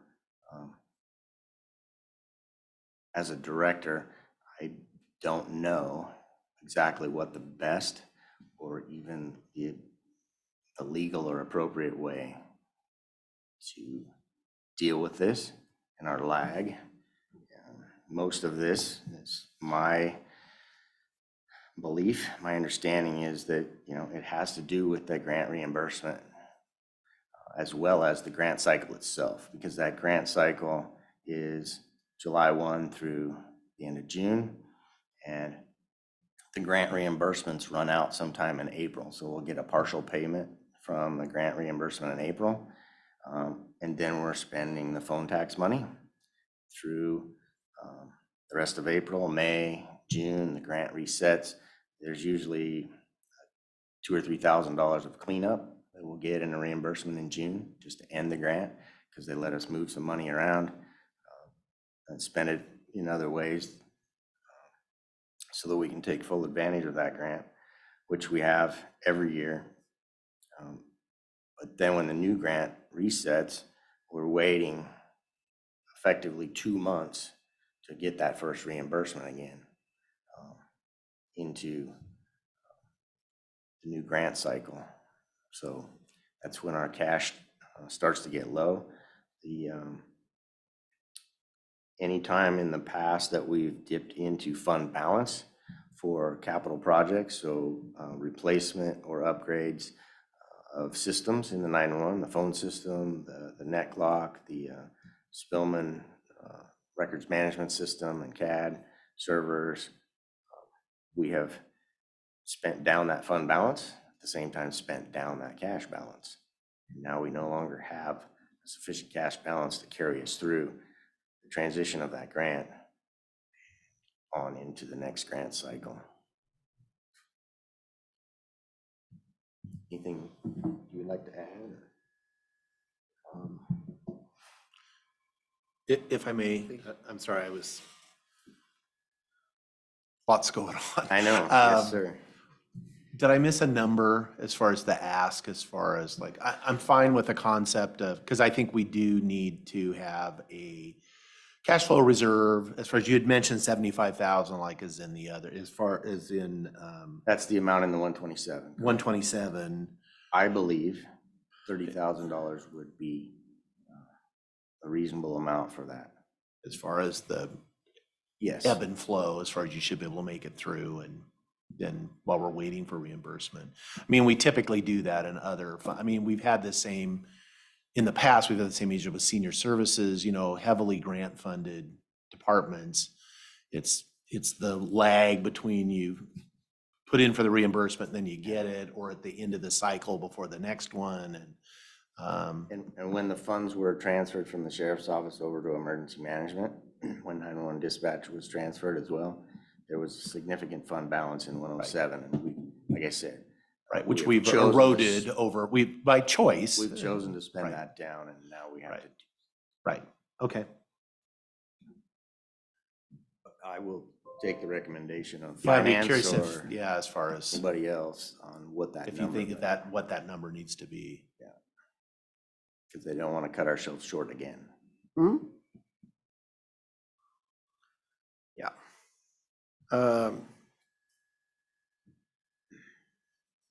If we set it as a reserve, that means you drop below it, right? Has to, Or huh? not in any. So, okay, so they do, does it have a reserve right now? No, 107 does not. Okay, so like, for 127, you said $75,000 reserve, that's a budgeted fund balance reserve. Right. They can drop below it, but they have to come back up to that amount in order to have that available again at the beginning of the year. And this gets a little bit more complicated because at this point we're talking fund balance, which is a budget number, versus cash balance, which is real. Right. And fund balance and cash really only match up at one point in time in the year, and that is. No, I firmly believe, I mean, it was a choice by the board at one time to spend that down. And now it seems like every year the beginning balance, cash balance, is a little less because we've been spending more than we've been bringing in. And now we're in this position that we've been in for a while. I don't have the answer to fix it. I can't just make the money out of thin air. I think the best thing to do with this is to send it to the finance committee as well. What does my seatmates, do you have any thoughts actually before? I don't figure it's that hard to put money in there and put it in as a use for this occasion and don't spend it, so that way it stays there every year for this occasion. Need to go to the finance committee to have them, you know, what other choice do you have? Jen?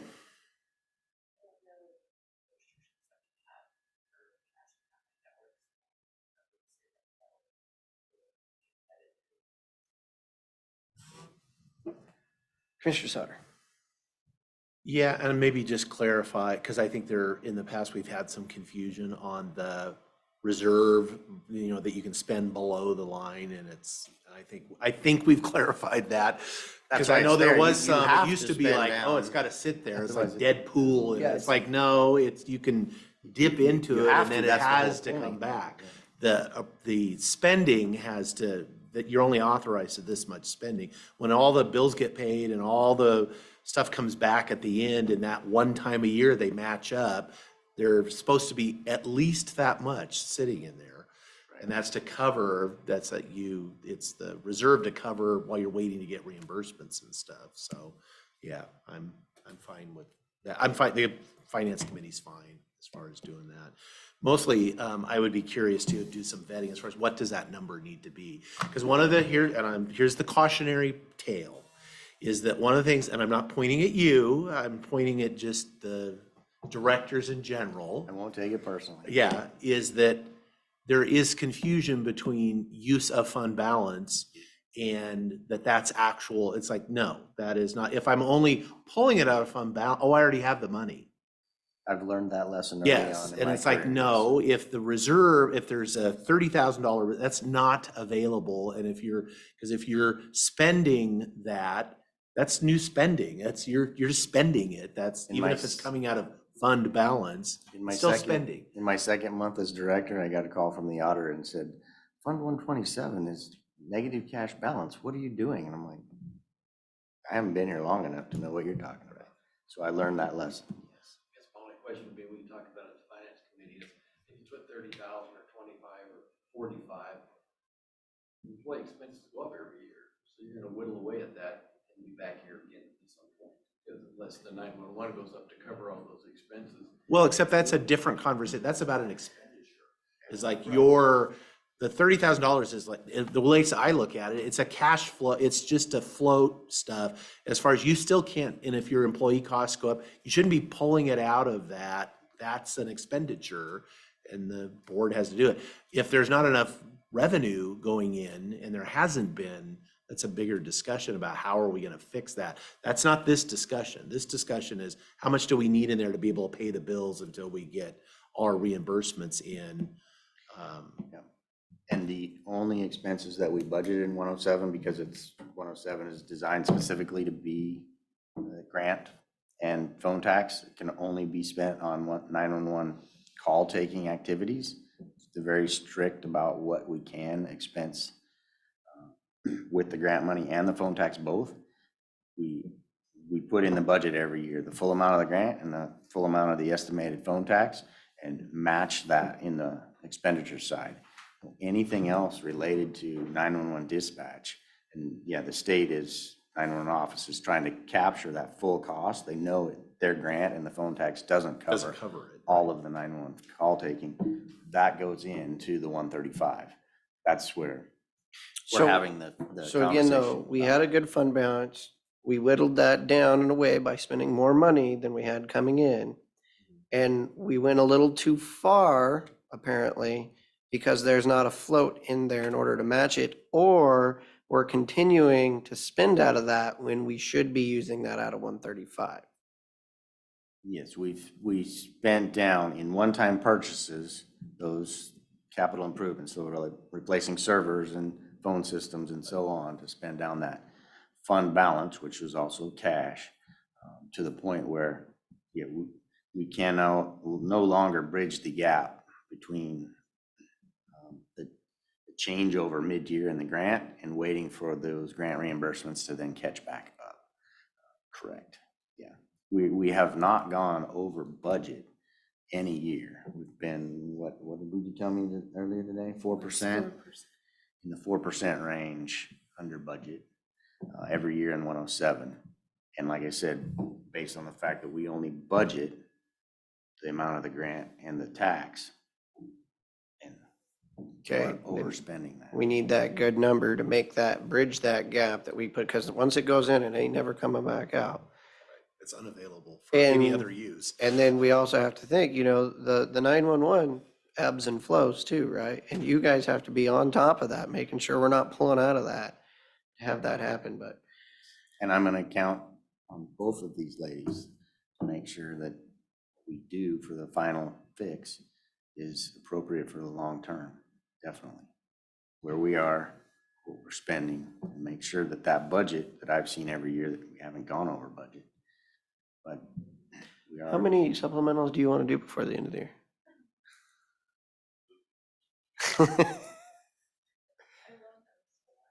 Yeah, Well, and that's the thing. you'll get good at them if you do. Really getting good at the noticing too. That's. You know, just our creditors We all are. have been great, right? Our vendors have been great. And if the state comes through with this grant reimbursement of 48,000, we may still make it to the end of the year without needing that 30,000. But if the state doesn't come through and we have our next Well, payroll I don't like hits not on- paying people in the don't first either. place. I don't So either. I've we've been got to waiting. get, No. well, you can, it's just not Well, pretty. and to be clear, that is not what we've done. We Right. reached out to them months ago and said, listen, we're having this cash flow problem. Trying to work with the state to get our reimbursements as soon as we can. They've been good about that as well. Would you like an interceptor? We have a few to sell. No, sir, I've Yes, ridden, smoke a deal. I've ridden and driven in those interceptors and they're not appropriate for county law enforcement use, sorry. As a So you're deputy. getting all interceptors from now Sorry. on. It's like, sorry. But, no, well, yeah, I'm not even gonna go there. Uh-huh. Not gonna mix up the hats. So, yes, there's more work to be done, but that's an update that I wanted to give you Okay. and to make sure We we're will, on the same we page. will send it to the finance committee and Excellent. we'll get back to you when we know the cash and where it's coming from and how many drinks you have to buy, Jen. Right. Thanks for bringing that up. Energy drinks. Yeah. Yes. Yeah. The drink of her choice. I'm not even gonna put a qualifier. Thank you, gentlemen. Thank you. And if I. You got more? Well, consent's on your agenda next, right? Yep. Maybe. So, yeah, run away, yeah, great. So the burn ban resolutions are on that consent agenda. Whenever you're ready to start that discussion, I'd like to add to it. Well, then, Well, Sometimes don't. we have gotten more input from the fire chiefs. At the time that I submitted the resolutions last Thursday morning, there was some fire chiefs that I had not heard from, and key fire districts that were out on state mobilizations and FMAC stuff, and other states even that weren't able to get back to me. Plus public comment that we've received about some quite forcefully why we let Zone 3 expire in the first place. So, and to be clear, that decision was made with the best available information. At the time the Just decision was made, it was raining. It did not continue to improve fire conditions. It actually got worse. So now we're back proposing that Zone 3 burn ban be reenacted. Current resolution on your agenda is to reenact that starting Saturday, the 15th. As I've gotten further input from chiefs and the public, the reason there was the lag between today and Saturday going into effect is so that the public could be informed, right? Put out that information through the media and so on. We have no requirement to do so, but we need to make sure they know that. But in talking to the fire chiefs and law enforcement, it's like, we can do the education piece on the ground. If you choose to enact the burn ban tomorrow at midnight, then if somebody is burning after that at any point in time, and we get a call on it, we can send those folks out there and tell them, okay, the ban was reenacted, you gotta put it out right now, not issue those citations and so on, versus waiting the additional, 3 days where people have already been burning slash piles in Zone 3, and we've had at least 2 that have escaped. So that just limits that risk of somebody's brush pile getting away for that length of time. So I have a resolution, cover sheet, all of it, if you want to trade Zone 3 burn ban for the 15th with one for the 12th. Just thought I should bring that up.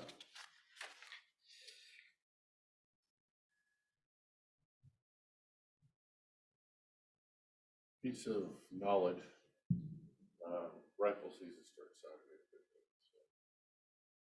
Yes.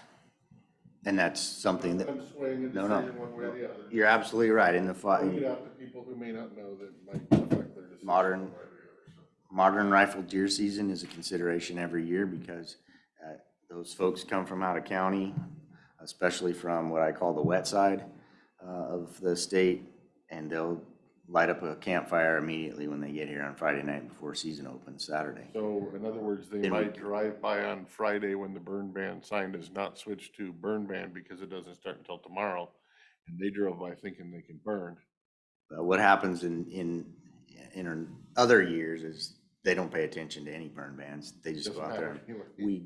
If the burn ban is still in place when modern rifle season starts, they start a campfire and we have to go out and deal with all those. So it creates a lot more. We try to take the burn ban off before modern rifle deer season because we end up going out and putting out a lot of campfires at deer camps. But that is not a primary consideration for the burn ban itself. It's on the bubble, maybe. This year, nobody's thinking about it. The Rural 7 chief and It's myself, already been burning. piles, yes, not even just campfires, but campfires and piles. So that, I mean, best case scenario, we wouldn't have to do a burn ban if everybody just knew what was the right thing to do. I wasn't gonna go there, but yes, sir. Well, that is. Upgrade the ordinance that you have for zone 3 to make it effective tomorrow over the one that's in the Yep. packet that's effective. That's just an option that I'm offering you versus what's in your consent right now, yes. Is this the new and improved information and recommendation from the fire chiefs? That's correct, and I've heard from all of them at this point. And they all want it right now. Yep, they all want it instituted. They realize But that let them realize that if we do this and they go out and put out a fire and somebody gets into a fight saying, no, the burn ban's not on, I know it's not on. And we haven't had the time to do the education, we can't back that up. Well, then we got a problem on our hands there too. Anybody who's dumb enough to be burning right now is probably dumb enough to do something stupid like that. What do you guys think? I'll do whatever the opposite of what you guys do. Well, the typical, okay. I need to let you answer first. and Yeah, then okay, then you'll know. I can't wait to hear your reasoning. I'm support the instituting the burn ban. My concern, and as far as if we can do it, more immediately than Saturday, fine. I'm a little concerned about we noticed thing. Now, granted, maybe this is basically an emergency that we can modify, but we published, our packet's out, it's in the consent, and it says Saturday, and then we just, take that one out, slip a new one in there. It's all right. I mean, that's my only concern as far as my concern is without the lead time, or if we have the lead time of Saturday, there are people that wouldn't do it that think, oh, I better go do this. better hurry up. Better hurry up, because it's like we get when we're gonna institute it. This is in a weird place because we're Say usually, moratorium. yeah, I think Dan was the one that said he needed files to burn right away. right, because it's coming, so. Yes, no, I think in know this all those- circumstances, I'm willing to take the risk as far as the, because I would support, enacting the burn ban tomorrow. I'm aware of all those factors. We deal with them, right? And Well, this is an idea. not gonna make everybody happy. Why don't we pull it from the consent agenda and slap it under new business? Yeah. And then we can deal with it on its own.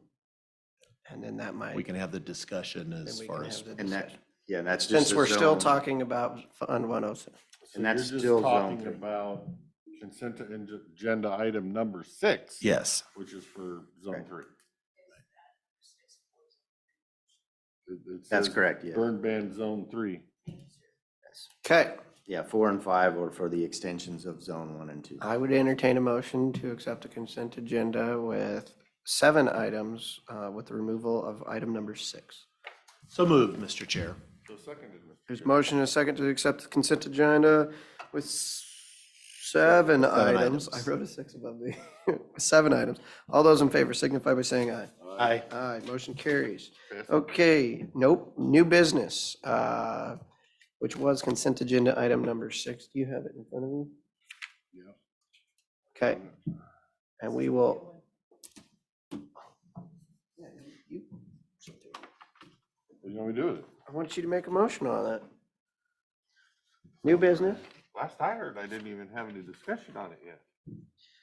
Oh, yeah, you're gonna do That's the okay, go opposite. ahead. Well, we wanted No, to see what no, your I- option. I would rather just wait No. to see if I agree with All you. right, before us, we have, for new business, an agenda from Emergency Management for the resolution to establish a county ban on outdoor burning within unincorporated areas of Klickitat County as requested by the fire districts, to include zone number 3 beginning October 12th. I would ask for an overview from the department head, but since he already gave it, is there any discussion? Would anyone like to make a motion? So moved. You got away with that. It was That's a 'cause I little said it all. simpler. Just because I said it all ahead of time. Was the consent agenda -1. I know, That's pretty I know, easy. Mr. Chairman, I move that we adopt a resolution in the matter of appropriators of Klickitat County, burn ban zone 3, effective October 12th, 2022 through October 31st, 2022. Is there, I will second that excellently crafted motion. is there any discussion? Get it online ASAP. Yeah, yes, sir. Printed and everything. All those in I'm favor? forwarding my calls, so. Yeah. What we'll do, To my discussion, I was going to say, but you guys managed to cover it. We need to do it now without the notifications, because if you don't, everybody's gonna run out there and burn their little piles in the last 3 days, and you're gonna have a problem. But Hey, you I guys still got have, there without me mentioning it, so I didn't need my discussion. I still have tonight. well, Aye. we'll post the ones without signatures. That's, technical matter. Sign that, or are you gonna Put them on social media and, Don't need that either. yes, no, thank you. Who's a 2 word? Also, gentlemen, if I might, just one more Can second. we? Yes. All those in favor signify by saying aye. Aye. Aye. Oh, sorry. All right. I thought you already voted. Now, yes. So as part of that, just heads up for, fire, weather danger. And I have not found anybody that can say that a burn ban in the county, either the county burn ban or Rural 7 burn ban, has ever gone past October 31st. However, the data that we are being presented with right now indicates that it might not be until the first part of November before we get truly wetting rain and the dew point. So with that, how come we set an end date on these things and didn't just leave them open-ended? If there's actually already a thought that we might extend, we probably gives should us have something to not do had next an end date. We talked about that last week. You and I did specifically. And right now, the chiefs were not willing to do that and take that public beating to not give it an end date, right? That's historically speaking. So for next year, yes, we're gonna revisit all that. But I just want to give you a heads up. If we have to extend the burn ban in any one of the 3 zones into November, that will be historically unprecedented, yes. But that is, Well, it also rained longer in the spring. The world is we just fell asleep for a month is all. you got it. All right. January, the new December, I get it. Ain't that the truth? Thank you, sir. Thank you. It's true, there's a bunch of the vineyards there, they haven't even started harvest. It's just. I still got grapes on my stuff. Oh, yeah, 5 weeks late last I heard. Do you want to pay us? Not really, but yeah, go ahead. Mr. Chairman, I move that we pay pay estimate number 1 final to Central Mechanical Services in the amount of $23,867.15, which does not contain retainage for the Klickitat County Courthouse Plumbing Remodel Project 2022. Second. Been a motion and a second to pay the bills. All those in favor signify by saying aye. Aye. Aye. Aye, motion carries. General bills. Let's see. Mr. Chairman, I make a motion to approve accounts payable warrants amount of $179,991.77 and payroll benefit warrants in the amount of $742,949.87 to the date ending October 10th, 2022. I would second the motion. Here's a motion and a second to pay the bills. All those in favor signify by saying aye. Aye. Aye, motion carries. All those in favor.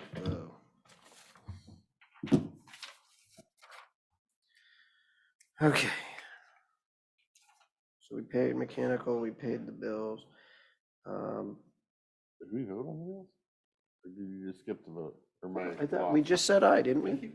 Yeah. Aye, just in He tried to case I call didn't. it Again, He yeah, tried to see, vote we were both twice. lost on that Okay, one. got it. So you calling it and calling the vote again is what confused me. Well, I'm in the middle of reading the latest.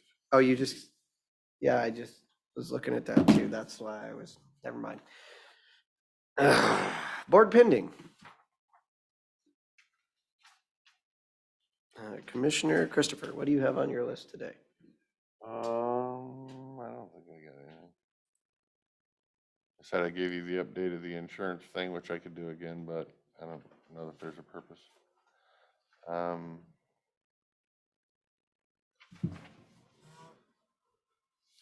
Did you want to talk about this most recent one that just came through? No, we can talk about making appointments to that board if you want. Oh, yeah. We still have a No, planning commission board? the one that does tourism funds. Oh, sales or the lodging. Oh, tax yeah, advisory board. We can make an appointment to that. We could, do you have somebody that's applied? Just a strange idea. Oh, God. Your humor is something else. I know, isn't it? I did have one person reach out that was interested. They do have a business here, but they don't currently live here, and so that's why I asked that question. Yeah, I mean, if somebody's gonna expend tourism funds, and because that's what. No, it's a tax generator, not a tax I know, expenditure. but for the most part, that is their job, is to pick which tourism applications to grant how much dollars to, and I would prefer the person that's choosing actually lives in the county. I hear that, but just in the same, the people that are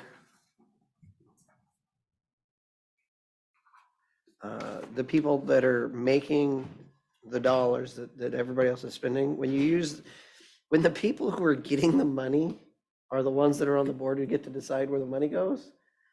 Who's that?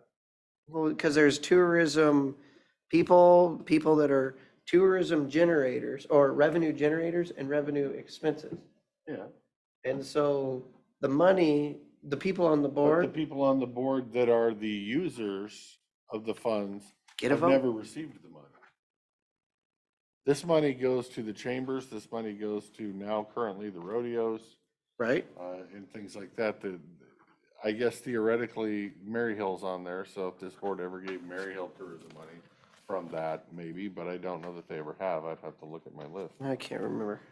I don't know that that's a conflict. I don't think there's a conflict there because I don't think the users actually receive funds. I could be wrong, but if they did, I would probably. vote for them to be replaced. I mean, they're a user of the funds. Right. So, yes, No, they're a user beneficiary. to some, they're a beneficiary to tourism. It doesn't necessarily mean they receive the funds. I think the people that are on there have received the funds, haven't they? Oh, none of them have?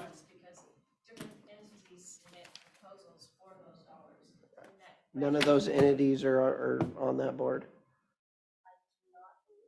I said, I've kept a very close eye on this since I've got in this It's seat. the same thing as the Yeah. Fox Garden and Hen House with And I don't, fisheries. because I was worried about that, exactly, Fox in the hen house, and yeah, no, that's not how it's worked. Okay, well, anything else you want to discuss on it? Because right now it's equal, so. Yeah, no.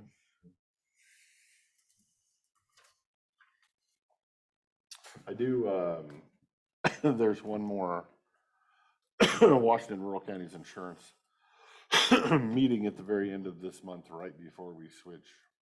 You're going, right? I'm actually asking for permission not to. I would like to maintain my composure for at least one day.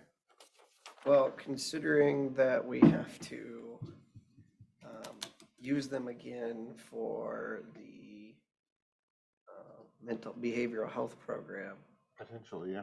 it might potentially, no, I think we're gonna be using them for a month. It might be good for you to go to that meeting. It could be worse for you though, because they might hear my opinion on the matter. Well, we assume that's why it got us in this place in the first place. That's why there's a seat. I've tried to leave gracefully, but I'm just glad to hear that you're as hot as me. in the treatment I think we have received upon exiting, I've even continued to leave gracefully. But at this point, I think we're literally being extorted, and it's hard for me to not speak my mind, as you know. I think you should go. I think you should go. That's why I want you to go. I think There you can even say whatever you want. It takes a lot to get me like really pissed, but this one got me pretty heated. So if you I want to can go, imagine. yeah, no, you I could go. imagine. I mean, the question for me is how much money are they going to try to, we will even use the word extrapolate, because it's nicer than the other one I used, from us on our way out the door for 3 weeks worth of coverage for probably 2 calls. 1 or 2 employees. Even, I don't even know if we have an employee by then. And then they're gonna want 2 years of gap coverage to cover whatever potential litigation happened in the 2 or 3 weeks that they had coverage. Yeah, you're definitely gonna go and definitely gonna say that to all of them and say, if this is how they're treating us, how do you think you're gonna get treated in the future? That's quite possibly. And just remember, the people you're trying to get to come here And then have a it'll behavioral health flip side. over the desk. The problem is it'll be a Zoom meeting. It'll be in my office. Then I'll have to pick my desk back up. Oh, it's only by Zoom? Yes, it is. Oh, then you have to go. And can you record it for me? I still don't even I know like what the that budget extra- is. I don't know what the increase is to the premium. They Well, have that's why you gotta They go. have not publicly said it. Well, you gotta go and find out. They do have their budget on there, so, but they haven't given any of the paperwork out pre-meeting. Well, Dying to know, but at this point, I don't necessarily care. well, Just we wanna because know. of the Well, treatment. no, we wanna know so that I can tell Skamania County. I tell them it's great over there. And fresh water and fresh air, and you're loved, and All right, next. just don't ever leave. Yeah, just don't. We are the only one that's ever left that group, and I don't think they're taking it kindly. So you're going? That's what I heard. Yeah. I guess somebody else was in a transportation meeting this morning, so if he Oh, went, there you I'm go. going. There you go. Okay, anything, do you have, how did your transportation meeting go? I'm sorry. It was fine. Yeah, it was fine. A lot of talking. Sharon Carter was there as well, did well. Kind of backed me up on the technical stuff as far as with the fixed routes and kind of what we have. And I think just the realization that, we're a small rural county and that we're, our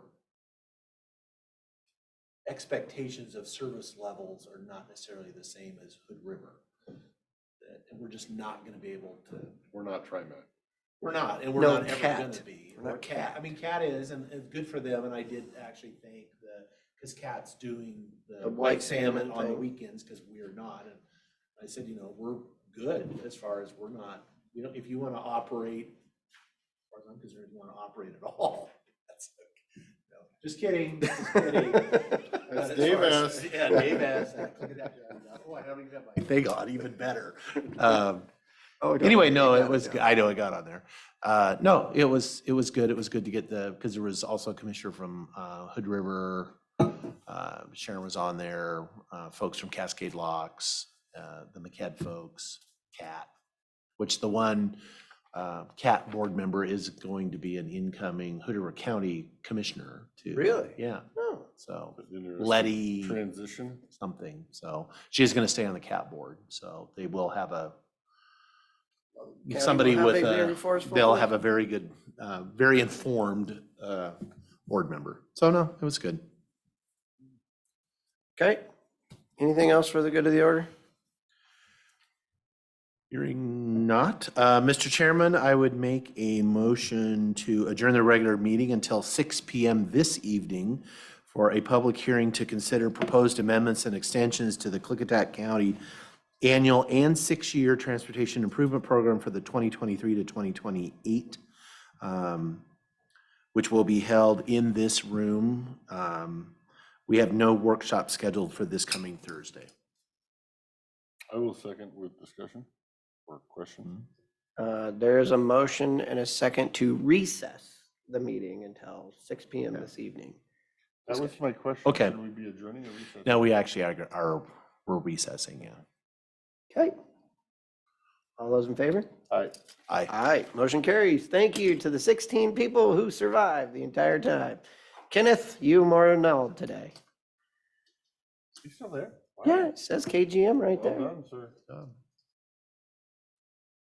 If he's still there and not just completely bored to sleep at this point.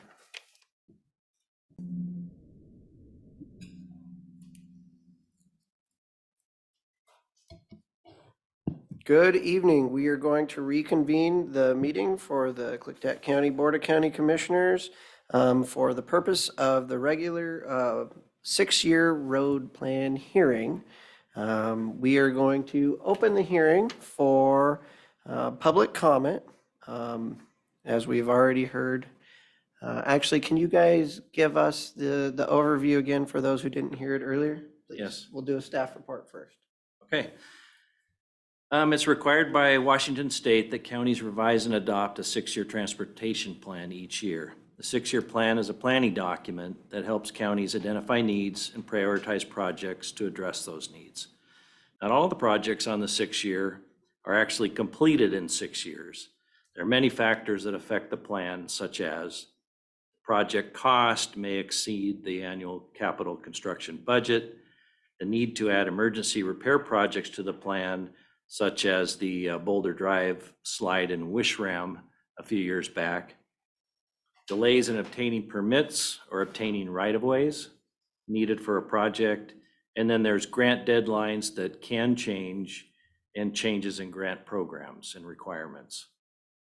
We use our county dollars as a local match to leverage grant dollars and fund road construction projects. In 2023, the county revenues available for construction is about $1.5 million. Of that $1.5 million, $500,000 represents landfill revenue. Grant funding helps support many of the projects on the 6-year plan. In past years, we've been able to double the county road fund expenditures with grant dollars that we do leverage. In the past 10 years, we received $24.7 million in grants, using $24.5 million in county funds to leverage those dollars, for a total of $49.2 million being used to construct road improvements in our county. However, there are fewer grants these days, and often reimbursement is delayed from 1 to 2 years following the expenditure for construction. So the road fund ends up carrying that until we get reimbursed, which can put some constraints on the following years till we do get reimbursed. How are projects selected for the 6-year? We consider many factors when recommending projects that go on the 6-year. We look at the past collision history and road safety needs. We also look at constructing and want a good road network for the county residents with alternate routes in case there are emergencies such as fire, winter storms that can block escape routes. We look at the pavement condition. We also look at maintenance considerations such as on our gravel and paved roads, soft spots that open up, whether they're potholes or soft areas, excessive potholes, drainage issues, etc. Could a project receive specialized grants such as school zone improvements or other road safety grants? Is this road part of a school bus route? Input and requests from citizens, increased public use above the road's current capacity. Sometimes development pressure drives this. How's the road being used? Is this road now being used as a commerce route for farm to market? And has special requirements such as supporting all-weather travel in case of the logging industry or others, some farming needs as well. If possible, we try to balance projects between our urban and rural needs. Highlights of this year's plan include, in the proposed 2023 plan, we'll complete and construct the following projects. Completion of the Courtney Road project that was started will continue into next year. Phase 1 of the Bickleton Highway asphalt rehab and widening project. Old Highway 8 bridge at Rock Creek, that's to paint the superstructure. County Road Safety Program, which will add and upgrade signs, add edge lines, guardrail installation, slope flattening, and reflective guideposts as we've done in the past. East Road, Market Street and Roosevelt Grade Road overlays will be completed, and design work on various projects on the 6-year and subsequent years. The 2023 construction budget as drafted is $7,347,000. This is broken down as follows. $5,027,000 are federal funds, $140,000 are state funds, $500,000 are landfill dollars, and $1,680,000 are road funds. So that completes the outline. I don't know if Jeff mentioned it this morning, but there are 2 projects that are of regional significance that need to be added to the plan. And one of them is the Hood River Bridge, and the other one is the Bingen Underpass project. So WashDOT's taking the lead on the Bingen Underpass, and the bridge is a need for the area in the region, and it's a priority. So those will be added. They won't have dollars associated with them, but they'll be on our project list as something that is a need of the region in our communities. So Has our project list ever had regional things that other people do? we have not ever done that, but I was rereading the RCW and it says that's one thing that you should add. Huh? So they should be on your plan. Yes, sir. Did we ever unlock the outside door so somebody could come in if they wanted to? I called and asked that they get unlocked. Yeah. Seth can maybe go check. Yeah, Melanie came over and unlocked them. Let's double check. Yeah, we'll double check. Yeah, it's pretty quiet in here. Okay, thank you for your update. Yes. We are going to reopen public comment to provide public comments with regards to the 6-year road plan. Unless there's people standing around outside, we will, yes? Are we reopening it to people who've already testified or only new testimony? This is for new testimony. Yes, thank you very much, Commissioner. We will begin online, and I see someone unmuted, 5712. Yeah, hey, good evening. My name is Matt Roll, and I was actually on the call earlier today, and there were some follow-on comments that I was hoping to get some clarity on, maybe after this call or as part of this call. So we were at on Irie Road, which was identified as at least been told to all the neighbors in our neighborhood, and there's many people who live along Irie Road, that it's a fire safety hazard road. And we called in last year and we told we were added to the 6-year plan.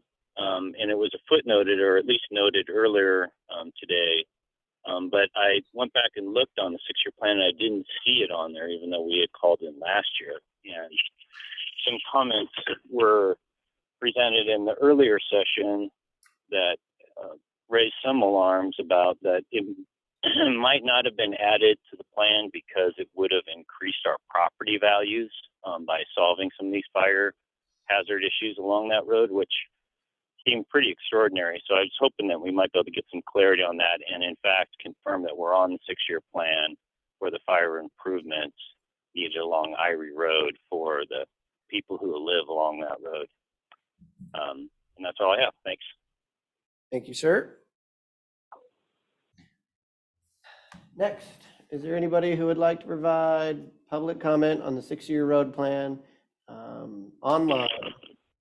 *6 to unmute yourself, turn your camera on, raise your hand.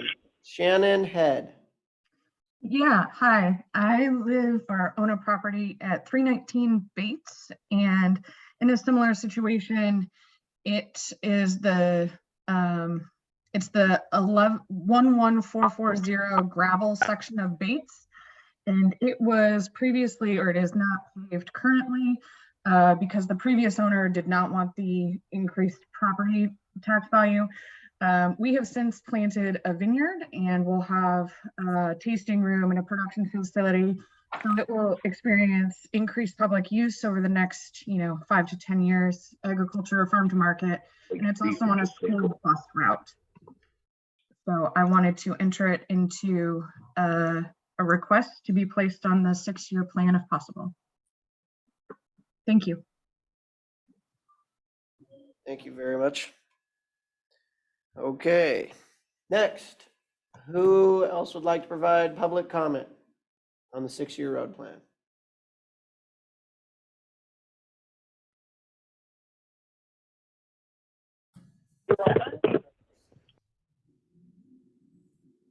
If you have not spoken previously.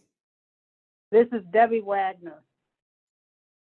Debbie, 7211. I have not spoken before. Thank you. Correct. Please give us your public comment. I oppose Oak Ridge Road being on the 6-year plan. Greg asked for the cost of Courtney Road, was never given an answer earlier. Can you answer that? I have one more question. What was the total cost of the Roosevelt grade upgrade? How much of the cost was paid by the citizens? Thank you very much. Thank you, Ms. Wagner. Okay, is there anyone else who would like to provide public comment on the 6-year road plan?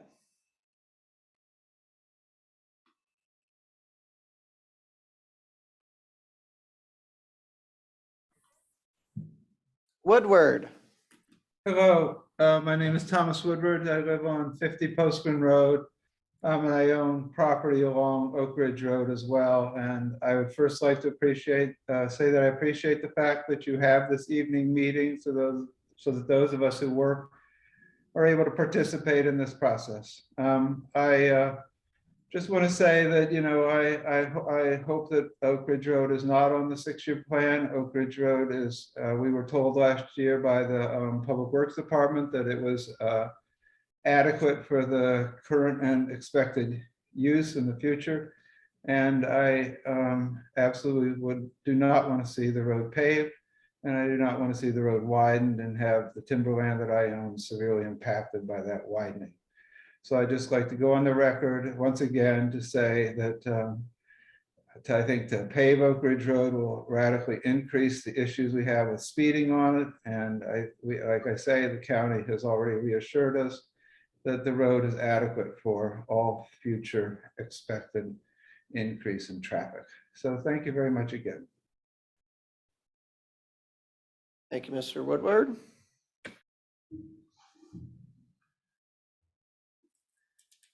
Is there anyone else who would like to provide public comment on the 6-year road plan?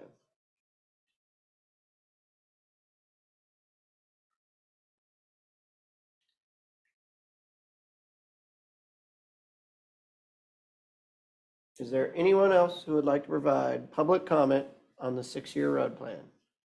*6 to unmute yourself, turn your microphone on, turn your video on, raise your hand.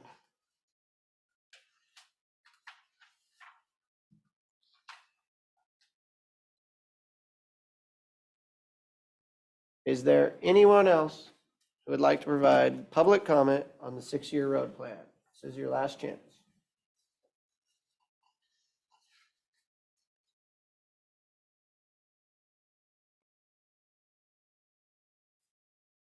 Okay.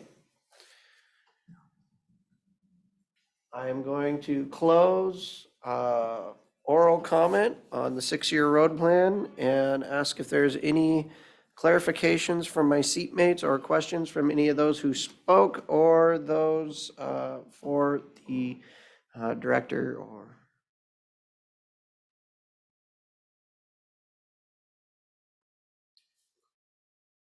From either of my seatmates? I am not hearing any. I would just mention that Courtney Road's expenditures, do you guys have that currently? Well, the budget's 7.2 million. With contingencies, we are still within the budget and within the contingencies that we have available. We're not done yet, so we don't know what the final cost will be until we finish it next year. Okay. So, And I think the other question was how much of that is county dollars or taxpayer dollars, which. Which I would recommend that Public Works doesn't use numbers off the top of their head and they only use numbers they are 100% sure or 100% correct. And if they don't have that, they come back with it later. Okay. And I would further, because especially specific to the Roosevelt Grade project, that's not relevant. It's not really relevant to the 6-year plan. It's not on the plan. The Courtney Road question is on the 2023, and so I think that's a relevant question to ask as far as I mean, I'm happy to get the information on that. I know we've discussed it before, but yeah, these without talking specifics as far as numbers, if I'm remembering correctly, when we're talking about that, it was the overweight fees that the landfill pays to update that to repair any damage that they may cause over the course of years and years when they haul on that road, because they typically haul on their own road. correct, and But when they haul on our road, they pay an overweight fee that goes into a fund that we hold to use on that, to pave that, and that's the dollars that we used to pave that. I don't know that it's entirely, that's what I would like to get. So that those dollars matched the federal dollars that we received to pave it. So the citizens of the county didn't pay anything. There's no local tax dollars. No local tax dollars. I mean, it's all the citizens. Yes, it's Every all of our- money is tax, it's citizen money, but no local tax dollars were used. Right. I think some people were confusing solar road haul agreements with Roosevelt Grade Road and not where we actually have the solar road haul agreements. Right. There are no solar road haul agreements over that road, correct? Yes, there are. But their loads would not significantly impact that, adversely affect it, yeah. They're not like the wind where they have heavy loads. Right. These are all legal, mostly legal loads except for their transformer.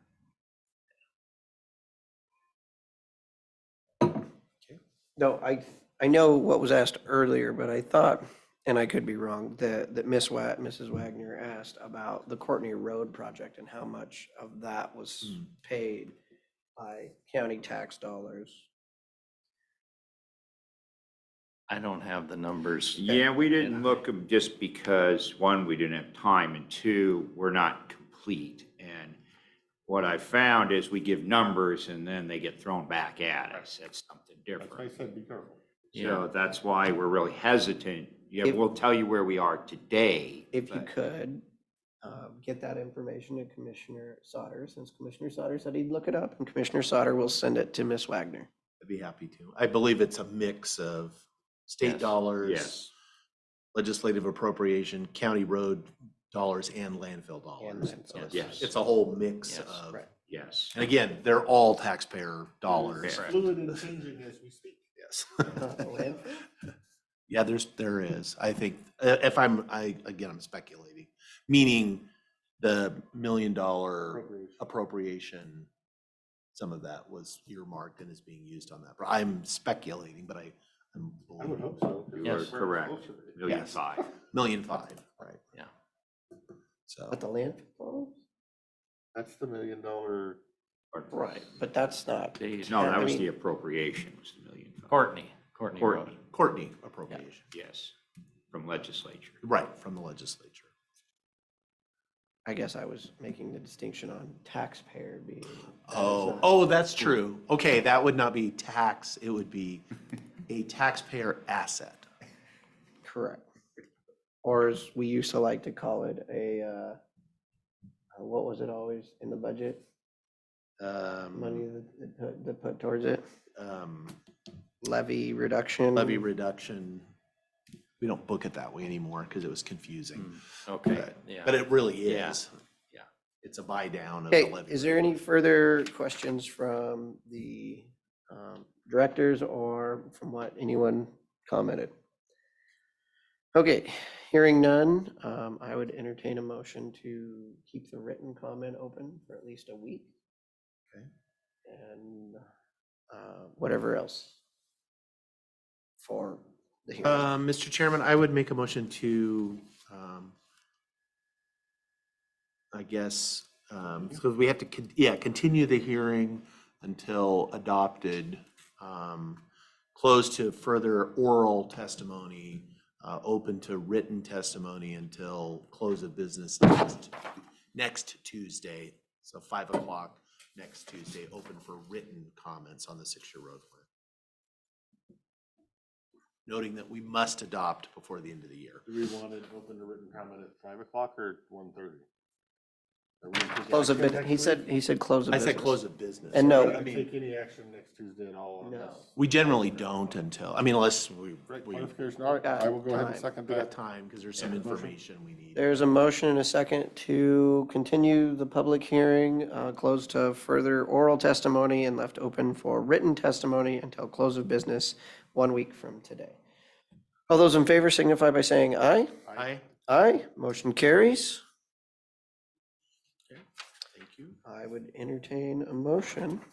Mr. Chairman, I make a motion to adjourn our regular meeting. We have no workshop scheduled this week. I would second the motion. There's a motion and a second to adjourn the meeting. All those, Can I have a little bit of discussion? yep, there's discussion. I just want to stop real quick. So we've given Public Works guidance to come back with us with a little bit of information from this morning's workshop or this morning's public meeting. And this one, if anybody's listening, do we have a time frame on when we're going to do that so they know when to tune in? Well, I can give you a little bit now, as far as Sleepy Hollow. We checked everywhere. I put Kim on it too. So Sleepy Hollow was changed and it is no longer a primitive road. So we will look at the way We're we're maintaining, or doing maintaining maintenance on it. When did that occur? I don't know. We cannot find where it's not on our list to still be primitive. There's 3, and it's not in the road log. It's not on the primitive list. So And it's so primitive, we forgot about it. somebody took it off a while ago and it's not on our map shows it as a local access road. The whole thing? Whole thing. Wow. I don't know. There was a lot of logging out there this year, right? Yeah, that's what I heard. No, it was this year. It was Yeah, this This year. year, just And earlier in did the they season. do any additional damage and did we check for that to see what occurred and if it made it worse for any of the people who called in? I know we did some spot graveling and I would think we work with them. But I can't say how much they Okay. might have done and how much we did. I don't All know. right. Do we have road haul agreements with lumber companies? for No, all we of do this? not. No. they just get a free ride to damage what they want to damage. Yeah, most of them that are here, they're pretty good about doing things. You know, if they mess stuff up, they'll take care of They'll it. fix it. And, yeah, they've been really good. It's, the haulers that come from the other side of the river, out of our area, that's tougher to get them to work with us. They just show up. Yeah, that was my discussion. I just wanted to make sure anybody that had questions waiting on answers knew when they can get their answer. Okay, Yeah, this is again, Matt Rowland. I just did not hear any response back on to the questions as to Ivory Road that I had presented earlier. And so just trying to get some clarification here that we're indeed on the 6-year plan for the residents along Ivory Road as submitted last year. And also just get a little clarification about the comment from the public official that it was or wasn't included because there would have been some financial gain by us having the safety improvements done. And I was hoping to get comment on that.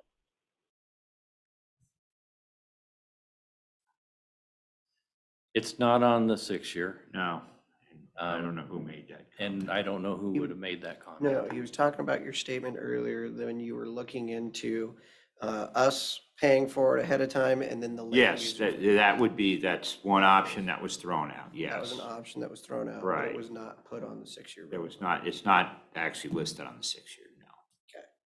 And I believe he was asking for it to be put on the 6-year road plan. Yes, as a project. Yeah, well, yeah, last year it was discussed and we were told it was put on 6-year, and then on the document submitted prior to this meeting, there was a notation there of Ivory Road improvements. I don't know if it said shoulder improvements, or I'm not sure exactly what it was, but it wasn't specific to fire improvements. But They're last year adding anything to the 6-year road plan after the hearing. No.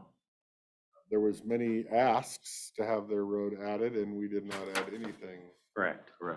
Oh, you did not add anything last year. I think it was removing Sorry. stuff. Yeah, it Primarily was because we were removing, yeah, we removing removed $500,000 a year. Yes. That changed everything, nothing got added. It did, Yes. yes. Yeah. Okay, well, that was the longest discussion on a motion to adjourn. Right, but we will take it under advisement. As is what we're supposed to do. All those in favor to adjourn signify by saying aye. Aye. Aye, motion carries. Thank you, everyone, for logging in. And we will see everyone next Tuesday. Thank you. Thank you. Thank you.